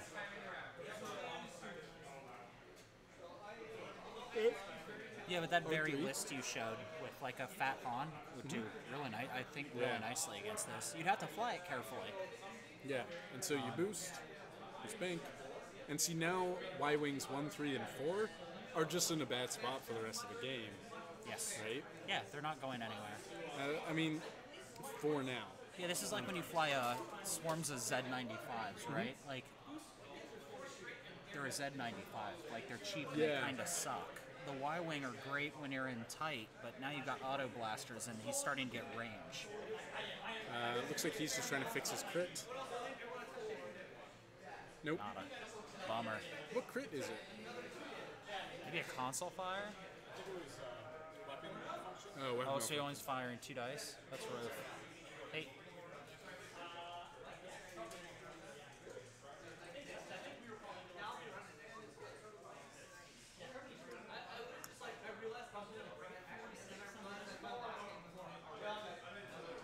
Oh, and we're at time, I guess. Yeah, this will be ending soon, but I'm willing to bet they're going to call it soon.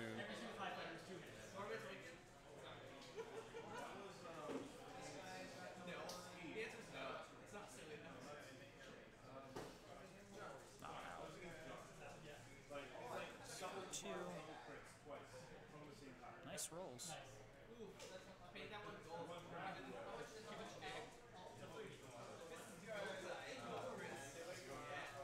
What app do you have that gives you the probability?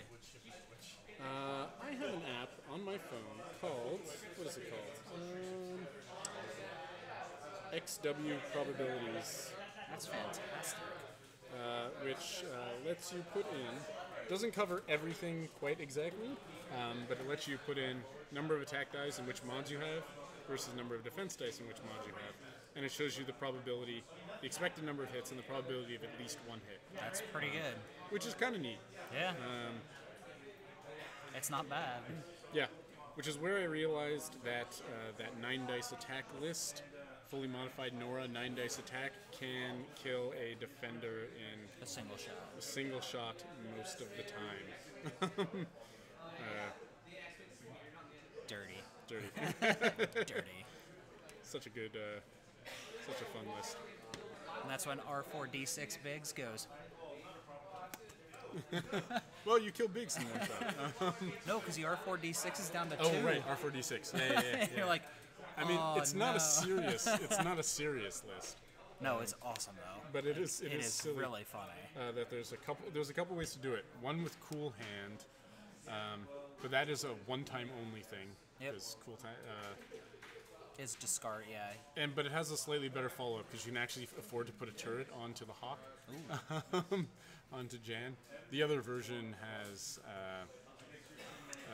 Lando on Jan, and you just hope for the best that you get that evade. I like it because of Lando. Yeah. I think with them, you just park them right here. Let's see. Devin's flying so much more, like this. No, I but think this is he's so good though, because where's he going, right? Like if number 2, bank over and boost. yeah, but then that's his only option, right? And he might not have done that, fearing that he would have just gone forward. But he needs to remember, like Devin needs to remember, he doesn't have to worry about arc.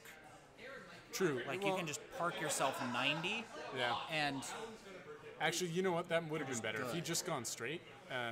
As long as he made sure to not land on the rock, he would have covered off. He would have made it so that the number 2 had less places he could possibly go. And that's the one thing. I mean, Devin's doing extremely well, obviously, but that's the one thing he could be doing better, is having a wider spread of these Y-wings. and he doesn't fly a lot of his turreted ships. Right. Devin flies TIE arced fighters, ships. Yeah, TIE fighters. Oh no. No, you barrel roll back. Yeah. Actually, you want to watch how you barrel roll, because if you barrel roll in, you're going to get auto blaster. Actually, I might stay there and I just would shoot kill. in a token. Yeah, take a token, kill number 3, and I think you're out of range of 1 and 4. Yeah. Number 4 is going to get a shot, but it's even It'll if be you're in arc, primaries, yeah. he's unmodified too. Unmodified primaries, yeah. Number 2 is going to eat it this Yeah, turn. he's dead. So he's dead. Oh no. I mean, it's possible Devin rolls poorly and doesn't get any hits. Actually, a roll crit seems to be what Devin's doing. Yeah, right? Like he's rolled a lot of crits. This is one of these reasons why you run like Drelder Fire. Right? Yeah. Where you're like, yes. Just spread this Okay. fire out. Hit crit, that's it. That's going to kill that Y-wing. Crit. Number 3 is dead. Yeah. I don't see what crit that is, but doesn't matter. Actually, that was really Oh, major that was major explosion. good. He may have been in range 1 too. Well, I'm pretty. He was in range 1 of that guy. I think he's good. outside range 1 Yeah. of 1 and 4. That was good. Yeah, well positioned. Now the sad thing is number 2 is Number 4 has 1 hit left though. yes. And focus for 2, dead. Dead. Just Well, can a single TIE With 1 hit interceptor point. with 1 hit point range 2. kill 4 Gold Squadron Y? Nope. Hit crit. Hit crit. Well, he's got 3 dice and a focus. He's fine. Yeah. Potentially. Oh, Blanks. definitely. Now he's good. His when Rick has had to roll his green dice, He's fine. they've been pretty good, and they should be on an interceptor. He's rolling 4 dice a lot of the time. I mean, eventually the dice will fail you though, and you will roll less than. Yes, Like if you take enough 2 dice primary shots, some are going to go through, they'll chip in. and he only needs 1 to go through, right? Whereas you need to save against all of them. So number 4 does a 2 forward, right? Yeah. Yes. Maybe even a 3 forward. I'd be maybe actually banking out. Oh, let's see. Let me see what everybody else is doing. So 1 does a hard 2. He's gonna do a hard to get around. Like he's gonna Yeah. want to start coming around with that. I might.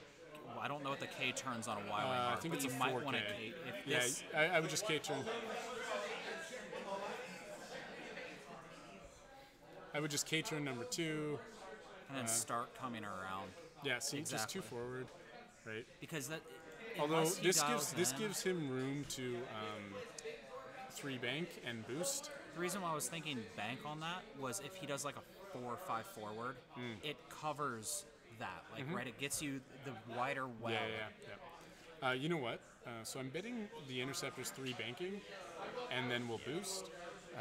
So I might actually have done a 1 forward. 1 forward with number 2, This isn't bad either, though. self bumping, so that he stays back. Oh no, hard 2. Okay, whatever. He'll just turn it around, right? Again, we're playing a little flat, fast, and loose. This is just an exhibition. We'll wait for the next round. And Devin's blatantly cheating on stream.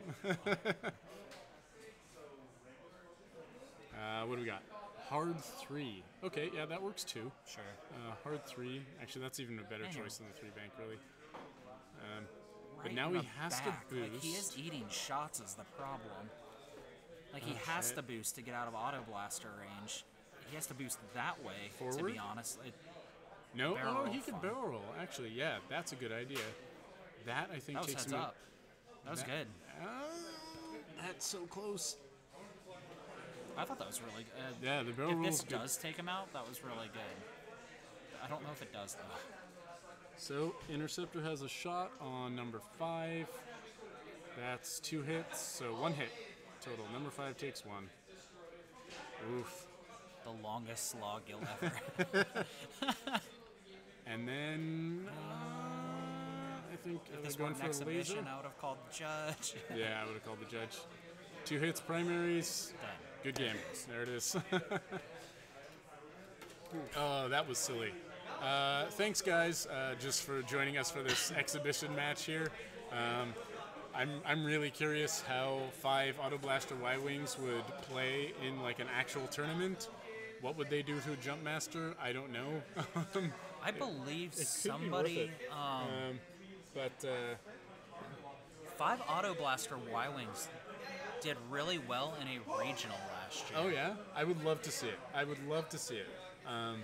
Just that 40 hull means that Alpha Strike isn't going to be too terrible against you. Yeah. Anyways, thank you guys for hanging around. I'm not entirely sure when the next round is. 5:05. It's about So in about 20 minutes, we will be back with round 4, I believe. semifinal. Oh no, with the semifinals, we've done round 4. So we've got 2 more rounds left, because it's just top 4, right? Yeah, so we've got 2 more rounds left, semifinals, then finals. We will be back in about 20 minutes for that. Thank you guys very much for checking us out, and we will see you all soon. Was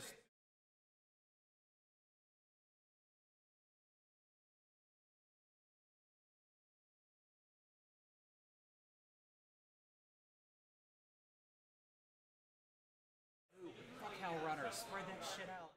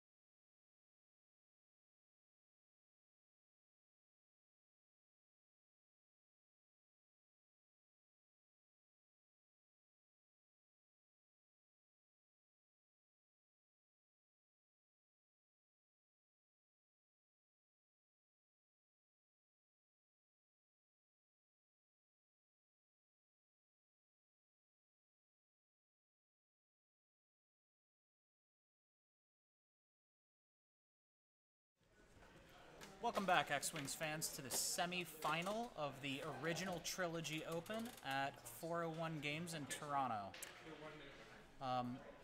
I'm your announcer, Stephen Moss, my co-announcer, Mike, hi, hello, how's it going? and we have Evan Cameron playing an Imperial Patty Swarm, which is Howlrunner with Crack Shot, 3 Blacks with Crack, and 3 Academies. Versus our friend Robin McNeil here, who's running a very old school X-Wing and A-Wing list. So you've got Wedge Antilles with Swarm Leader. That's fun. That's new. That's really fun. R2 Astromech, Integrated Astromech. Biggs with R4, D6, and Integrated Astromech. And 2 Green Squadron pilots with Push the Limit and Chardan Refit. That Wedge is going to punch like a... Yeah, that Wedge is going to blow stuff up, that's for sure. And just a quick refresher for those of you who are just joining us. This is a original trilogy tournament, so the rules are such that both players need to bring a Rebel and an Imperial list, and every match is Rebels versus Imperials, so they roll off to see which list they're flying, and the only ships allowed are those ships that appeared in the original trilogy. For Rebels, that's the YT-1300, and A-Wing, X-Wing, B-Wing, Y-Wing. For Imperials, it's the TIE Advance, TIE Fighter, TIE Bomber, TIE Interceptor, as well as the Lambda, Shuttle, and the Fire Spray. So that's what we've been watching all day. Every upgrade is available, including stuff from newer waves. The only thing that's currently banned, other than not original trilogy ships, is twin laser turrets. So no TLTs here today. Right. Beyond that, we've got people making up all sorts of interesting lists using old ships along with a lot of new upgrades. So, for example, Wedge with Swarm Leader. We definitely would not have seen that back in Wave 3, but now here it is. No, and Wedge is going to punch so hard with that Swarm Leader. We very well could see something like Howlrunner get deleted. In one shot? In the very beginning of the game. I would not be surprised. It all depends on exactly how they fly everything here. Now, with that being said, Evan with his Patty Swarm, he's got those PS1 blockers that he's going to be able to throw out front. The reason for the TLT ban everyone hates them. Everyone hates them. Mostly it's just for, I want to say balance reasons. A lot of the older ships tend to not do well against TLTs. If TLTs were allowed, well, that would take out B-Wings right away. It's always Imperial versus Rebel, so you never have TLTs versus other Rebel ships, but... Bombers get chewed, fire sprays get chewed. Yeah, bombers, fire sprays, Lambda shuttles, TIE all fighters get chewed up. Yeah. So basically, it's just to encourage a wider variety of potential lists. We don't have everyone just running for TLT Y-Wings. Yeah. So that's the reason for the ban. Which we would have really seen, right? I mean, you would have seen, I think, a fair number of TLT. You'd see Thug Life, or the equivalent of the Rebel version, basically. So we just wanted to try and make sure that that people were free to do what they wanted. Nothing got pushed out by one particularly powerful upgrade. TLTs are powerful. They're not like in the larger meta super powerful nowadays. No, they just push a lot. They make a lot of stuff unplayable. Yeah. It's not that your top meta usually worries over much about them. Yeah. But a lot of your middle of the field, drops should I down take this to or not? bottom. It cuts out a lot of those options where you're like, I instead of running an X-Wing, a T-65, I'm now probably going to take an A-Wing with auto thrusters. Right, exactly. Just in case. So the idea is that you want to have more variety. So here we are without TLTs. And I don't think it's been a negative experience at all. There have been a lot of interesting lists so far. So I'm excited to see how well this one plays. Biggs will keep Wedge alive, in theory, while the green squads, it looks like he's setting them up to come from a different angle, which is actually probably the right choice. with Swarm Leader, the people you're taking the evades off don't have to be anywhere near your Swarm Leader. Oh, so TLT. So the question's what would fix TLTs? Maybe a 2 dice? Good question. Maybe. The other idea that I've seen throw around is you only get the second shot if you miss the first. So it's almost like a built-in gunner type turret. Yeah, but then is it worth it? No. Does it become and the worth 6 answer's- points at that point? Well, what it becomes then is you might want to lower it to 5 Yeah. because then it's that or an ion. Yeah. And then maybe. I don't think TLTs are really going to get a nerf anytime soon.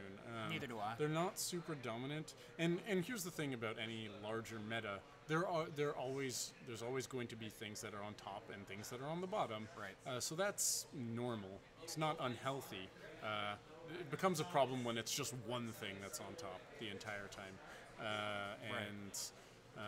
there's been a little bit of that lately with, say, Jump Masters or whatever. Say at Worlds, where 13 of the top 6 are. It is pretty easy to fly. James, so the question saying it's not really that OP. It's so easy to fly against. Well, that's the thing, right? Because they do have that donut hole, so there is that weakness there for a lot of that a lot of other ships can exploit. So I don't think TLTs are like hugely overpowered. We just decided to ban them here so as to encourage a different taking approach to list building. Yeah, people taking, instead of your TLT golds, taking, odd B-wings, different X-wings that you just don't see that often. We saw someone flying Kian Farlander earlier. Right. And that's really what the purpose of it was. I agree that I don't think something like the equivalent of Thug Life is overly meta warping. Not anymore. It was for a while back when TLTs first came out, I guess. Right. But that's kind of changed. And even then, I don't think a TLT is ever that big of a problem. It's you would always see them in large groups, and just similar to a Jump Master a lot of the times. I don't think one Jump Master is really ever a problem, or most people would say that a single ship has really ever been the problem. It's the fact that when you throw 3 of them in a list, they become very, very strong. Yeah. I'd say the one is only the issue when in MindLink lists. Right. But that's a whole other... Yeah, then it's an argument. It's a combination of MindLink and the jump. I still think my personal opinion on is that the common denominator in all of those lists that are very powerful is that the Jump Master is just too cheap. Yeah. Right. But we're not worrying about that today because there's no scum allowed in this tournament. Original Trilogy tournament only, which is Imperial and Rebels only. No scum. We just get to see some classic X-Wing ships doing their thing. This is an interesting match. So it's interesting. He's actually bringing the... I agree. Yeah, I mean, the comment that a TLT swarm is boring, I 100% agree. They're not particularly fun to fly against, or even fly. I mean, there's some... there's some nuance with it where you've got to worry about overlapping arcs, etc., etc. But it's not... You're right, it's not the most engaging thing in the world to fly in the game. But I personally like having like one in a list, right? Oh yeah, they make great. good fillers. They make great fillers. Now, one thing I would say is if you haven't gotten the chance to fly against it yet, flying against the PS5 Aggressor TLT is different. I'm curious to fly against that, see how that works, because they are more dynamic ships. They move around more. That's for sure. I don't think it'll become meta or anything like that, but it's not bad. Why do you think Robin didn't take A-Wing test pilots for a couple free? Good question. He's got Just Push the Limit and Chart and Refit. Why not A-Wing Test Pilot and Trick Shot, for example? Or I honestly don't know. Yeah, I don't. He may not have had the cards. Could be one. It's probably it. Or he just didn't think about it. But yeah, Trick Shot on... There's no reason not to put Trick Shot on those guys. Right. Right? Oh, adaptability. Yeah, or even adaptability. Adaptability can be great on those guys Well, because you fours, they're the same as the TIE fighters. yeah, you can bring them up or bring them down if that's necessary. But no reason not to have adaptability on them. Yeah, so why do I think he either didn't think about it or didn't have the cards? Yeah. There is no right. It's an oversight. Probably an oversight, yeah. Oh well. To be fair, though, he got here, so... Yeah, he's here in the top 4, so he's been doing well all day with that. And I know his Imperial list is actually a crack swarm, which he has been flying quite frequently. So that's probably the list he has more reps with. He could have had this list as more just an afterthought. Right. Actually, he might have even been one to borrow the one X-Wing. I heard someone asking to borrow an X-Wing. I think he was actually looking for another. I don't think this was his original list coming in. Oh, I think he made this kind of as a last minute. I couldn't really? find an X-Wing to plug in. I wonder what he missed. Well, Wedge, Biggs, and 2 ships. I mean, 4 ships Rebels is not a bad call. No. And as long as he can keep Wedge alive, that swarm leader can be really nasty. Right. The question, this being a list he probably hasn't flown that often, is he going to be able to keep them together? What's the right way to fly it once you get out of it a little bit? Once you're turning them around. You keep the 2,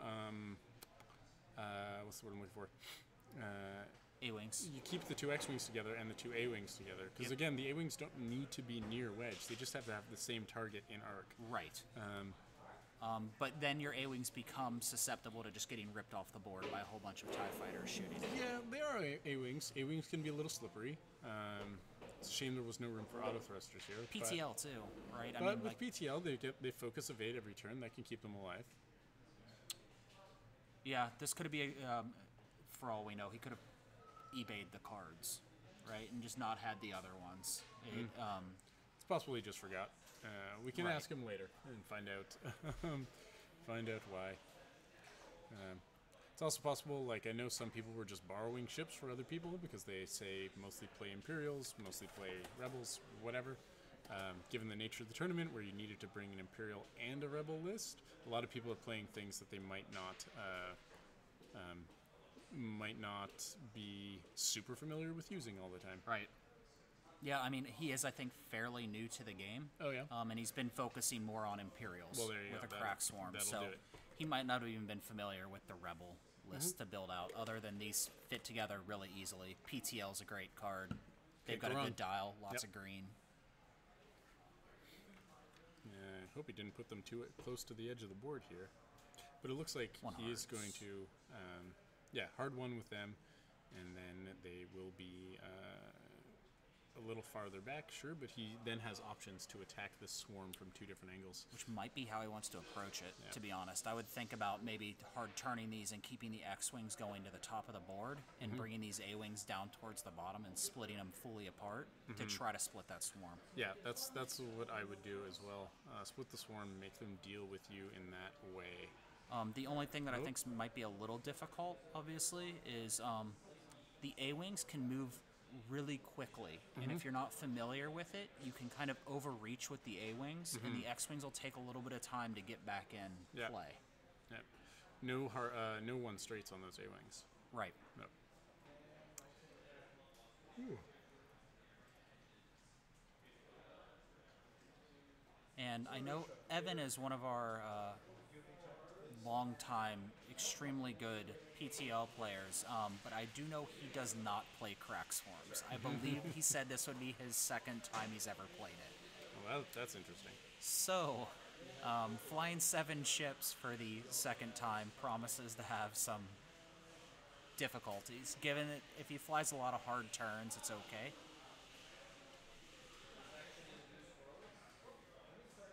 Looks like we saw a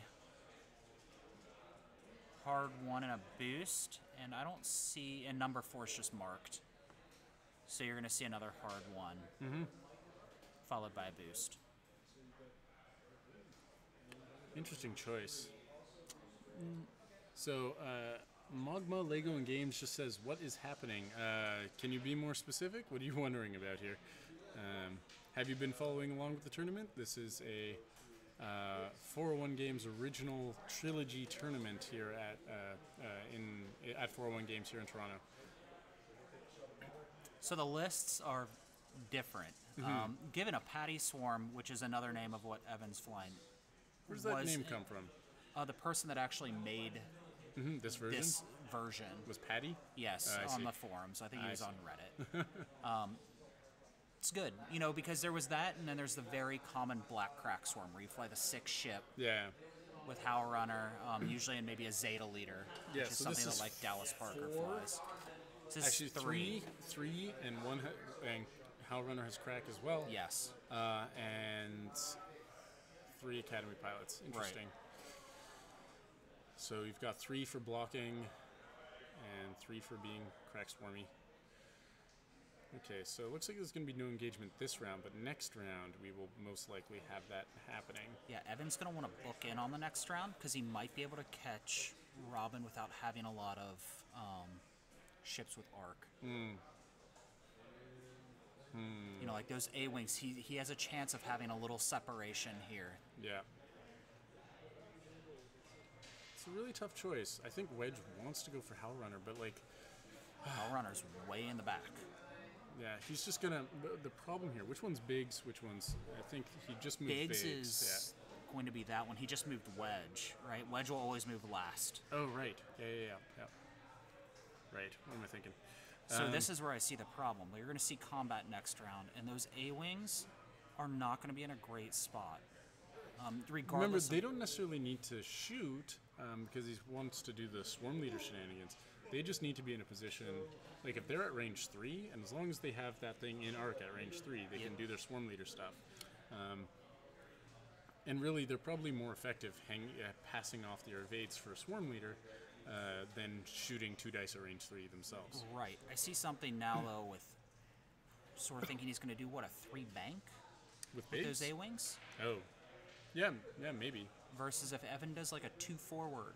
Yeah. I don't know if they're going to be in... No, you do 3 bank with the A-Wings and then boost them into position if need be. Then they don't have evades. Oh, they have that's push. right. Oh, no, yeah, they do have push. Yeah.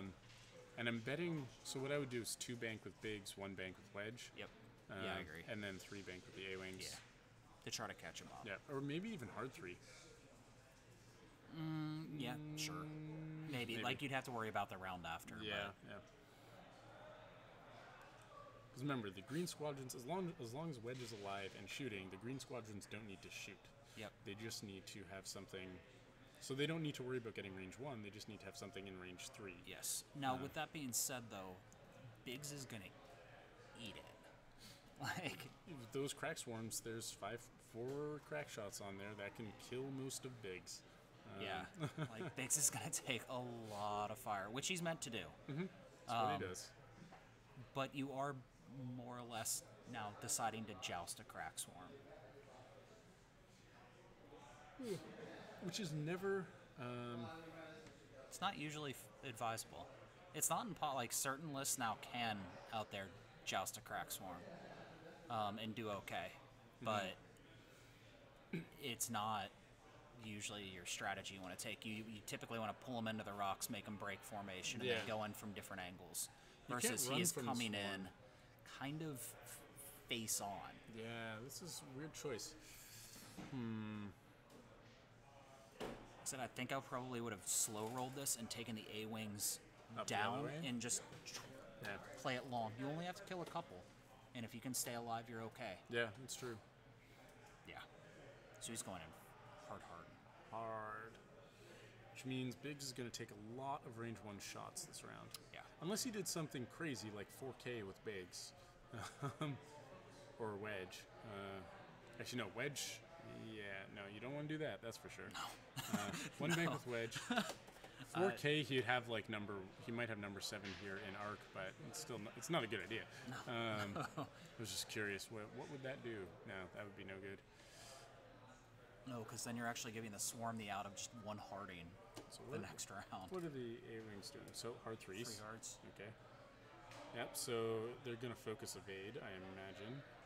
Maybe even boost evade. I would get more guns right now. I would. Yeah, Oh, bank boost. If they yeah. bank boost, as long as they stay within Just range don't 1 wanna of bigs, they'll be fire. fine. Right. What is that? Is that a focus or an evade? It's an evade, it looks like. Yeah. I would push for focus. Push or target lock. You have a target lock? They do. Might as well. I would. They're not getting shot. You might as well maximize your chance for crits or hold it for the following round. True. No, he's boosting. Trying to So get... he's really setting up this swarm leader. Well, that's interesting. Oh, I guess he wants to make sure he's caught Howl Runner. Right? Because if Howl Runner moves up, then... yeah, so you do the same thing. You evade, push, boost. Just gonna bump. You can't. You cannot boost. That's a problem. Not necessarily. No, just for this first. Oh, he can beginning. just boost forward. Sure. Yeah. That's gonna be. Well, Actually, that's not necessarily a bad thing. If you Yeah. can split up the A-Wings and have them come at different angles, that's always good. like this is just one of these things where it's just not usually common strategy to go in face to face with the cracks. No. No, what I would do next turn is run one of these A-Wings just right into the swarm, just to cause bumps and so on. I would just... He'll actually move first though with his PS1. yeah, that's the thing. I would try and get... I would drop the A-Wing right where the PS1s are right now. Yeah. So Biggs doing a 1 bank. Actually, Yep. the 1 bank is smart because that keeps him at range 2, Yep. I think. Yeah, it is definitely. And then you should bring Wedge in with a little stronger if you can range 1 Wedge. Well, Wedge is probably doing a 1 bank as well, and Wedge is just going to plow into Howl Runner. Now, the real question is does A-Wing number 4 have an Howl arc. Runner and arc at range 3? And he might. I He think so, might. actually. That arc looks about right. The question is the range. Yeah, I think so. There's that 1 bank.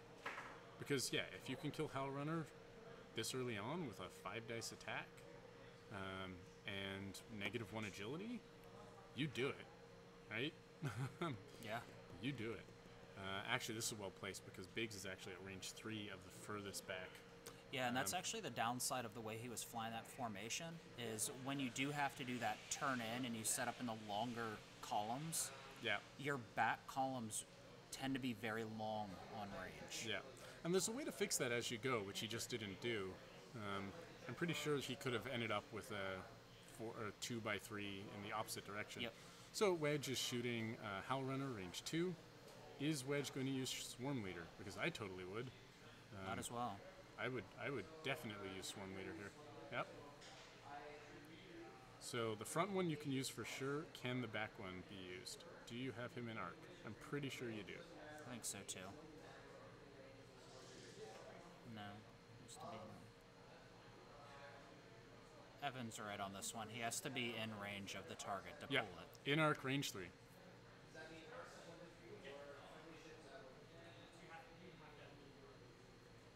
You do. Yeah. I'm pretty sure.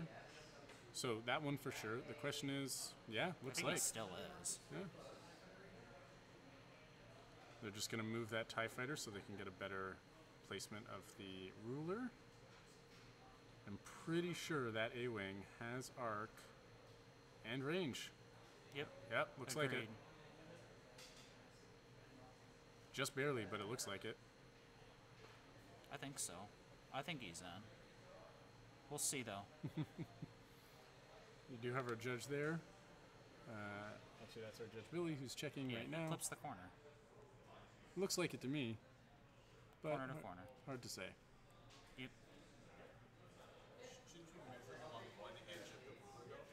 You can flip it up. He's still fine. Like, yeah, you definitely. He was. It's. You should turn it on its side though. Are you sure? That might have just been the way it looked on the video because of the 3 thing there. Anyways, we've got 5 dice. Focus for 5 Wow. hits. And Howl Runner only gets 2 dice here. Spends his evade and lives. So Howl Runner's down to 1 health, and that is a shame. That is that's something that Robin really needed was to. It was a fantastic roll by Robin, though. There wasn't a blank in sight. Yeah, well, and neither was Howl Runners, unfortunately. Which means all these guys get their free rerolls, which makes them that much more potent, right?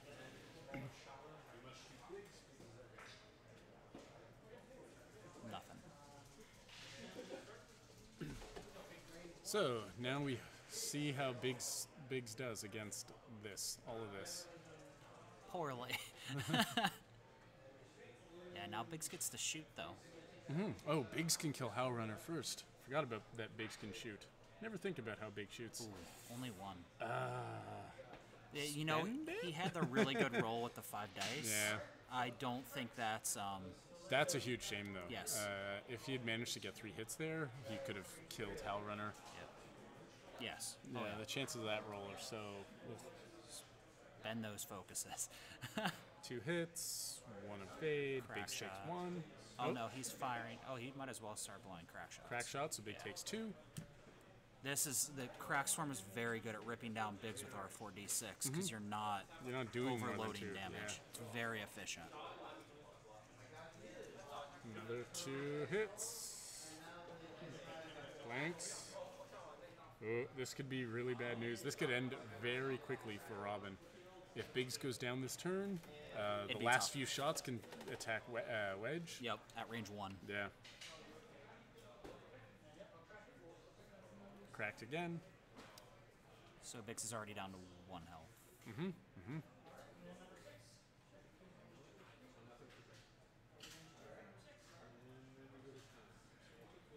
So our third crack shot. Focus for 2 hits. There's an evade. And crack shot. Crack is after. Yeah. That's a dead Biggs. That was quick. Biggs.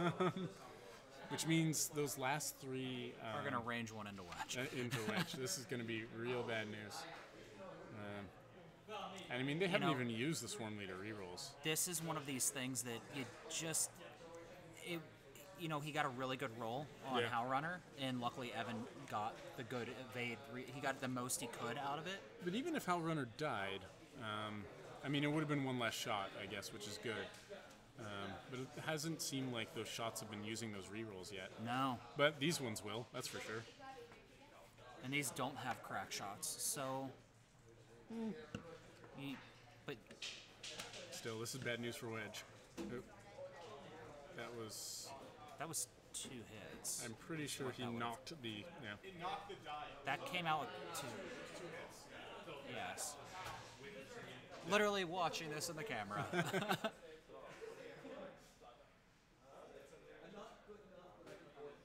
Oh, there goes Howl Runner From an A-Wing? from an A-Wing. Nice. That's a big deal, actually. Yay, A-Wing. 'Cause Well, it that's- means those crack shot, those Academy pilots aren't going to be quite as powerful. Everything is through rock. I agree. Your closest point to your closest point is always going to be through rock. Yeah, for this situation, yep. 2 hits. We don't have a focus, 2 focuses, so nada. That looks like a range 2 shot, Yep. It is not range 1. Yeah. and then 2 range 1 shots. Still bad news for Wedge. Okay, so just 1 hit. Wedge is safe.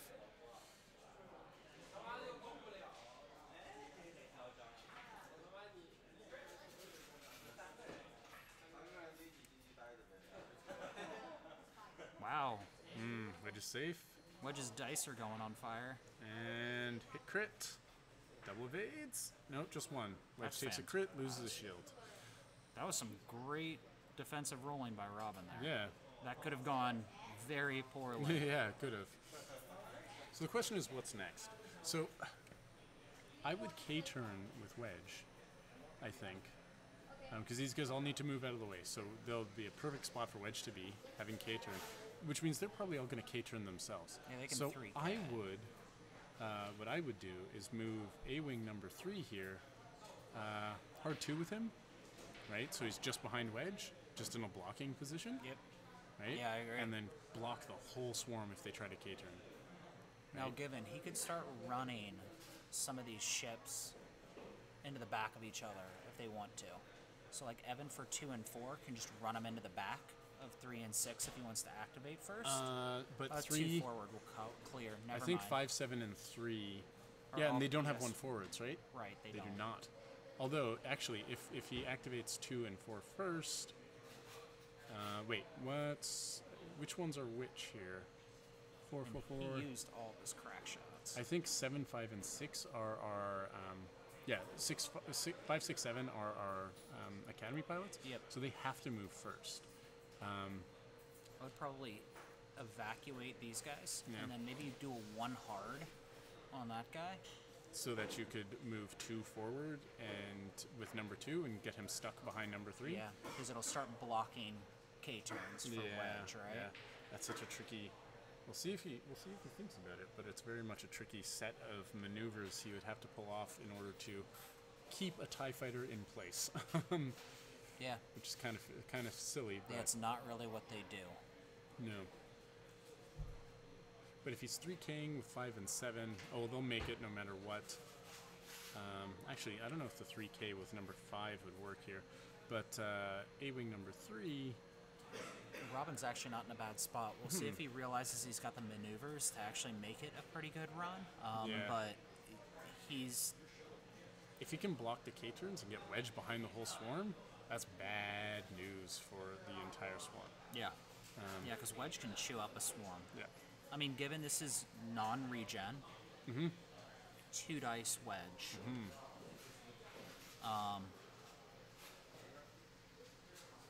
He needs to He not. may want to start. So if Robin lays out an A-wing in an obvious spot, he may want to start laying fire into those with his PS4s to try to pull that evade token. Yep. Yeah, for sure. Because otherwise, he's just going to keep swarm leadering. But remember, Swarm Leader Wedge shoots first, so Wedge gets to choose. Oh, that's true.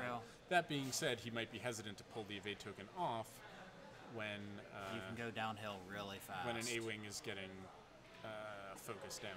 That being said, A-wings against TIE fighters are not. That's not a bad matchup for your A-wings. no, it's not. And if Wedge gets that extra die on his shot, his chances of killing a TIE fighter in one shot are so much better, right? Yep. You might want to. I think you basically always want a Swarm Leader if you can. Yeah. Yeah, which is a big if here, because do you just start blocking? I think you want to start making up the damage. You're right. Like you Yeah. want to start swarm leadering as much as you possibly can. This is tough, but I would probably K-turn with Wedge. I would actually bring number 3 up, like 2 bank him up into where 5 and 7 are now. They're going to be gone. I would sloop him around the other side. And number 4 comes 3 You might banks even be around able the to side. one hard him. Get him out of here and one hard in. Because if these things Oh, are all yeah. going that way, Yeah, that's not true. bad. That's true. Now he's going to stay stressed though. Is the problem? One hard's not green on it anyway. Yeah, no, you need a green because you really want to Swarm leader. Swarm Leader. But that would set you in a really good spot. Like maybe you take the one round of not great for. Again, then you'd have a TIE swarm split with one ship behind and one ship in front, which is not bad. This is tricky. I think you really want to do a green maneuver though. I do too. So Yeah, I you mean, probably just 2 straight. 2 straight. 2 straight, and then you can boost and evade, or whatever if you need to. Yeah. But 2 straight with number 4. Number 3, I would. Does 2 bank put you on the rock? No, it doesn't. I would 2 bank towards the swarm, because 7 and 5 are going to be gone. You get to go right in there and then be in a bump position for 2, 4, 3. Yep. What do we got? K turns. K turns. Is it 4K? It's 4K for these guys. So he's forking. Yep. So I assume Wedge has done the same. The risk with that, with bringing in the A-Wing to where 5 and 7 just were, is if somehow he does some shenanigans with the Black Squadrons, This is where you could see Wedge one could get hard blocked. right here could Yeah. be not nice. Yeah. Because you could start gumming things up, right? Like a 1 hard and then just them moving forward. Yep. Oh, that's a So 1, 2. no 2 3 hard. So hard. he's broken his form, which makes sense. No Howl Runner, no need to stand formation. Yep. Although, this means he's not committed to blocking Wedge, right? Which means that's a good thing if Wedge did the K-turn like I think he's Which going I'd to. imagine he Yeah. did. Right? You K-turn with Wedge and you just pull off that shot. So this guy's doing a, what was that? 2 straight? 3 straight. Also green. Yep. Probably would have done 2, to be honest. Yeah, because 2 and a boost puts you right next to the rock. Right. And gives you in a position to shoot 2, 3, or 4 if they're only going a little bit forward. 3 might put him in a really... It was just a little too aggressive, I think. Because even the boost now, it's not that it's bad. Yeah, now he's too close to the rock. Yeah, that's not a good spot. Like he could be But a he could 2-4 be is going right to keep next him to out the of arc. rocks. Yeah. Like, I mean, he'll be out of arc, but he also has no swarm leader-ishness. Because these guys are all moving out of the way. I wouldn't Right. even bother evading here. What do you do? Focus evade? he pushed. Or sorry, push for a... Yeah. Is I this think a he- 4 straight? What's going on here? Yeah, I think I see a 4 straight. That's an interesting move. So he's committed to not getting a swarm leader shot this turn. I think he just bumps that black squadron. No, I think he's in. Nope, he makes it. How about that? So he's there to gum up the rest of the moves. Oh, which means number 4 might get a shot if red 4 ends up blocking the black squadron ends up getting blocked by his own ships.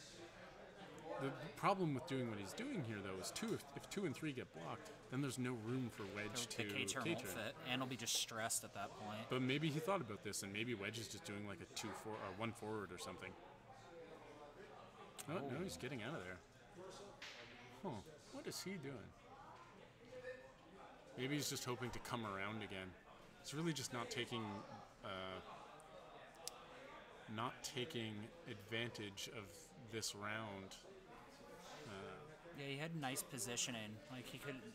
Yeah. I don't know. Maybe we're not seeing it. Maybe I'm oversimplifying or something. Oh, no, Wedge is 2-harding out? No. It's, okay. These guys now. He's He is going. 3 hard. He bumps. Nope. He gets past. Oh, wow. But see, this is interesting. Yeah, I really hope Wedge did a K-turn. Like, I really, really hope. And actually, boosting out was probably a good idea because now these guys are all facing the wrong... Making 3 Ks on these. He's going to be in this K-turn.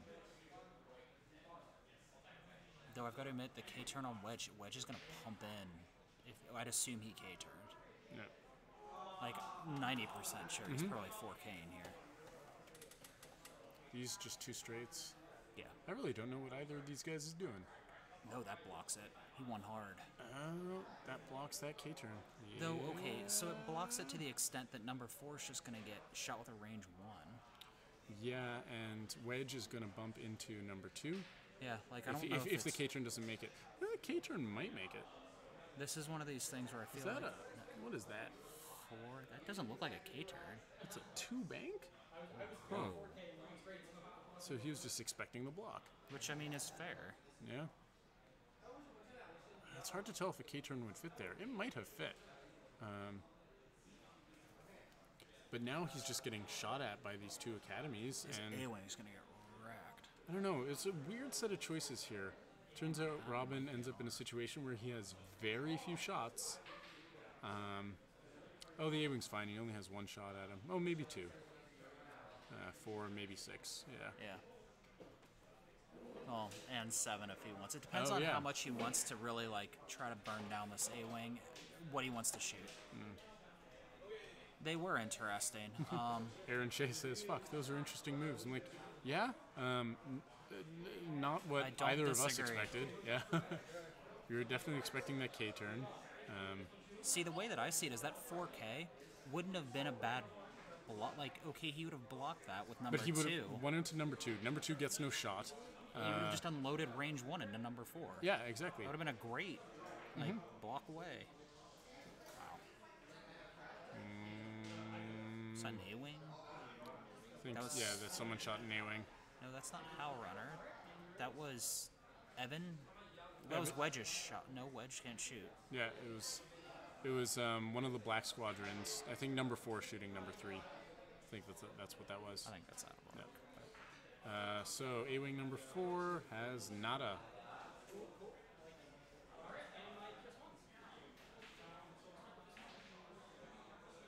And the PS1s, we've got one shot here against that A-Wing, who has an evade token and 3 dice, who would probably be fine. Yep. Oh wow, yeah, he doesn't. He's fully evaded up. Just 2 hits and takes the damage. 1 evade. So number 3 loses 1 health. Yeah, so Aaron Shea says he thinks it might have been better to do the 4K and get blocked. I think we agree. At least then Wedge would have had a perfect shot at Number 4. a 4, and Swarm Leader even would have kicked in. So we would have had range 1 shot, so 4 dice, 5 dice because you could get Swarm Leader. Unmodified, sure, but then he's only got 2 agility. Yeah, as right? silly And as this evade. sounds, one of the things that's a problem now is Biggs is worth more than the Howlrunner. So Robin's down on points. So like this would be kind of one of these things where the block would have been nice, and then you disengage, but you do have to worry about how much you're disengaging. So the question is, what happens this turn, right? This is where things get really interesting, because this current position is not even remotely what I expected.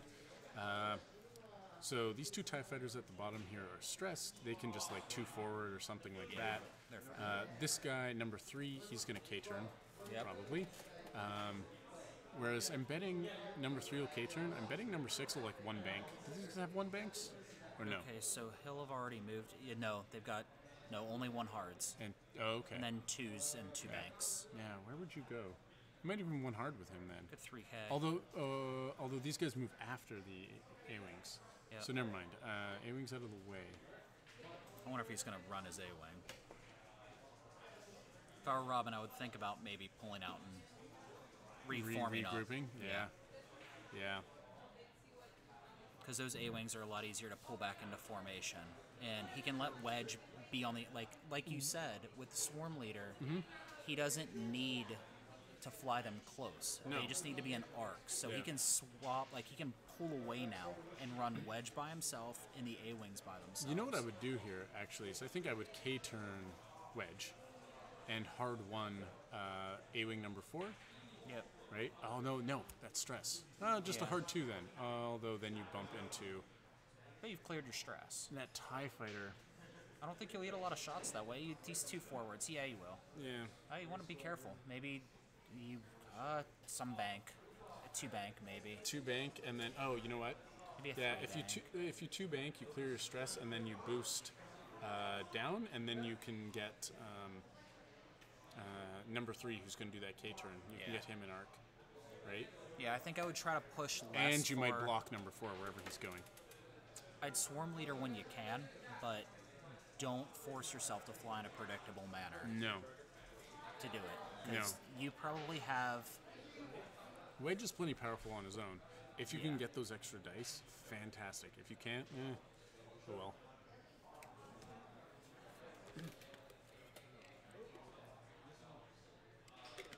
Huh. Here's an interesting question. Was Sabine's tie allowed in this? It's an original trilogy ship. It's a TIE fighter. No. No, I imagine not. Yeah. There were no rebel ties there. A fine argument? No. No. But I do like Sabine's tie in Swarm Leader lists. She can Same. hang out, get those. She can get those evades. She's just. Oh, Ahsoka's great with it, too. Because Yeah, you yeah. just evade, and it's just a factory. Yep. No one. Not to mention, then you can run Seismics, too. It's terrible. No. But I'll just be thankful that Sabine's tie can't take Bomblet Generator. Oh. Oh. The crane with the bombs is still not pleasant. This will be an interesting turn.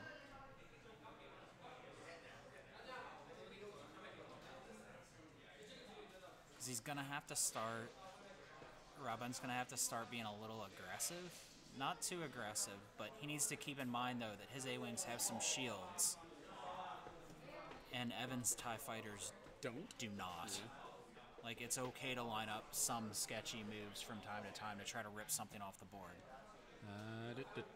A-Wing number 3 probably just wants wants the two-bank. left. Yeah. You might get a range 1 shot on that TIE Fighter who K-turns. Yep. Or a TIE Fighter who runs away. That way he clears his stress. It's not a bad move. No, I like that.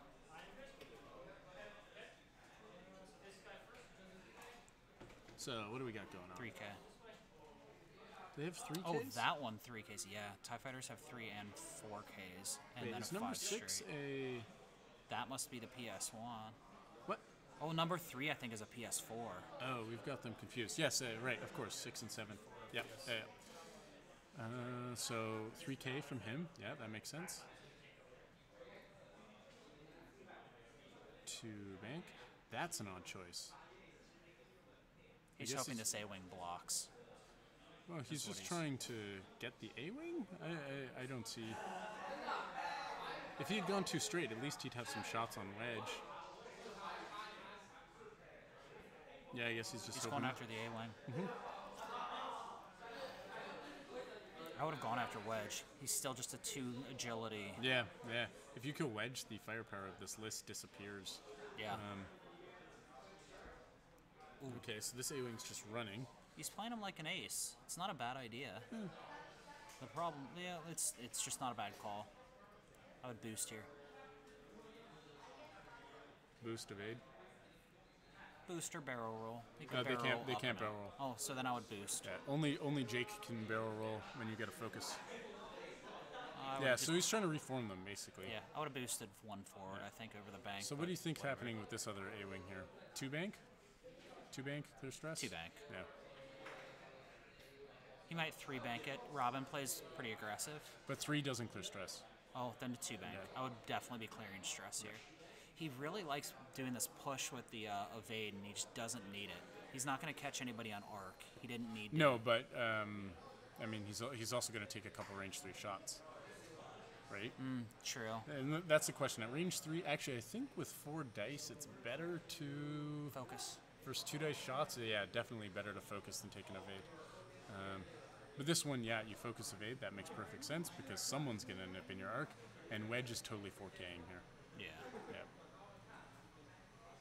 And this is Another interesting 3K. because Evans left, so another 3K, but the only people who are in place, I wonder if number 4 is going to K-turn over the rock.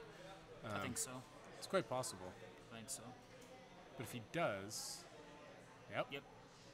Oh, did he 3K over the rock? Why did he do that versus a 4K? I would have wanted more space. Oh no, 1 hard is gonna be okay.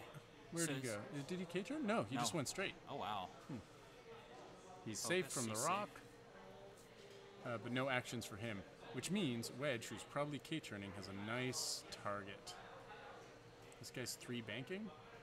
So the problem here is now he's only got a few guys who are in position to go after Wedge next turn. Right. Well, I guess 7 and 5 could hard 2 next turn. Yeah, that's the thing with TIE fighters, they can pull in really quickly. Where you kind of, you typically want to approach like your TIE swarm from the diagonal because they hard turn in. They do not bank overly well. And with him all split apart right this, like the thing we need to remember at this point is it's just a TIE fighter. Yeah. You know, like we're seeing. Yeah, it's gonna be agreed. It's a good thing. 4K. I guess. Yeah, there's the 4K. Which is perfect, means Wedge can start picking off these ties, right? So He's Wedge is going have to shoot fast though, because you're going to see one hard, and And- you're going to see ships come in the next turn. Yeah, so 1 hard from 5 and 7. Although, no, the A-Wings are in the wrong position to block. Yeah, this So isn't. the only one you can shoot is number 5. You can't swarm leader. So you've got your 3 dice. You've got a target lock? Where'd that target lock come from? You got it last turn. Yeah. Oh, it's on 2 though. Oh, yeah. So 3 unmodified dice, range 3 against 3 hits versus... Paint. He's fine. Oh, no.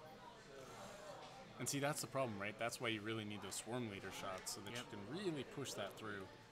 Apparently. I mean, like, it seems like Robin's dice roll pretty hot, and Evan's dice roll enough paint where he's got the action. That's why you really got to... You just overload their dice. Yeah. Yeah, where you just can't not. I mean, you... Oh, should be. A-wings. 4 of A's. I mean, you really, really, really want to be... This could get spicy. Oh, I forgot it's only an A-wing. Yeah, that's the You thing. Just one die, Oh, right? there's a blank out. He took 1 damage. If only that had happened last round, number 5 would be off the board. But, c'est la vie. Now the question is, how does he deal with this? What do you do next turn if you are Robin? Because you can't one forward with Wedge. And you can't You land K-turn on the your rock. A-wings because he's stressed everything. Yeah, He's going to 2 hard with this. yeah. Oh, if he 2 hards with that, he's in a place to... if he 2 hards with number 3, the A-wing number 3, You can maybe swarm. he's in place to swarm leader number 5 or 7 if they turn in. Problem is, Wedge is going to land on that rock if he just does a 1 forward. He's going to have to 1 bank. So Wedge has to bank to clear his stress, It's not a great or honor. 2 forward, or even 3 forward. Actually, if Wedge 2 forward 3 might not be a bad forwards, Yeah, 3 forward would be good. It'd be pretty aggressive. Land him probably here-ish, maybe. yeah. But then he's got 4 like range 1 shots on him. Yeah, I don't know. This is tough. Yeah. Like I said, this is one of these things where this reminds me of people that just started playing Push the Limit, where they push it all the Every time. single turn, And which can really limit your dial when you need it to not be limited. and the A-Wings have a good dial, too. Yeah. But, like, he could really be using some of the maneuverability of an A-Wing. I'm almost tempted to say, because he 4K'd there, right, and didn't pass the rock, Right. which means He's going to want to go at least. I think a 2 forward would land him on the rock, though. His back corner, probably. Maybe the 2 forward might get him right, just past it. And if that did, that'd be a good place to be, because even if these guys hard 2, he would have that range 1 shot, right? Yeah, I think you're going to see hard 1s. And then hard 1 or hard 2 from the 5 and 7. He's going to hard 2. He'll hard 1. Hard 2 from number 3, A-wing number 3. Yep. A-wing number 4, I don't know what he's doing.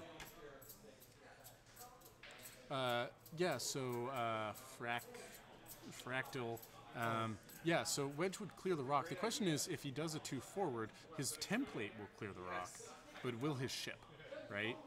So his base might land, like the back corner of his base might land on the edge of the rock. 3 straight would be no problem.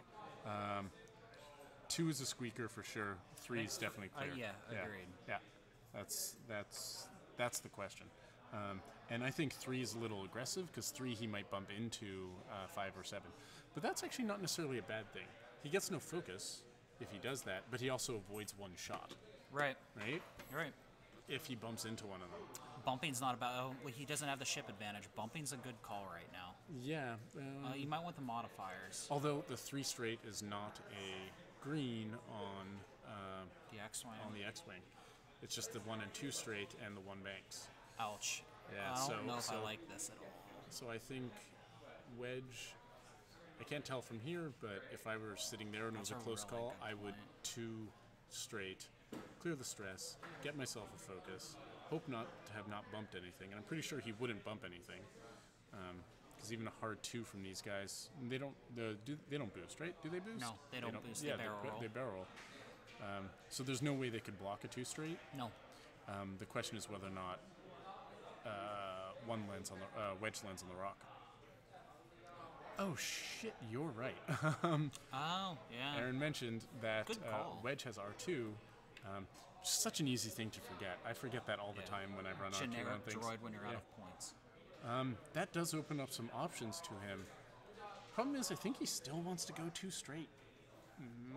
Right? Actually, a 2 bank. No, that. 2 bank takes his arc in a weird spot. Yeah, which means he's got no one to shoot. Wedge really needs to shoot someone this And turn. the other problem is if he does a 2 bank, they don't have a 1 hard.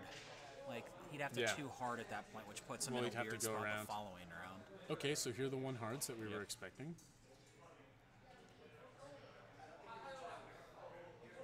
Yeah, it's in kind of a tough spot right now. Like, if I were Wedge, I would want to have a shot. Right? Right. Because I want to just kill one of these guys before I shoot. Simple as that, right? Before they shoot me. Because the best thing he could be doing is forward. taking a shot off the board. 3 forward. I would have 2 forward in here. Oh yeah, that chap thinks a 2 straight clears. I think it's close. I think it looks close from here, but it's hard to tell from the video. No, I wouldn't hard 2 out, because if he's hard 2ing out, one, it looks like Evan's planned for that with the way 6 is positioned here. But also, like, he can't spend every turn just running, right? No, He's got to start shooting. actually, the more I eventually. look at that, I think a 2 straight does clear. That's the 3 straight. 3K? No, he can't because he's stressed. Oh, he was stressed. Yeah, that's right. So he's just positioning A-Wing number 4 to be behind the swarm for later. He's going to boost behind.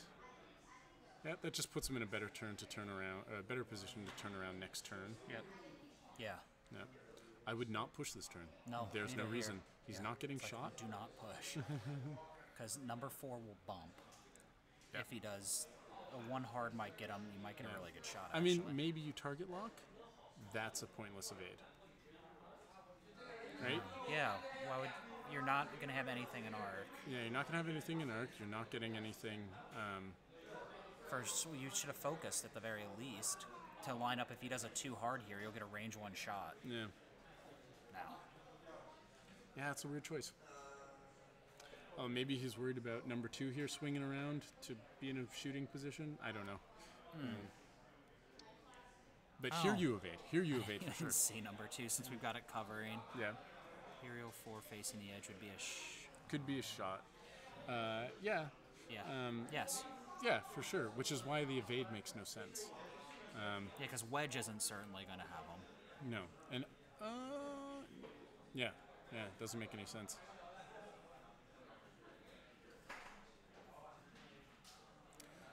So what's he doing?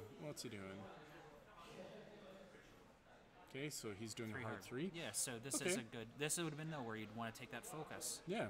Why do you evade? Are we sure that's an evade and not a focus? I'm positive that's an evade, not a focus. Yep, that's an evade. So that was a really weird choice. He took an evade he didn't need, and You can barrel roll. Evan can barrel roll this. true, yeah, probably what you should do. But he ended up stressed with an evade he didn't need, which is just really not a good choice in the end. Yeah. Barrel roll fits this though. Yeah. Uh, A does not get a no, he shot. doesn't. Not after that barrel roll.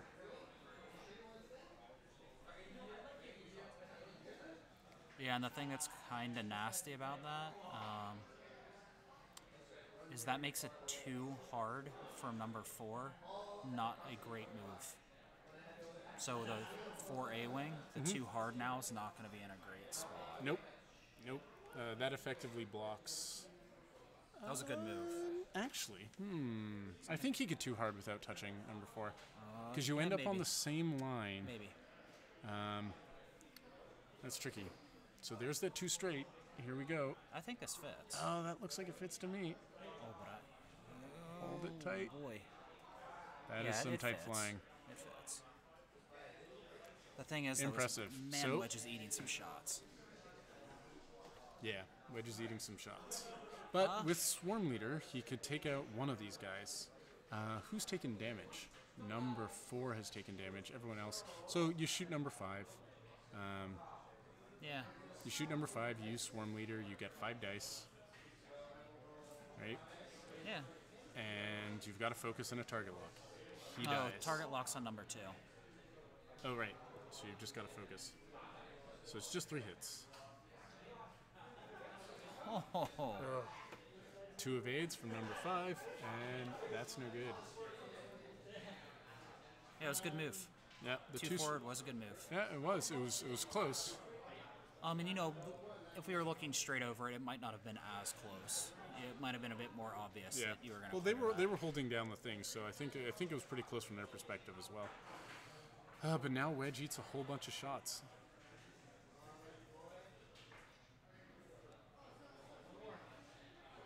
Who's shooting here? Yeah, and there goes Wedge's shields. Yep. Like, I don't think Wedge is going to survive this turn. I think he'll survive this turn.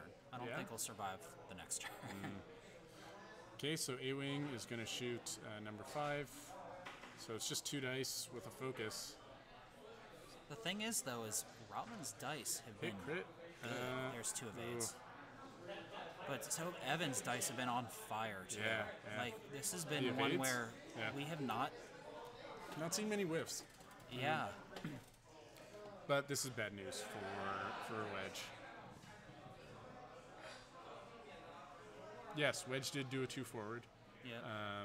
He did clear the street. Yeah. Yeah, but 2 forward is green anyways on Yeah.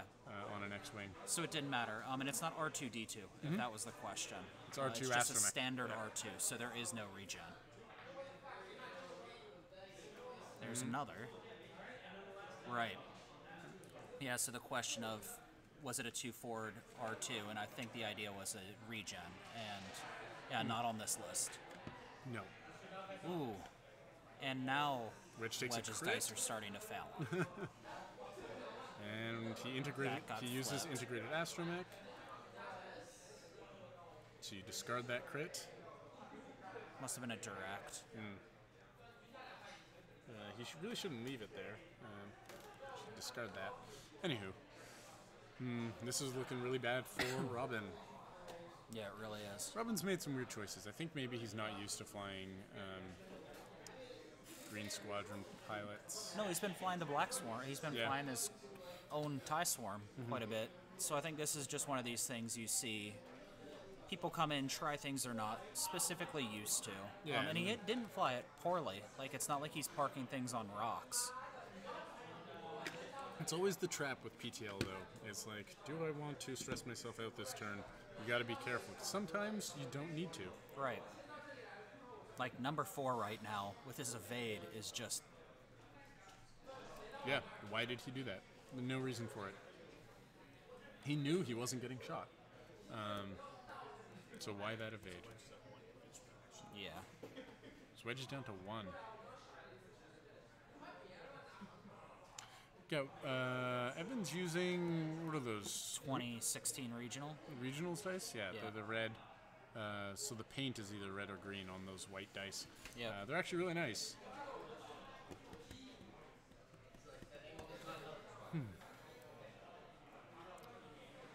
Yeah, Evan's one of our better players in the league. Especially, I mean, he's definitely one of the common tournament goers.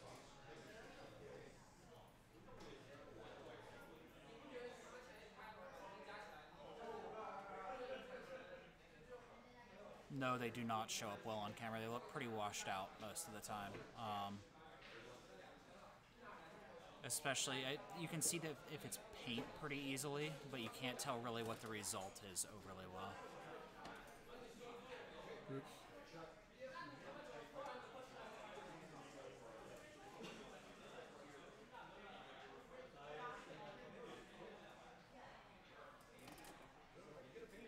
So the nice thing I've got to say, though, is how do they decide which out of the Imperial Rebelists they're going to play? So I think the question's how do they decide which out of Imperial Rebel lists they're going to play? What it is to an extent.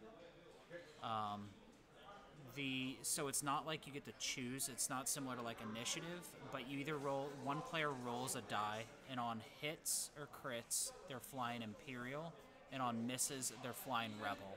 And then the other player just switches from there. Yeah. That being said, they have been doing it. So they only do that if they have similar records or if they both played, say, Imperial more than Rebels. But if one player has played Imperial more and the other one has played Rebels more, then the person who played Rebels more plays Imperial that round. And so they try and balance it out like that, so that everyone gets to play Imperials and Rebels about equally. So Wedge has 1 health. Wedge has 1 health, and he's not K-turning. What do you do with Wedge?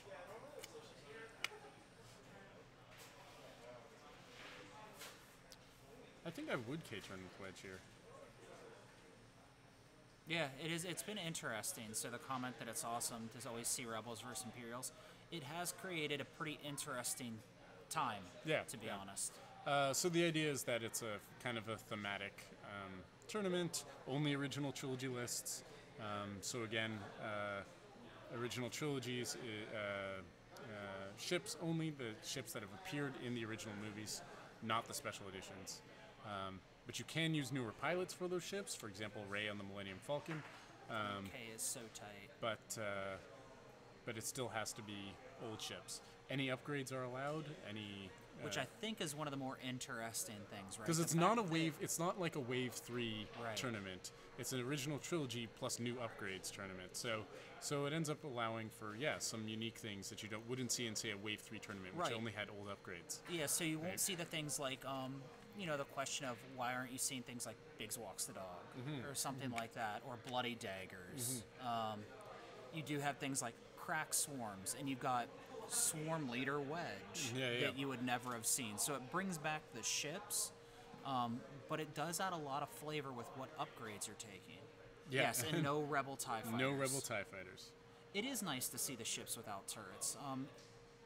I'm not a huge turret fan. I'm not really opposed to them one way or the other, but I have to admit the idea of seeing a bunch of little ships fly around and have to worry about arc and how they have to shoot is kind of refreshing. Yeah, for sure.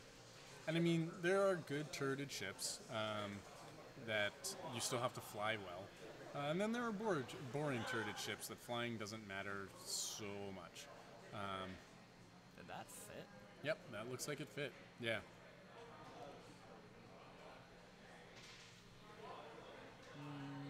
No, he called that a bump. Did they? Did they call it a bump? I'm not seeing an action, so. Well, he I might think be. So. Yeah. Nope. No, that fit. Now he's going to try and boost? That'll overlap. Yes, the 5Y Auto Blaster list is just hilarious. Yeah. So it looks like he cannot boost. So... Yes.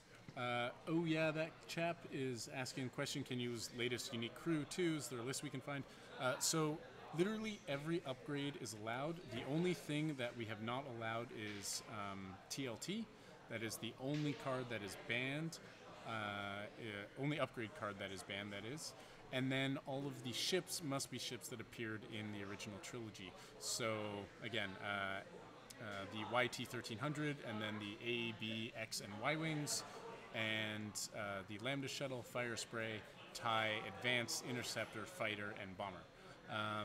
So any ships, or any pilots from any of those ships, even newer pilots like Rey on the Millennium Falcon, that's totally fine. And any and all upgrades are totally allowed.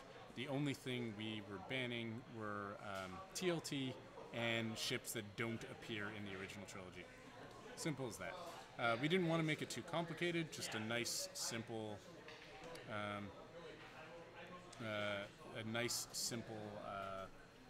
set of rules, just so that we could have a lot of fun.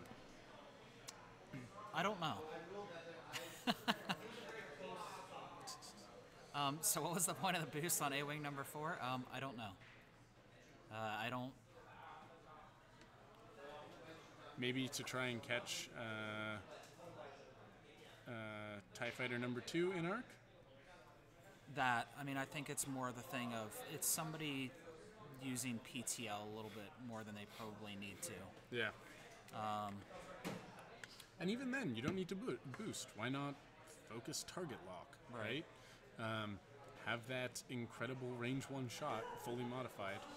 Although, it's not number 4 still had to move, so it turns out it's fine. Nice. He can just barrel roll though. Yeah.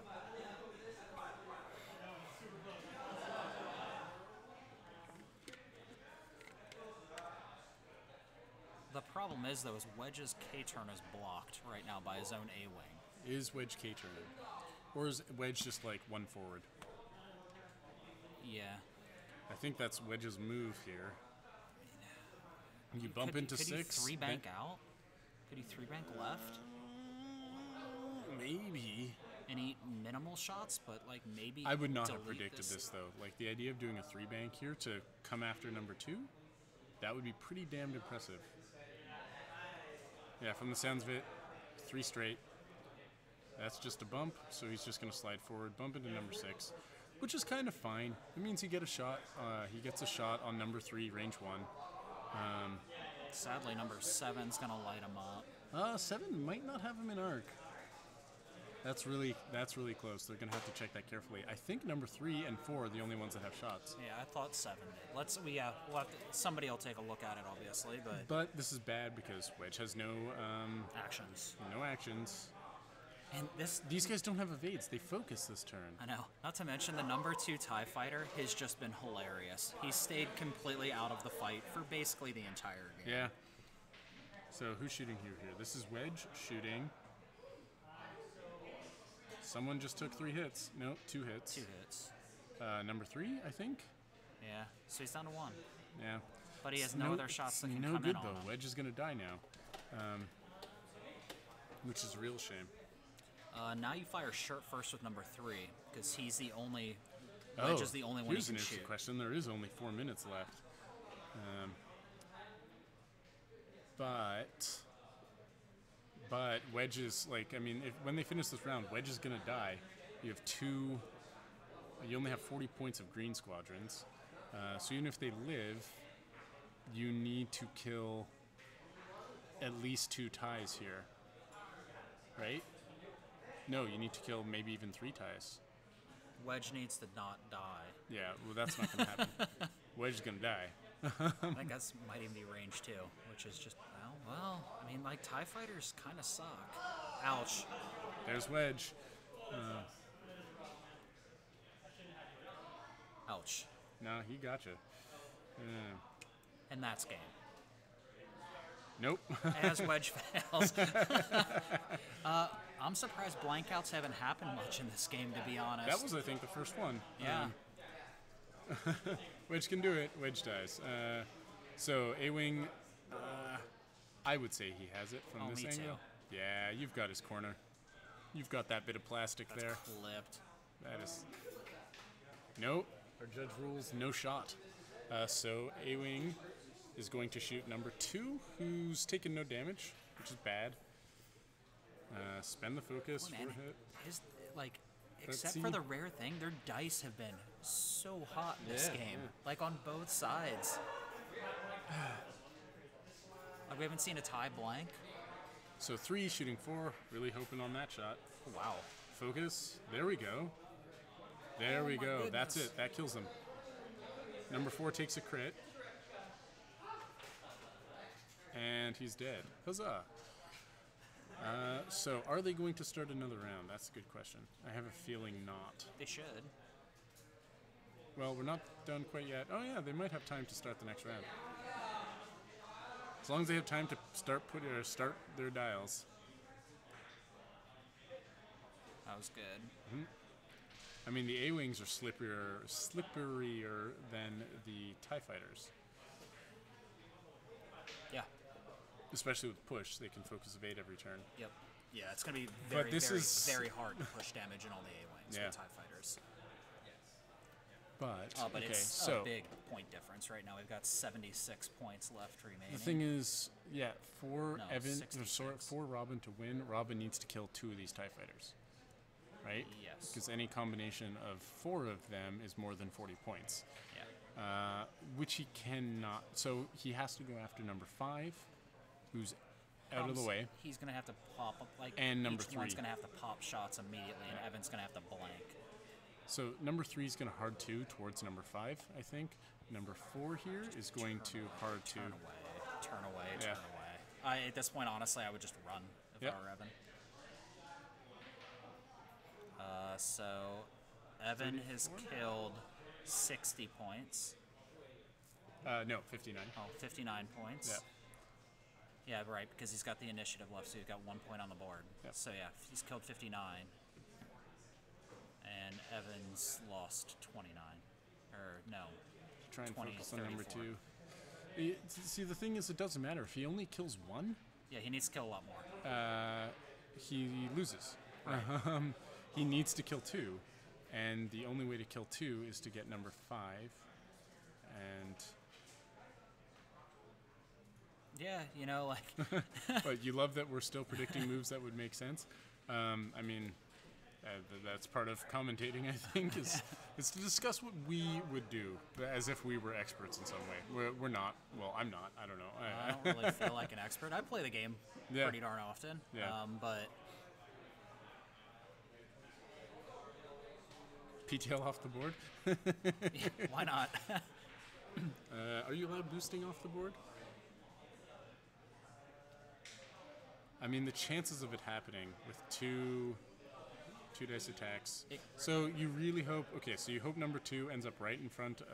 Couldn't, right? Because number 2 can just do a 2 straight if he wants to. And just Yeah. go for a bump. The moves have been out of this world. You can do a 3 hard. Okay, typically. so he's putting them both in position to shoot number 2, but time's almost up. So It doesn't do anything, Yeah. right? I assume time's almost up. Let us check with our tournament. is up. Yeah, tournament organizer. Billy, how are we doing on time? Are they done at? Yeah, this is the last turn. Yeah. So just making sense, making sure this is the last turn. There is nothing that Robin can do to win this game. Unfortunately. He did make the right call, though. That TIE Fighter's... Yep, it's in the right spot to get shot. That being said, he's not going to kill it. Actually, I would barrel roll. Just would at a spite, barrel roll behind the rock here. Agreed. And but he didn't. Oh, maybe there's not room. Yeah, there might not be room. I feel like there's... Oh, I don't know, man. Like, if you went front to back on that, there might be space. And like, if he gets lucky, if he gets really lucky, he kills number 2 here. But then, game over. You lose on points. Alas.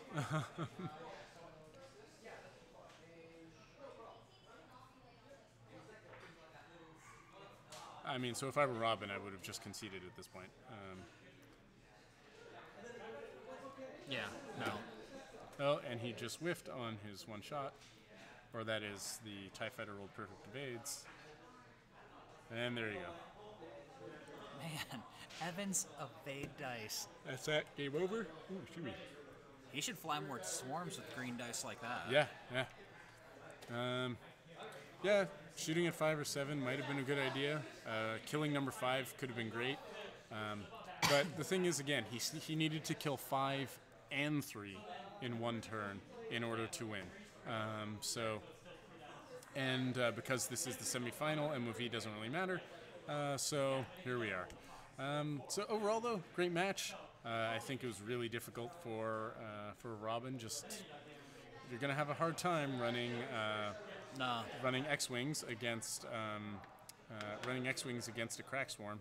Yeah, and that's the thing with A-Wings. When you're counting on them, they don't punch very hard. No, they they do do stay not. alive, and you're using them for those evade results is really what they're there for.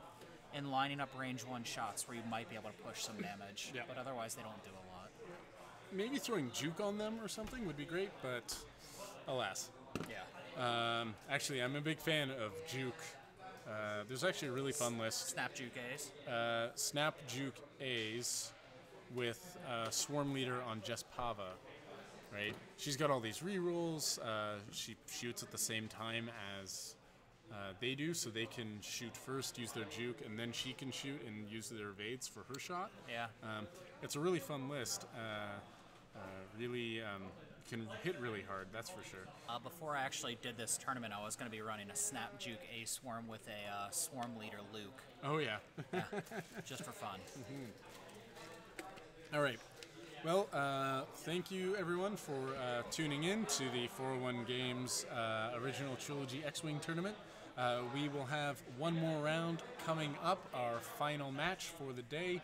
That should be in about 7-8 minutes, so please come back and join us.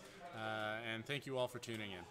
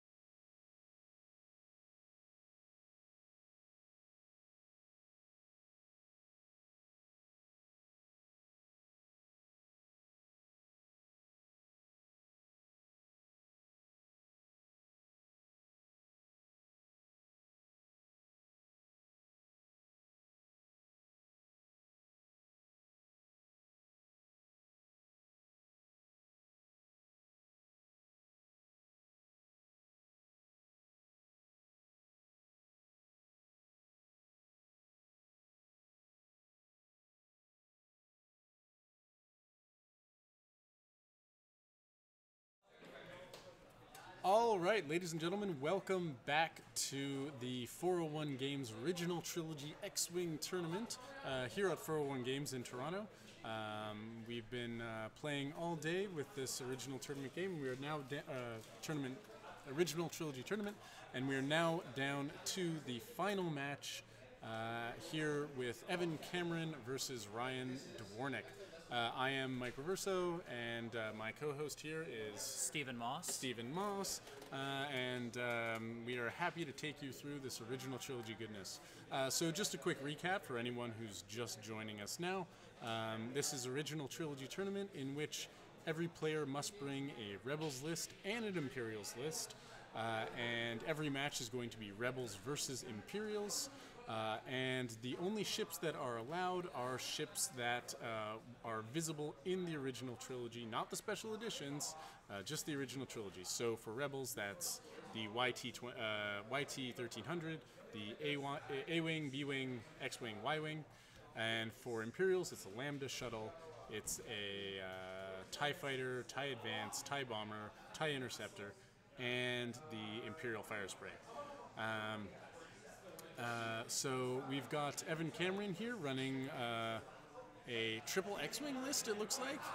I'm liking that. This is a goodie. Yeah, this is a fun one. We don't get to see much of this at all. So one thing that you should remember is that while it's original trilogy ships only, this is not like a Wave 3 tournament. So you are allowed using later upgrades. Which we can certainly see here. Yeah, which we can certainly see. For example, BB-8 Wedge. BB-8 Wedge is great. That I think is one of the biggest flaws of the T65 X-Wing. It has no repositioning. Yep. Adding BB-8 on there gives Wedge just enough to really do a little bit of arc dodging when needed. Yeah, this list has some punch too, right? So we've got Wedge, we've got West to strip tokens. The unfortunate thing is, West does have adaptability. So West is actually at PS9 here. Yep. So West shoots first, throws on a stress, strips some tokens, and ends up with giving Wedge an opportunity to take a shot at a tokenless, lowered agility ship. And then you have Biggs to keep them alive. Versus Ryan Dwornik, who is playing a very interesting list. So we've got a Vader with VI, ATC, engine upgrade, and title. VI is lucky here. That means he has 11. With or without initiative, he ends up going after Wedge, which is fantastic. Right, and then we also have Mauler Mythal with Snapshot. That's fun. Backstabber, and then an OGP with Palpapalps. Palpatine. Yep. So I think the first time we ran this tournament, we actually banned Palpatine along with TLT. Yep, and this is a ratted Palpatine. Yeah, but we did decide to keep Palpatine this time. What does... I'm never familiar with the ships and pilots. Which one? Mauler Mythal's an extra die at range 1. Yeah, both of the TIE fighters. So Mauler Mythal, when attacking at range 1, roll 1 additional die. So 4 dice at range 1. Shockingly punchy. If you leave it alone and you don't realize what Mauler Mythal's doing, very good TIE fighter, especially with Snapshot. Oh, and then Backstabber is very similar. When attacking from outside the defender's firing arc, 1 additional attack die. Yeah. So range 3 3 dice from any range as long as you're outside the arc. Which is solid. Actually, I like this list. Well, you start seeing Ryan already starting to split and run Backstabber wide. Which makes sense, right? I have a feeling he's going to want to loop around with Backstabber, start getting out of arc, and then just laying shots in.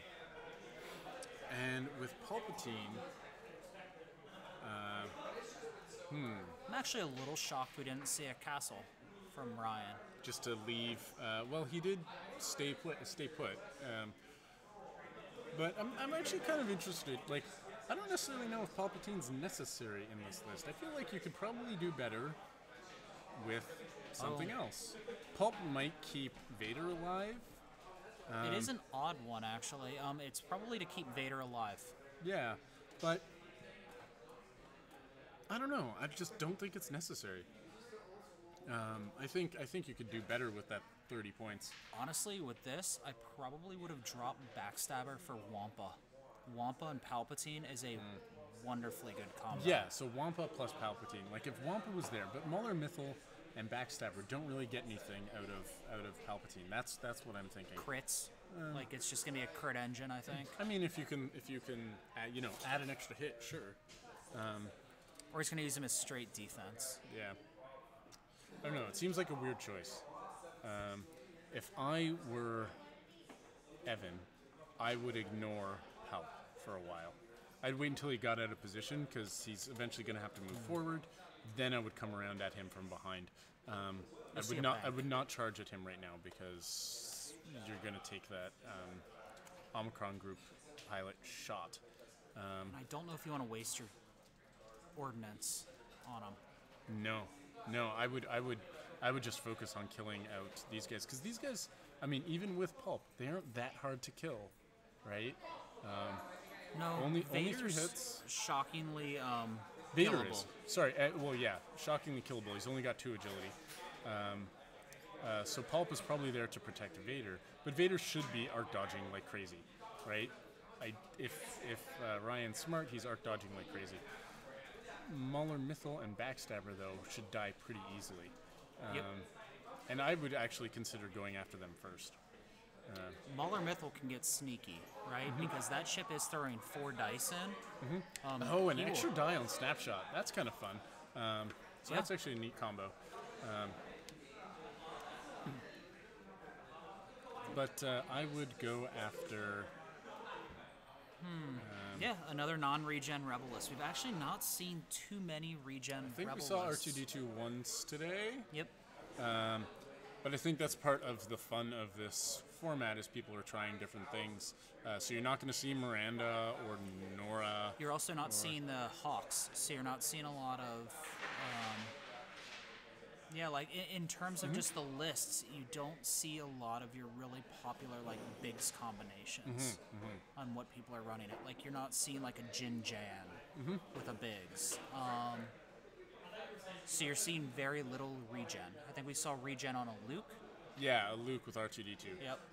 And that did not go well for that No, Luke. turns out you still can't park it at range 1 in front of a swarm. No, you've got to fly that carefully. So Omicron group is One now bank. going to end up 1 bank. Yep. Yeah. See, that I think was the odd choice by. If I were Evan, I would have taken my X-Wings a different way so as not to face that. Yeah, I just won forward to victory here. I don't actually know if I would or not. He's banking in. I think he might have to do that. Otherwise, he's going to really let... He does have bigs, so those this. imps get behind him. Yeah, this is the thing. You joust these TIE fighters, try and kill them off. If you can get a shot at Vader, take it, obviously. Wedge with BB-8 push the limit. He's got that 3-action trick going on here. Yep. You dial in green, you barrel roll, take an action, clear the stress. When you move, then you get another action. The thing is, the greens on the T-65 aren't that great. So We did. That chap. That Luke list we were talking about was actually Luke with R2. R2 and I forget exactly He was what VI'd. else. He was Right. really yeah, high. yeah. He was VI. And then Han R2D2. with VI and Chewbacca and 3PO. Chewie. With Chewbacca and 3PO. Old title, like a classic fat Han. Yeah. And he ended up facing a Vader plus a couple ties list. So Yeah. it was actually a very thematic match. It's a shame you missed it. I don't know if these are going to be up on YouTube at any point. I wouldn't put it past the VTTV guys to put these up on YouTube soon. So if they do, they'll be there, and you can check that out. I think it was round 3. Yep, 2 or 3. What we learned was that you cannot park Yeah. ships in front of us. Of TIE Swarm. A crack swarm. Yeah. That was just a really bad mistake by Yeah. the Rebel player. Ended up with Luke in a very bad position. Yeah. The other thing we found out was Crackshot wasn't around during the old fat Han days. Yeah. And Crackshot munched apart that Han very, very quickly. It took all of them to get it down, but it really put Han in a very uncomfortable position very, very quickly. for sure. Now, let's see what we got going on here. Okay. So, Yeah, the Force does not save you. now what's just a Wedge little. doing? I'm betting Wedge did a 1 bank, and if you barrel roll... Yeah, okay. So That'd if be you did a 1 interesting. bank... So barrel roll and then a 1 bank. Yeah, but then you're facing the wrong guy. I might actually barrel roll up, and then 1 bank behind The list. behind Biggs and Wes. This does keep Biggs a little further out front than you usually want to. Biggs is always nice to kind of have in the back. You want to make sure he's in range, though, right? Because if he's not in range... Although there's something... One round of out of range is not a bad idea. No, because he shoots the other guys, and then is forced to shoot Biggs the Yeah. turns after that.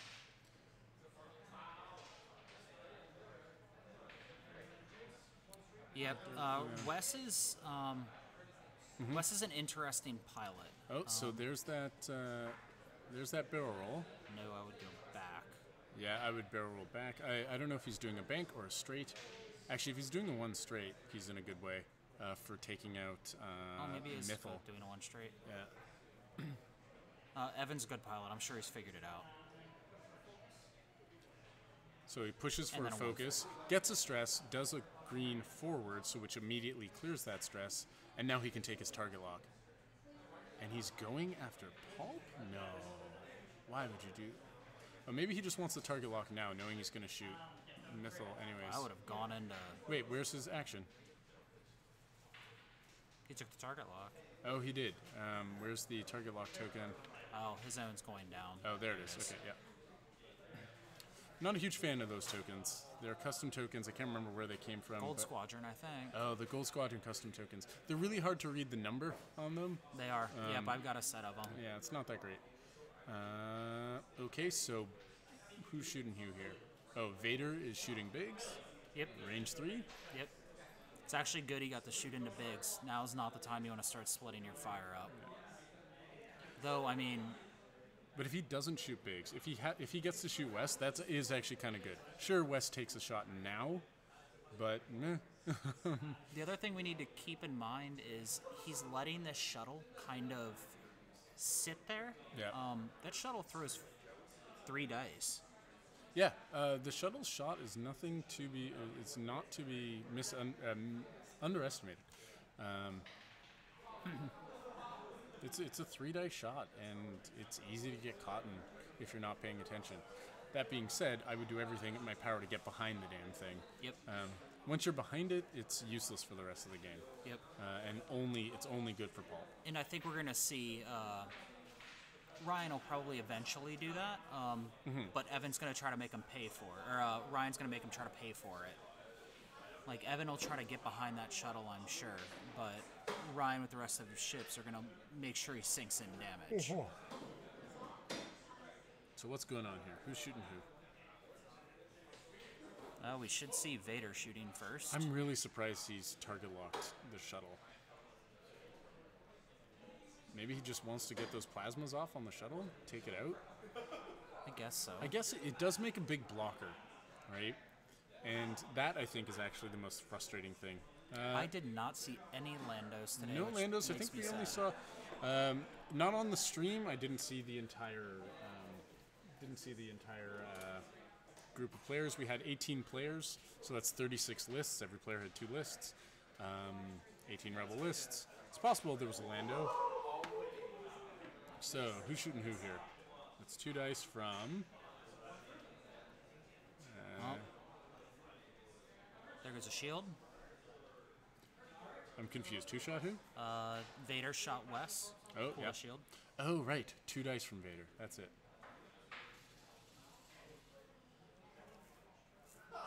So now we are shooting those plasma torps. This is Wes Yep. shooting plasma torps at.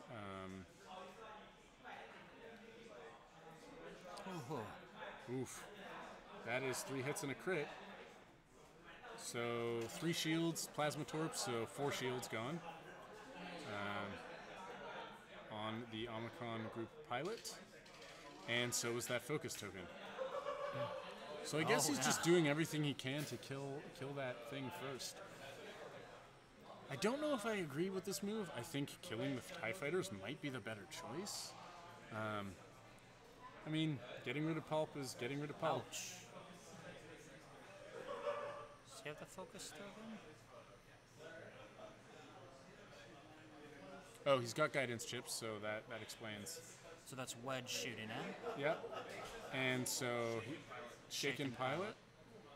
What was Shaken Pilot again? That's no straights? Yep. Or is it when you bump? Is that Stun Pilot? I always forget. Ouch, that hurts.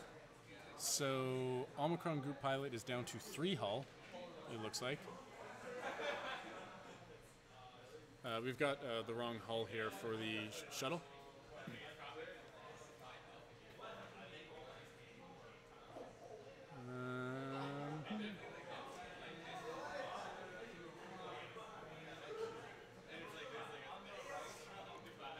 He's well placed behind that rock, which is nice. I do like Wedge with BB-8. I think I need to fly that more.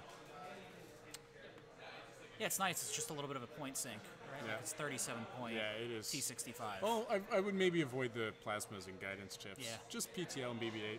Good combo. Integrated astromech. So you end up with less. So Vader shot west because Biggs was out of range for Vader. Just out of range. Yep. Yeah, it was just a range thing.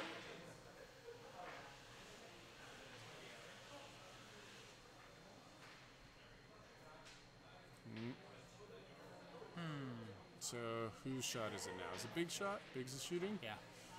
Yep. This is Biggs' shot. Who do you shoot? Do you shoot Vader? Do you try and kill Vader right now? No, I would pull Mauler Mythil. Yep. With West. Snapshot, I would try to pull Mauler Mythil. Take him off. Yeah, it's just going to be annoying for the rest of the game. Yeah. And Although Vader's sinking. So who got shot here? No damage.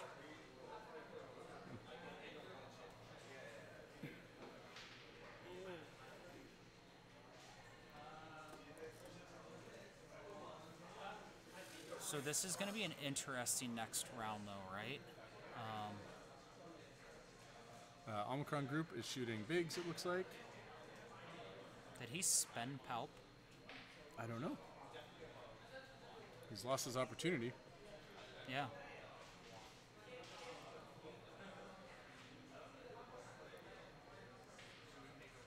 Does he have a token for Palp or something like that so we can tell when Palp's used? What you should do is lay out the die. If not, I have a token, but you should have something so we can track. But when if you Palp's lay out the used. die with the right face up, and then you just like switch it out, Yep. that way you know what they were calling. Because you have to use it before the shot. Anywho.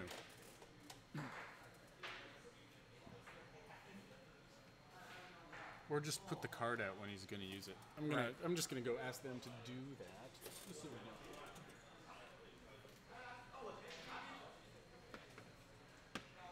Okay, so I'm kind of curious to see how Evan's gonna approach this now. He's gonna have to kind of decide whether he wants to let the shuttle run, or whether he wants to let these TIE fighters potentially get behind him. He does have a pulp token. He just forgot to use it in the first round. Womp womp. Womp womp.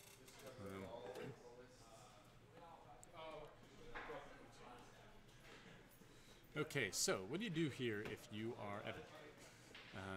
He's gonna have to decide whether he wants to turn towards that shuttle now, or whether he wants to let these TIE fighters potentially get behind him. Yeah, that's the thing, right? See, this is why I think you would rather go for the ties first. But you might as well kill the shuttle. Might as well finish it off, right? Yep. And so what I would do is I would let Wedge do that, right? BB-8, move, target lock, same like before. They both use their plasma torpedoes, so those can be marked off. Can we mark off plasma torps on the chips? Oh, he's got his headphones on. Whatever. So I would. So plasmas have been used, everybody. I would 2 straight, or actually just 1 straight with wedge, and BB-8, move forward, get my focus and target lock. You'd bank on wedge pulling the palp shuttle.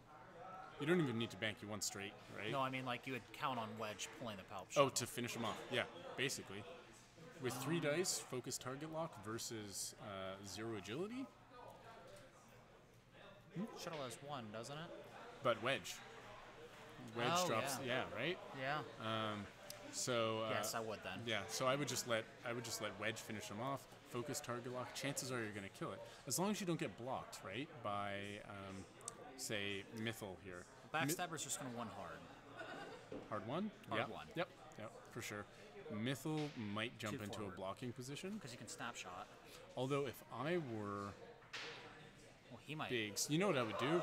Is I would take Biggs into a blocking position on Mythal. You'll take the snapshot, sure, whatever, right? But then Mythal can't go up to block wedge. Yep. Needs to start getting these. Ryan's going to need to start getting those target locks out on Vader so he can start laying damage in sooner rather than later. Because you can't R4D6 crits. True. You can only R4D6. So what he should probably do is count on his palp dying this Yeah. round, unless he. Well, we'll find out after he moves. Yeah. But call the crit on Vader, so he'll potentially be throwing out 2 crits then, Yeah. and try to line up a range 1. Yeah, I would just 1 bank with Vader. Just 1 bank. Yeah. You know. Anything else is too much of a commitment. And you've got engine and barrel roll, so you 1 bank One and bank's then fine. focus target lock, whatever, or boost if you need to. Yeah, I think 1 bank's a good call. Yeah, 1 bank, hard 1 from Backstabber, and I'm betting a 1 bank, maybe even a 2 straight from Mythal. Yep. You could do something like a 1 hard barrel roll back with Maul But Mythal. now the Omicron group pilot might be doing like a 2 bank, yeah, Going just for the to block. just to block everything, Yeah. right? But if he did a 1 straight with wedge and expected that block, he's still got plenty of room to barrel roll, do his 1 straight, and take out that shuttle. So I wonder if Maul Mythal then is going to be doing. Man, with the PSs actually, it's kind of tough because you may want to be thinking about doing a. Hard 2 for Biggs. That's interesting. So Biggs can actually finish off the shuttle. It's a nice call. Oh, you know what I'm hoping he's doing then with wedge? Oh, he just avoided the snapshot, it looks like. I'm hoping he's 1 banking towards the bottom of the screen here. So he barrel rolls, then 1 banks, and then he can just shoot at Vader or whoever. Yep. Nope, that's a 2 bank. So he's taking the long way around with Backstabber. Not a bad Interesting. idea. Well, that's a really nice 1 hard for next round. Yeah. Barrel roll gets into a very behind them position. Oops. Still, I think. The hard 1 would have been great though, right? Yep. Because hard I think 1, so. if he was facing the shuttle right now, like everyone else is going to be in there Yeah. in some way. I liked it. It's a good idea. It also lets you hard 1 again the next turn. Like you can really Yeah, kind and of then be just in the way. Yeah. Now what's Mythal doing? Is that a K turn? That looks red to me. That is a 4K. Which is gonna bump. I don't. Yeah, no, that was not a good choice. That is not bumping. Although. Oh, that, never mind. Yeah, he set up the point. Yeah. Yep. Ouch. That might block Wedge Yeah, from doing stuff. Well, no, but the thing is, Wedge with BB-8 still gets his action before his move, right? Yep. So this is not terrible. Wedge can barrel roll, do his bank. Barrel Barrel roll, roll focus, do his bank, right? Then he shoots the crap out of Vader? I guess so. It's an odd call. Actually, like, this is a weird turn. So who's he moving first, Wes or Wedge? Just a 1 straight. Oh boy, I wouldn't have done that. Ooh. Okay. Actually, no, it's not terrible. This thing's gonna die. The shuttle's Yes. gonna die. Thing is, he doesn't. He's allowing. Vader to really Yeah. play fire in. Because if he had barrel rolled and then one straight, he would have bumped into Mythil, sure. Although he actually might have bumped into Wedge. Or Wes, that is. So did Wes bump? I guess so. I guess Wes just was doing a one straight. And so Ryan just did a 5 forward with Vader. Yeah, just ran. Interesting. Surprised he didn't just one bank with Vader, and then if he needed to get out of arc, he could barrel roll. I guess he's just playing the long game here. I You guess so. boost. You barrel roll. Well, shuttle's super dead. Yeah.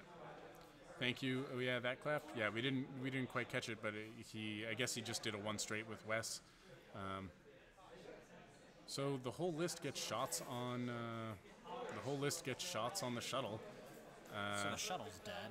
and the shuttle will die, and no other shots will happen here. I guess that's a good turn for the Rebels. That's an incredible turn for the Rebels. That's a super dead shuttle. Is that That is a blanked out focus. who was that shot? Oh, that was Wes. So Wes just rolled 4 focuses. Now this is Wedge, who's spending his target lock. Who just does 2 hits. So 2 damage on. Yeah, I think this is an odd. I agree. I think Ryan's moves were just a little different here. Yeah. He might have something he has in mind, though. So I don't know.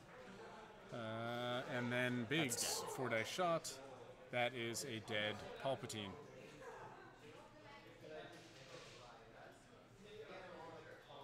Pew. All right. So that makes Evan's life so much easier for the rest of the game. I really don't. I don't know. I don't agree with many of Ryan's moves there. But again, it's always easier to plan from up here on the stream than it is down at the table. Right. This next round, I'd just turn the list around, to be honest. K turns for everybody. That's a little close to the edge. I think you could 4K with Biggs, no problem. I don't know if you necessarily need to turn around with Biggs. You could probably just do like a 1 bank or something like that, or a 2 bank. It just depends on if he wants to turn him around or not. So his problem here is going to be Vader. It's going to be easier to kill him now that Pulp's out of the way. Yep.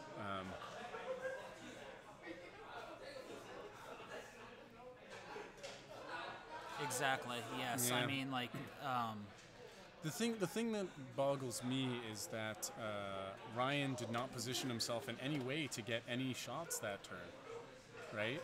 Like Backstabber could have hard won and had a range 1 shot at Vader could have shot, and if the thing is, like, Vader he could had have to pull shot, that yeah. shuttle. Yeah, Like- like he was going to do that anyway. So knowing he was going to do that, why not? Maximize your arcs. Yeah, get some shots off, right? Vader could have still had a shot and arc dodge that turn rather than being behind the whole list with no shot. It's a really, really weird choice. And I think it's going to make Ryan have a much harder time for the rest of the game. I think, yeah, I mean, a 3 bank wouldn't have been bad. From the shuttle, yeah. Honestly, probably would have done something like a 1 forward and just turned everything in and make maybe a 2 forward and let people Come to him. pick what direction you want to commit to, and then just put as many arcs in range 1 as you possibly can on his ships and say, kill my shuttle. So see, now Backstabber has to do a K turn when he could have been facing the right way this turn, right? Right. I don't. I mean, I probably would have missed the hard one. I'm not an Imperial flyer, so I Yeah, don't. the 1 I think would have been nice.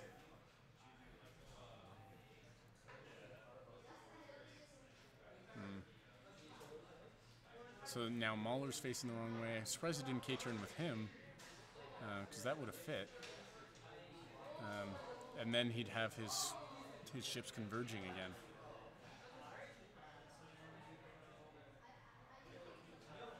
too hard for Vader. So we've got a 1 straight or 1 bank. We've got Wes doing his BB-8 barrel roll. The focus, probably, or target lock. Then he's doing 1 bank. Okay. Yeah. So Wes is just trying to get to a better position, just prepping for later. And then you focus just in case. Now Wes, 3 bank, just running. Yeah, But that's okay. I'm pretty sure he's out of range. Alive, you just, and now you can just turn around. Yeah. So next turn he turns around with all his ships. Yeah, because why not? And then just start 140 in it. Line yourself back up for a joust. Yeah. I don't know. I think K-turn Wes, K-turn Biggs, K-turn. I just think last turn Wedge. Ryan missed a huge opportunity to get some really good shots off, like some range 1 Vader shots. Yeah. Yeah. Or used Vader as almost bait, right? Yeah. Where it's like, hope they take a bad shot on Vader and not your shuttle. Yeah. Right. I don't know. But Evan kind of tipped his hat that he was gonna, tipped his hand that he was gonna go after Palp and made that a priority.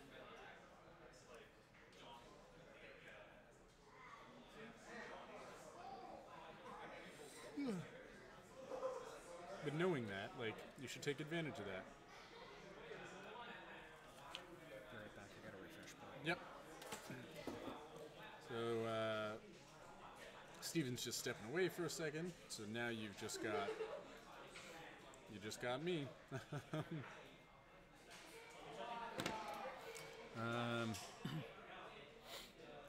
So once again, guys, this is on who? Oh, okay.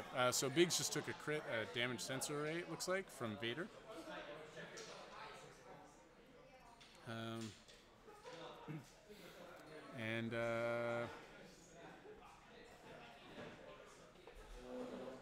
Yeah, and so and Evan not turning around this turn also seems like an odd choice, but c'est la vie. Where was I? Yeah, so I just wanted to remind you folks that this is the 401 Games Original Trilogy tournament here at 401 Games in Toronto, hosted by 401 Games and participated in by a lot of folks who are part of the Prototype Toronto League. Prototype Toronto League being the local league here in Toronto. We play at a lot of different game stores in Toronto, and the basic premise is that we play basically every season. You're supposed to play a bunch of games against a bunch of different players, and you're only allowed using each named pilot once per season. So you're forced to try out a bunch of different lists. Basically, the idea is that we like focusing people or forcing people to get creative, and rather than just playing, the next meta list over and over again. And so even this original trilogy tournament is in that same kind of spirit. By limiting the ships that are available to everyone, we're getting people trying different things that they wouldn't normally try, or that wouldn't necessarily fly in, say, a regional tournament or a store championship. So here we are with, all sorts of fun stuff, like a triple X-Wings list in our finals versus Darth Vader and a couple of TIE fighters. So it looks like dials are almost down. I think we're just waiting for Vader's dial. Now, I would probably just be K-turning with everybody here. Vader's going to have a hard time avoiding all those arcs, even with his boost and whatever else he's got going on. So I have a feeling Vader's getting shot this turn. Now, the question is, what do? Do you dive after Biggs, try to finish him off? It's possible, so if Biggs K-turns and Wes K-turns and Wedge K-turns, if Vader does like a 4 straight and boost to range 1 of Biggs, he might actually be able to kill Biggs and avoid all those shots. which might be worth it if he manages to just skirt past Wes's arc, I guess, in an effort to kill Biggs. So that's probably what I would do with Vader, is just dive forward towards Biggs. Now we've got Backstabber coming around again. Backstabber hasn't done much, unfortunately, this turn, or this game. Mythal's done barely anything. So I feel like Ryan just really isn't doing much with his TIE fighters. In turns when I thought he would turn around, he's waited, and so it's really taken his time to get those guys coming around. Like, Mythal should have K-turned the last turn. Alright, so we've got a K-turn from Wes as well, and I would not be surprised. Not on stream, no, I don't think so. So Iris is asking if any Y-Wings have made an appearance today, and I don't think so. I think it was just that one little exhibition game between Devin and, what was his name? Dave? No, I forget. I'm terrible with names. That was a fun fun thing, though. Oh, that's absolutely right. Mythal was stressed from the failed 4K. Thank you for reminding me. That's why Mythal didn't turn around the last turn. Y-Wings definitely have been around. They just weren't on stream. Yeah. Oh, so Vader's turning out, and Wedge decided to turn rather than 4K, which is interesting. So Vader was going after Wedge here. Why not? Why not? Had Wedge 4K'd, they'd be face to face, which Still don't have a shot. I mean, that's a tough choice, right? Do you take that face to face situation with Vader? No, now you do. Oh, yeah. See, I think a K-turn from Wedge would have been the better choice. Doesn't fit. Nope, barrel roll does not fit. Yeah.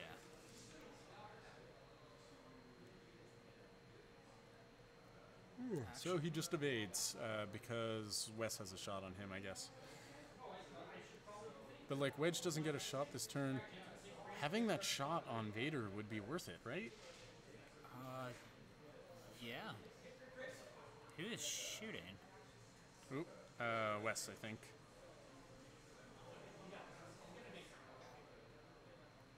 Oh. That was 3 hits. So he takes just 1 crit. So shield. Vader takes one shield gone. Yep. But it's a shame that because if Wes was facing, if Wedge was facing Vader too at range 1, I guess Vader probably wouldn't have boosted in. But having Wes and Wedge both shoot him on the same turn, that's a lost opportunity, right? I don't understand the hard 2 from Wedge. Also, I don't know if he triggered his R3A2. No, he didn't. With Wes. It looks like he did I would not. have tried to stress Vader. Yeah. Yeah, stressing Vader would be great. Because why not? Like, lock him down to what he has to for green moves. But then you've really locked Wes into just doing like a 1 straight next turn, or maybe a 1 bank or something. Which, I mean, all things considered, not a bad idea where he is right now. I think I would probably just 1 bank in the list. Yeah. But he'd have been double stressed. Yes. That's the thing. I agree. So he would have had no actions next turn. Tough choice. Yeah. Now So we are now do you starting to 4K see with this Wedge? list. No. Ooh. I would 4K with Wedge. Think So- now I would. 1 bank with 1 straight with Wes, or 1 bank. Now you really kind Actually, of you know what? No. Mythal. If he's doing that, screw that. You're hard 2 with you're hard 2ing with Wedge, Yeah. right? Because you're just grouping all 3 of them up, getting him next to Biggs again, Yes. right? Yeah. So I'm betting Wes is doing a 1 straight or a 2 straight. Maybe a 1 bank, but then he's just facing the rock. Let's see something. Yeah, here's a 3. So he's just hoping to get Mythal focused down.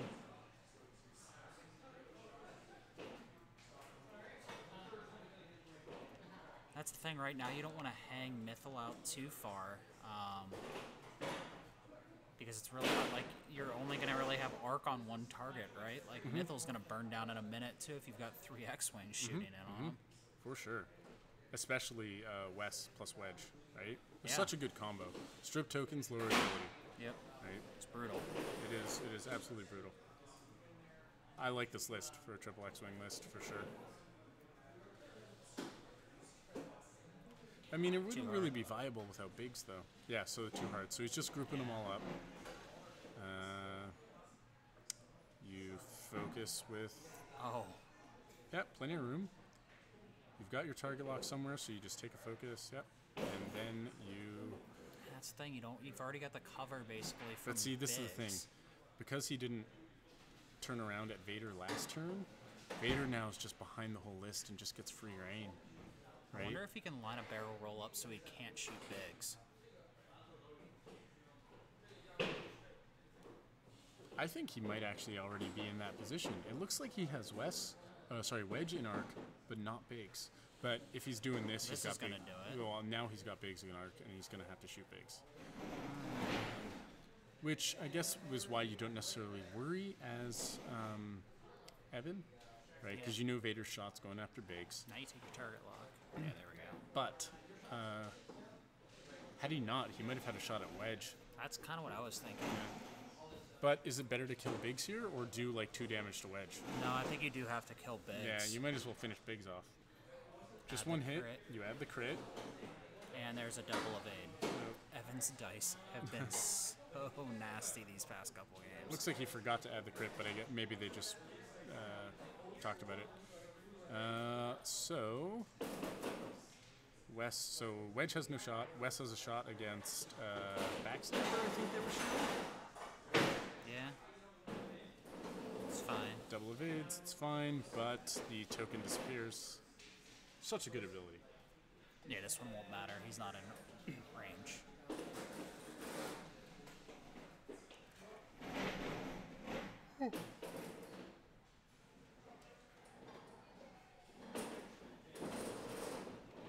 And Biggs has no shot.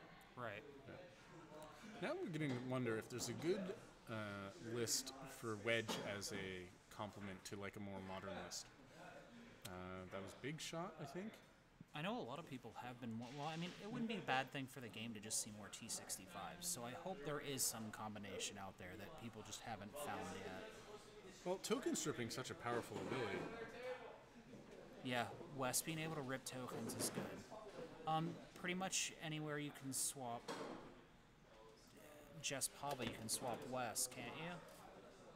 Wes is floating right around Jess Pava levels. No, Jess is cheaper, I think.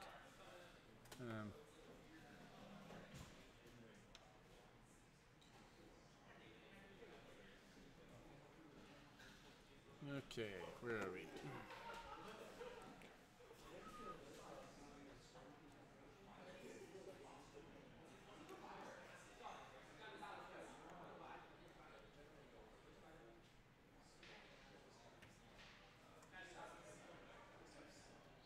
So, yeah, you're right. Jess is right around like 28 points with a little bit of stuff. Yeah.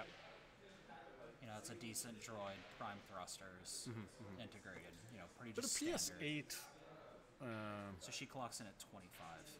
actually, if you take the torps off of Wes, put a cheaper, like even just BB-8 on Wes and PTL might actually be not a bad idea. Strip a whole bunch of tokens, have a bunch for defense. That's one of the nasty things is Wes for a T65, and that's just kind of a knock on most T65s in general. Is outside of bigs, they get expensive really fast, and the ship's just not that good. Like the T70's a fair amount better, Yeah. and I mean, it's reasonably more expensive too, but it is. if you find the problem is keeping them alive, right? That's the thing. Right. Those They just abilities are melt. great, but they melt unless you have bigs, and then you're got that guy who's playing bigs. All Which right, I think so if you're a rebel player, you just if you're not flying one of the evil ships from rebels, you're probably flying one of the other ones, or you're not winning a lot of games.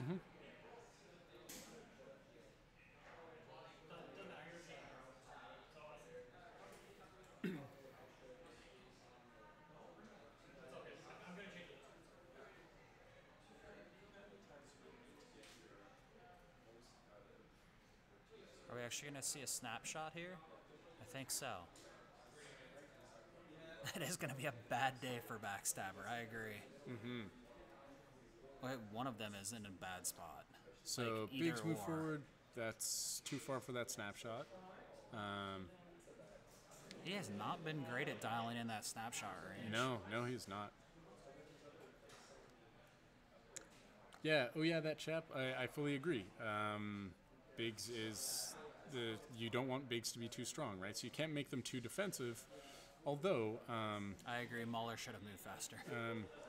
the thing about Biggs, like with the Azatuk and all that stuff, there's already so many things keeping him alive now.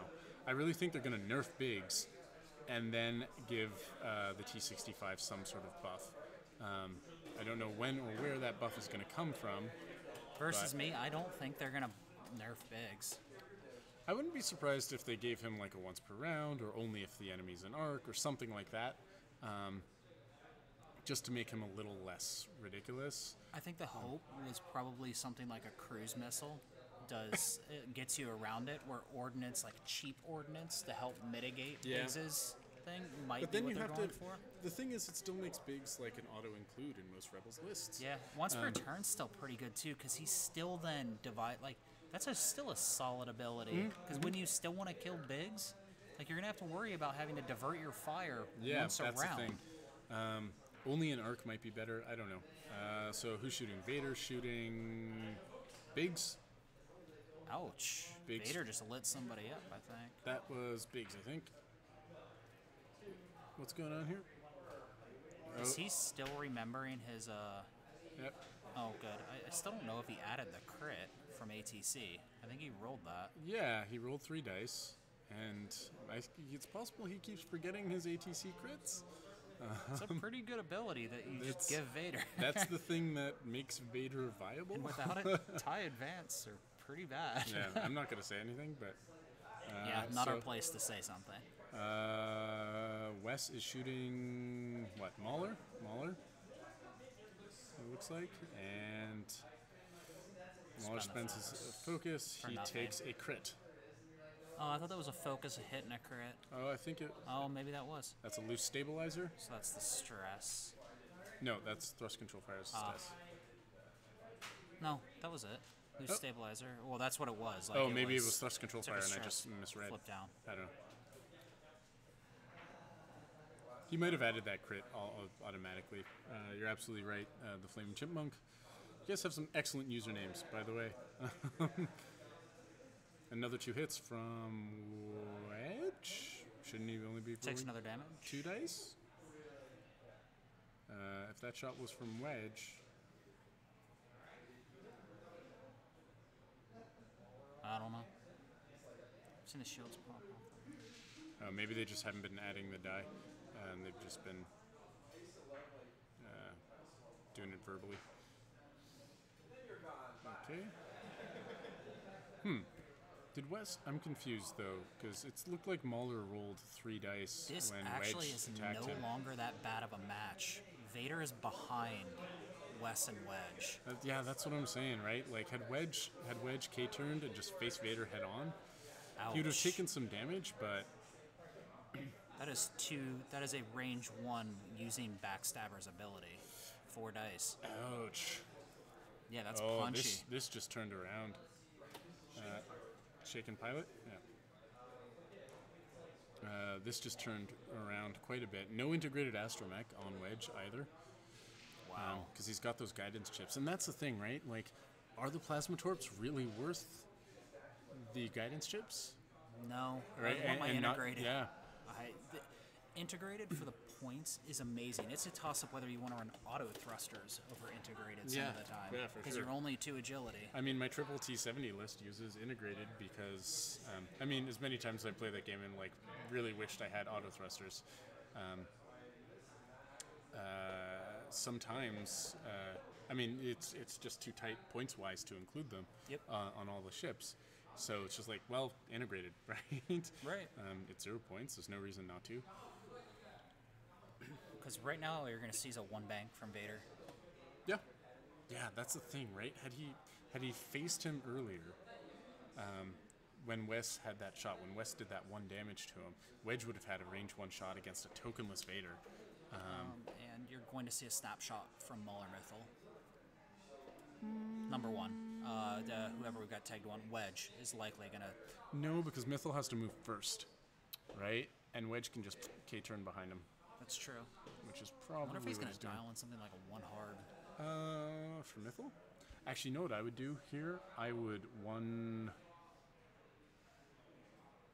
So if we're thinking Vader's one banking, I would one straight. I would one straight with Wedge, right? So you one straight. So you barrel roll towards the board edge and as far back as you can go. Then you do your one straight.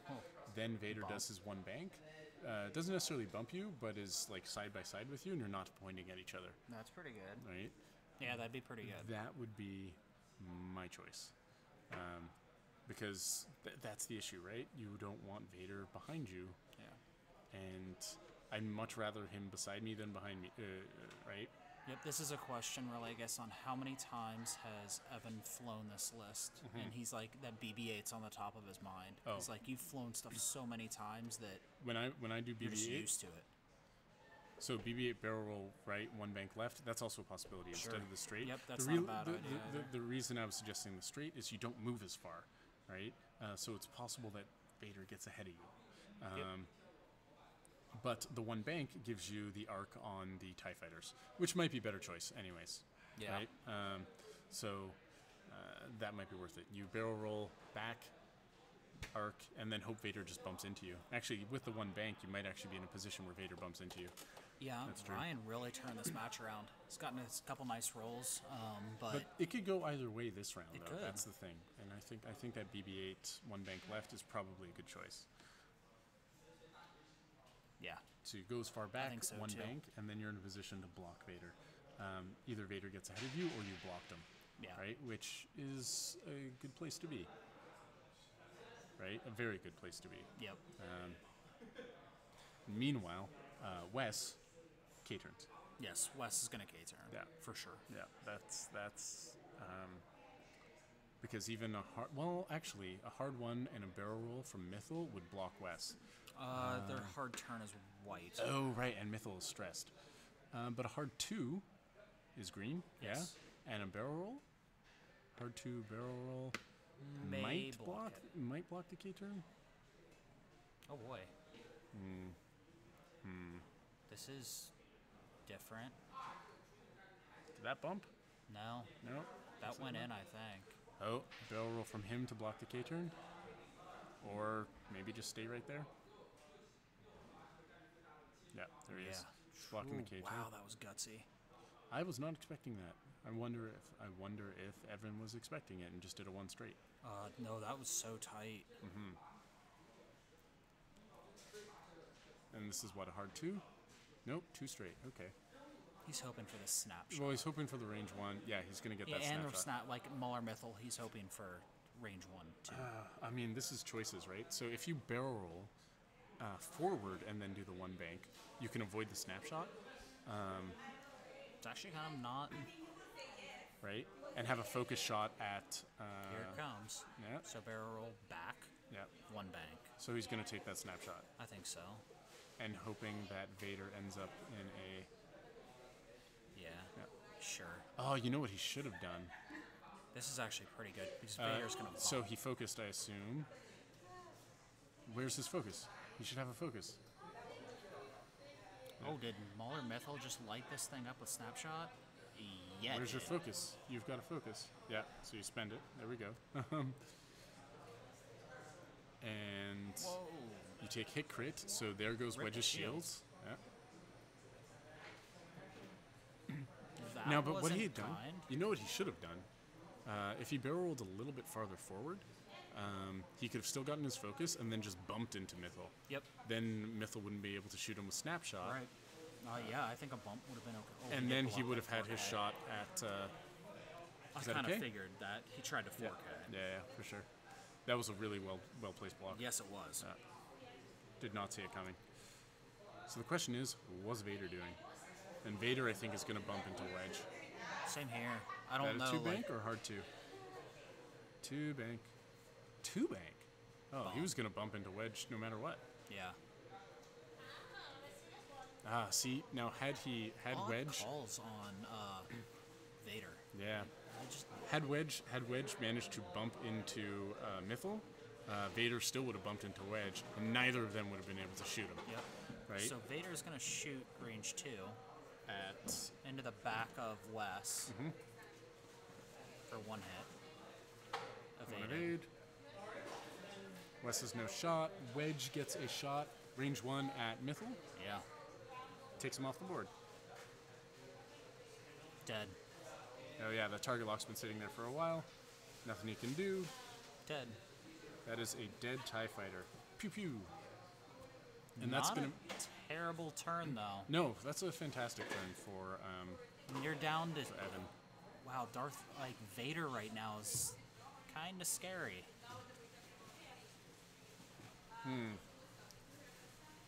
So again, you do the BB-8 one straight. So this is where you BB-8 one straight, Yeah. right? BB-8 towards the board edge, one straight, and then let Vader just end up in front of you. I would probably too hard here if I With were... Backstabber? With Backstabber. Yeah. You can always one hard back in. I'd Yeah. be trying to loop around close to that board edge right now, with the idea being that you can pull out with one hard. And the thing is if with Wedge BB-8ing back and having to move in to try to block Vader, you're going to give up your back flank, so Backstabber is going to roll those dice. But I mean, it depends on exactly where Backstabber hard one. No, hard I'd one. hard two. Hard two. Yeah. Okay. Yeah. Hard one would work too, but I think I would hard two, just to try to keep further, like try to get around that arc. Yeah. Yeah. But Vader's. But even if you'd done one bank, you would have bumped Vader. Yep. It's just a shame that Wedge didn't also bump Mythal. It's the question now. but if you Mythal just died want anyways. to really sink into Wes, Yeah. right? Because Wes is stressed and not facing the right direction. I think if I were Evan right now, I would move slow with Wes, like maybe do a 2 just to clear it, so you Clear get your stress? action. Yep. And then hope that Backstabber's gone the other way. Yeah, and to an extent, basically, then line up a really good shot for Wedge. Yeah. Onto Vader. So if he's going to go after Wes and probably kill Wes, you might kill Vader. Vader's such a good arc dodger here, though. This is a tough choice. 4K. It's tough for me to tell how good the There's plenty what of room the to do a arc K turn is. there. That's actually not a terrible idea for Vader. 4K would be pretty good. Pretty good. So there's that hard. Nope, hard one. Okay. Yeah. Just prepping for Wedge to be there. So yeah, I would just wedge one straight right into Backstabber. Yeah. Because Vader hard turns. So Wes just one banks. There's Yeah. a stress. Because Wes is going to 2 hard the next round. Takes a focus. Well, let's see what happens, right? Yeah, I'm so curious. 4K would be not bad. Although the barrel roll one straight might actually block it. If he does. He's not barrel rolling. Oh, okay. You know what? He's going after that TIE fighter? Good choice. Because again, Vader's either going to bump into him or go past him. I don't know if that actually will block anymore. They're not. They weren't parallel or perpendicular. No. Vader will bump into him if he banks, is what I'm saying, right? So if Vader banks 1 or 2, he'll bump into Wedge. If he's going straight, he'll miss Wedge. 2-4 barrel roll back might still be okay. Does it have a 1 forward? No, it has a. Nope. That's a bump. Huh. That is. That is an actionless Vader, and you have no shot on him. Oh no. And it's also shooting into the back of Wes. But with no tokens, that's Right. just 2 naked dice. Yeah, That is the best. that's true. That's about as good as it's gonna get. That is the best Evan could have hoped for. So Backstabber's going to take a range. So sorry, 1. first Vader's going to shoot range 2 into Wes. Blanks. Whatever. Yeah, Yep. happens. That's why you have modifiers. Yep. And now Wedge is going to shoot Backstabber. 4 dice. Focus for 3 hits and a crit. That's, yeah. And he only has 2 dice. Takes 2. So he takes hit crit. That could still kill him. Yep. If we get a direct hit or a major hull breach. Hit, and what do we got? There's a good chance of a direct hit here. 7 and a 33.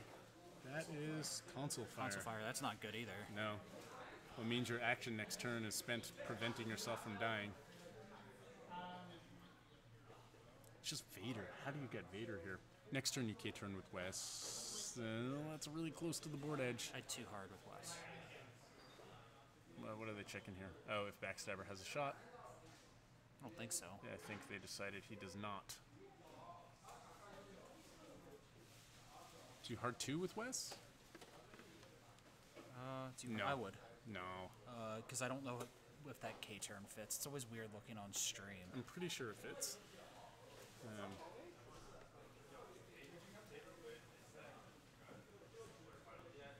Pretty sure it fits. And then as for Then yeah, Wedge... K-turn. Wedge? K-turn? No. No. I would K-turn with Wes. Wedge? Is Wedge stressed? Yes. Oh, he PTL'd last turn, didn't he? But without the barrel roll, which means his options are limited this turn. He doesn't get a barrel roll this turn. So I just won bank with Wes. I would too. Oh, Yeah, I'd sorry, go for with the Wedge. block. You can potentially just block everything. Yeah, Wedge is stressed from PTL. So that's the trap with BB-8 push the limit combo is sometimes you've got to PTL without using BB-8. Does 3K fit for Backstabber? Yeah. Oh yeah.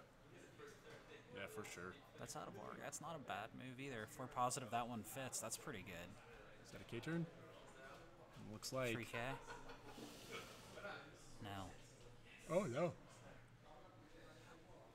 I obviously maneuver very different than Ryan. It's the one thing I get. I can't predict I'm not predicting his he's his doing moves. at all. Oh right, console fire. Can't forget Oh, console fire. that's true. Yep. Sorry. He just bumped. But he bumped, so he still gets no action. I guess he was hoping not to bump. Okay, so West just runs. Just a 1 straight from Wedge, which is smart because Vader's just going to bump into him, right? There's no combination of moves here that gets Vader not bumping in or has arc on Wedge, I think. Now you take a target lock on Vader, because why not? Yeah, in case Vader went really aggressive.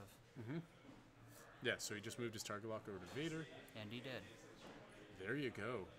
Good call, Evan. Now, Vader could barrel roll out of that situation, I think. Yes, he could. Yeah. What I might actually consider is just barrel roll boost so that you're as close to Wes as possible. And who cares about avoiding Wedge's arc? Kill Wes, right? Right, you've got shields right now. Yeah, you've got a shield. But see, barrel rolling this way and back, you're out of arc. Maybe. Yeah, I think okay. so. So just focus. Yeah, I think he's fine. Yeah, or a target lock, actually, Yeah. not focus, because you want that ATC shenanigans. So, Vader shooting. Hit, add a crit for... So a You crit see, I goes think the through. crit's on the side there. I think they put the die there. So, a crit hits Wes. Structural damage. PS0. Yeah. Oh, Evan's dice are hot though, man. Like Yeah. 2 natty evades. So, no shot for Biggs, or for Wedge, that is. I keep getting the names mixed up. Yep. This is what you needed. That 1 straight was definitely the right choice. Problem is Vader can keep dodging these arcs, right? So, what do you do this turn? You BB-8, because you can this turn. BB-8 back and 1 bank, right? Yeah. And then Vader either ends up pointing at the corner with nothing to shoot at, or ends up in your arc. Yep. Although Vader could K-turn to come at you. Sure could, but he's not going to. No, he's Vader's not going to gonna. hunt down and kill Wes. I'm kind of surprised that West didn't K-turn. To try for range 1. For Vader, I'm not sure if they rolled for console or not. They're kind of keeping its and bits a little out of our camera range. yeah. I'm not sure. Well, he's still alive, so we'll assume they did. That's still showing up though for me, so I don't think so. Well, yeah, they need to pay attention to these crits. Yeah. As for why Vader didn't barrel roll forward to get for range 1, then he would have gotten shot by Wedge. So that's a tough choice. Do you let yourself get shot by Wedge? Oh, that was ballsy. A one bank from 4K. Vader is going to Decimate really Wedge? Yeah. decimate Wedge. But what did Vader do? 2 bank. That's a bump. That is a bump. Well placed, sir. Good call. Yeah, Yes. Wes got the PS0 crit last turn. The other thing, though, right now we have to remember, though, Vader still has his target lock, so he's still guaranteed a crit. Yeah, Wes is boned. At a crit. He's dead. Yep, he takes a crit, and Did you just roll dies. another set of 2 evades? Yep, he did. Okay. Man. Those dice have been hot, yeah.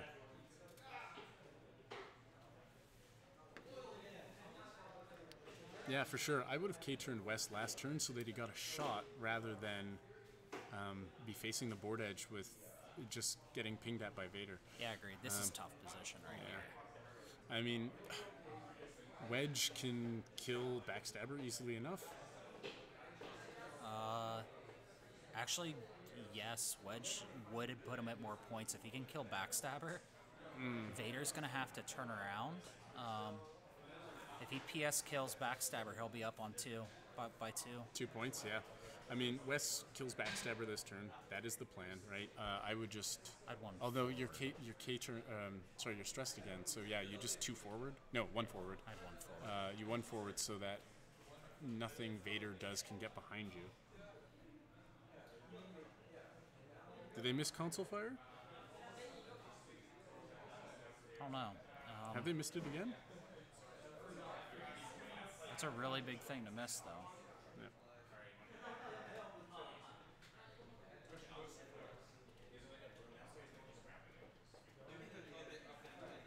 I'll go double check.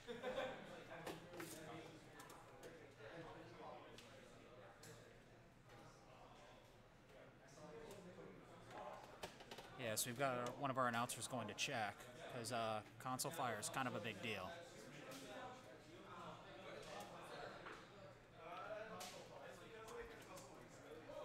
He's dead.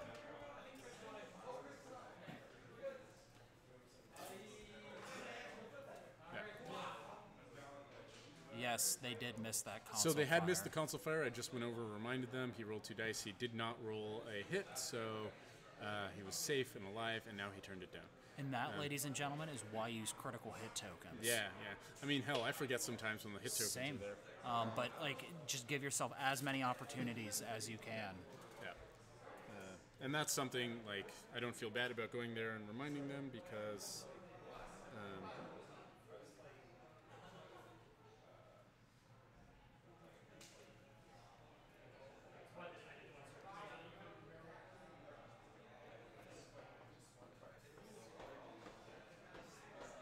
So we're going to see Backstabber likely die.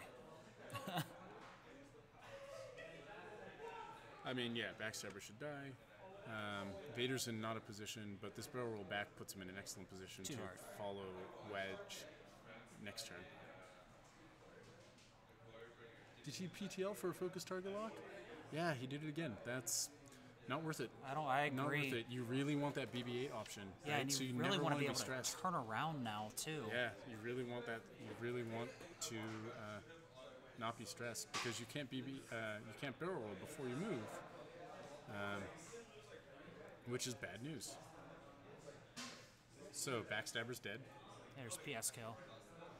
Oh, yeah, you're right. I don't like that. That just wasn't necessary. I guess it gave you a sure thing, which is what he was really going for. 'cause Yeah, that you don't is want to it. take the shot from Backstabber, obviously, but now, like Vader's gonna like hard 2? He's just going to hard 2. Yeah, Vader's gonna hard 2, and I'd then has book it with boosts. a hard 4, or like get out 4 of there. Yeah, The problem is, yeah, that's the No, thing. No I don't green think maneuver, so. but you really want to clear that stress, which is why that that PTL last turn wasn't really worth it, because now, oh no, that's no. Yeah, he's boned, right? He clears his stress, but he doesn't get to barrel roll. He doesn't get. He I only would have gets to focus. I wouldn't have tried to clear stress that round. Yeah. Would have gone for maybe like a 3 hard and try to duck back into the rocks. And then, but then Vader just boosts this turn, and then next turn it's the same thing, right? So like, yeah, he's really not in a good space, and he's gonna take this beating, right? With only 3 hull. And Yeah. no integrated. Like he could lose this turn, very much. Ouch. Had a Ooh, crit. that's not bad. You add a crit, and you evade, and you're safe. So thank God for that. Takes a crit. Thrust control. Stressed, flip Oh it down. no. Ouch. Oh no. 1 forward actually. Oh, wait, did he have focus and target lock? Was the target lock Yes. there from last turn? Yeah. Oh, okay, that makes sense. So what do? You one forward. Yeah, you 1 forward, but you're stressed. So 1 bank. no, but so No, here's you what one here's what I do with Vader, right? So if Wedge 1 forwards, right? That's what I would assume Wedge is doing. I just hard 1 with Vader and then barrel roll behind him, right? It's the only way to stay behind him, and I'm pretty sure that would work. Yeah, I think so too. Yeah.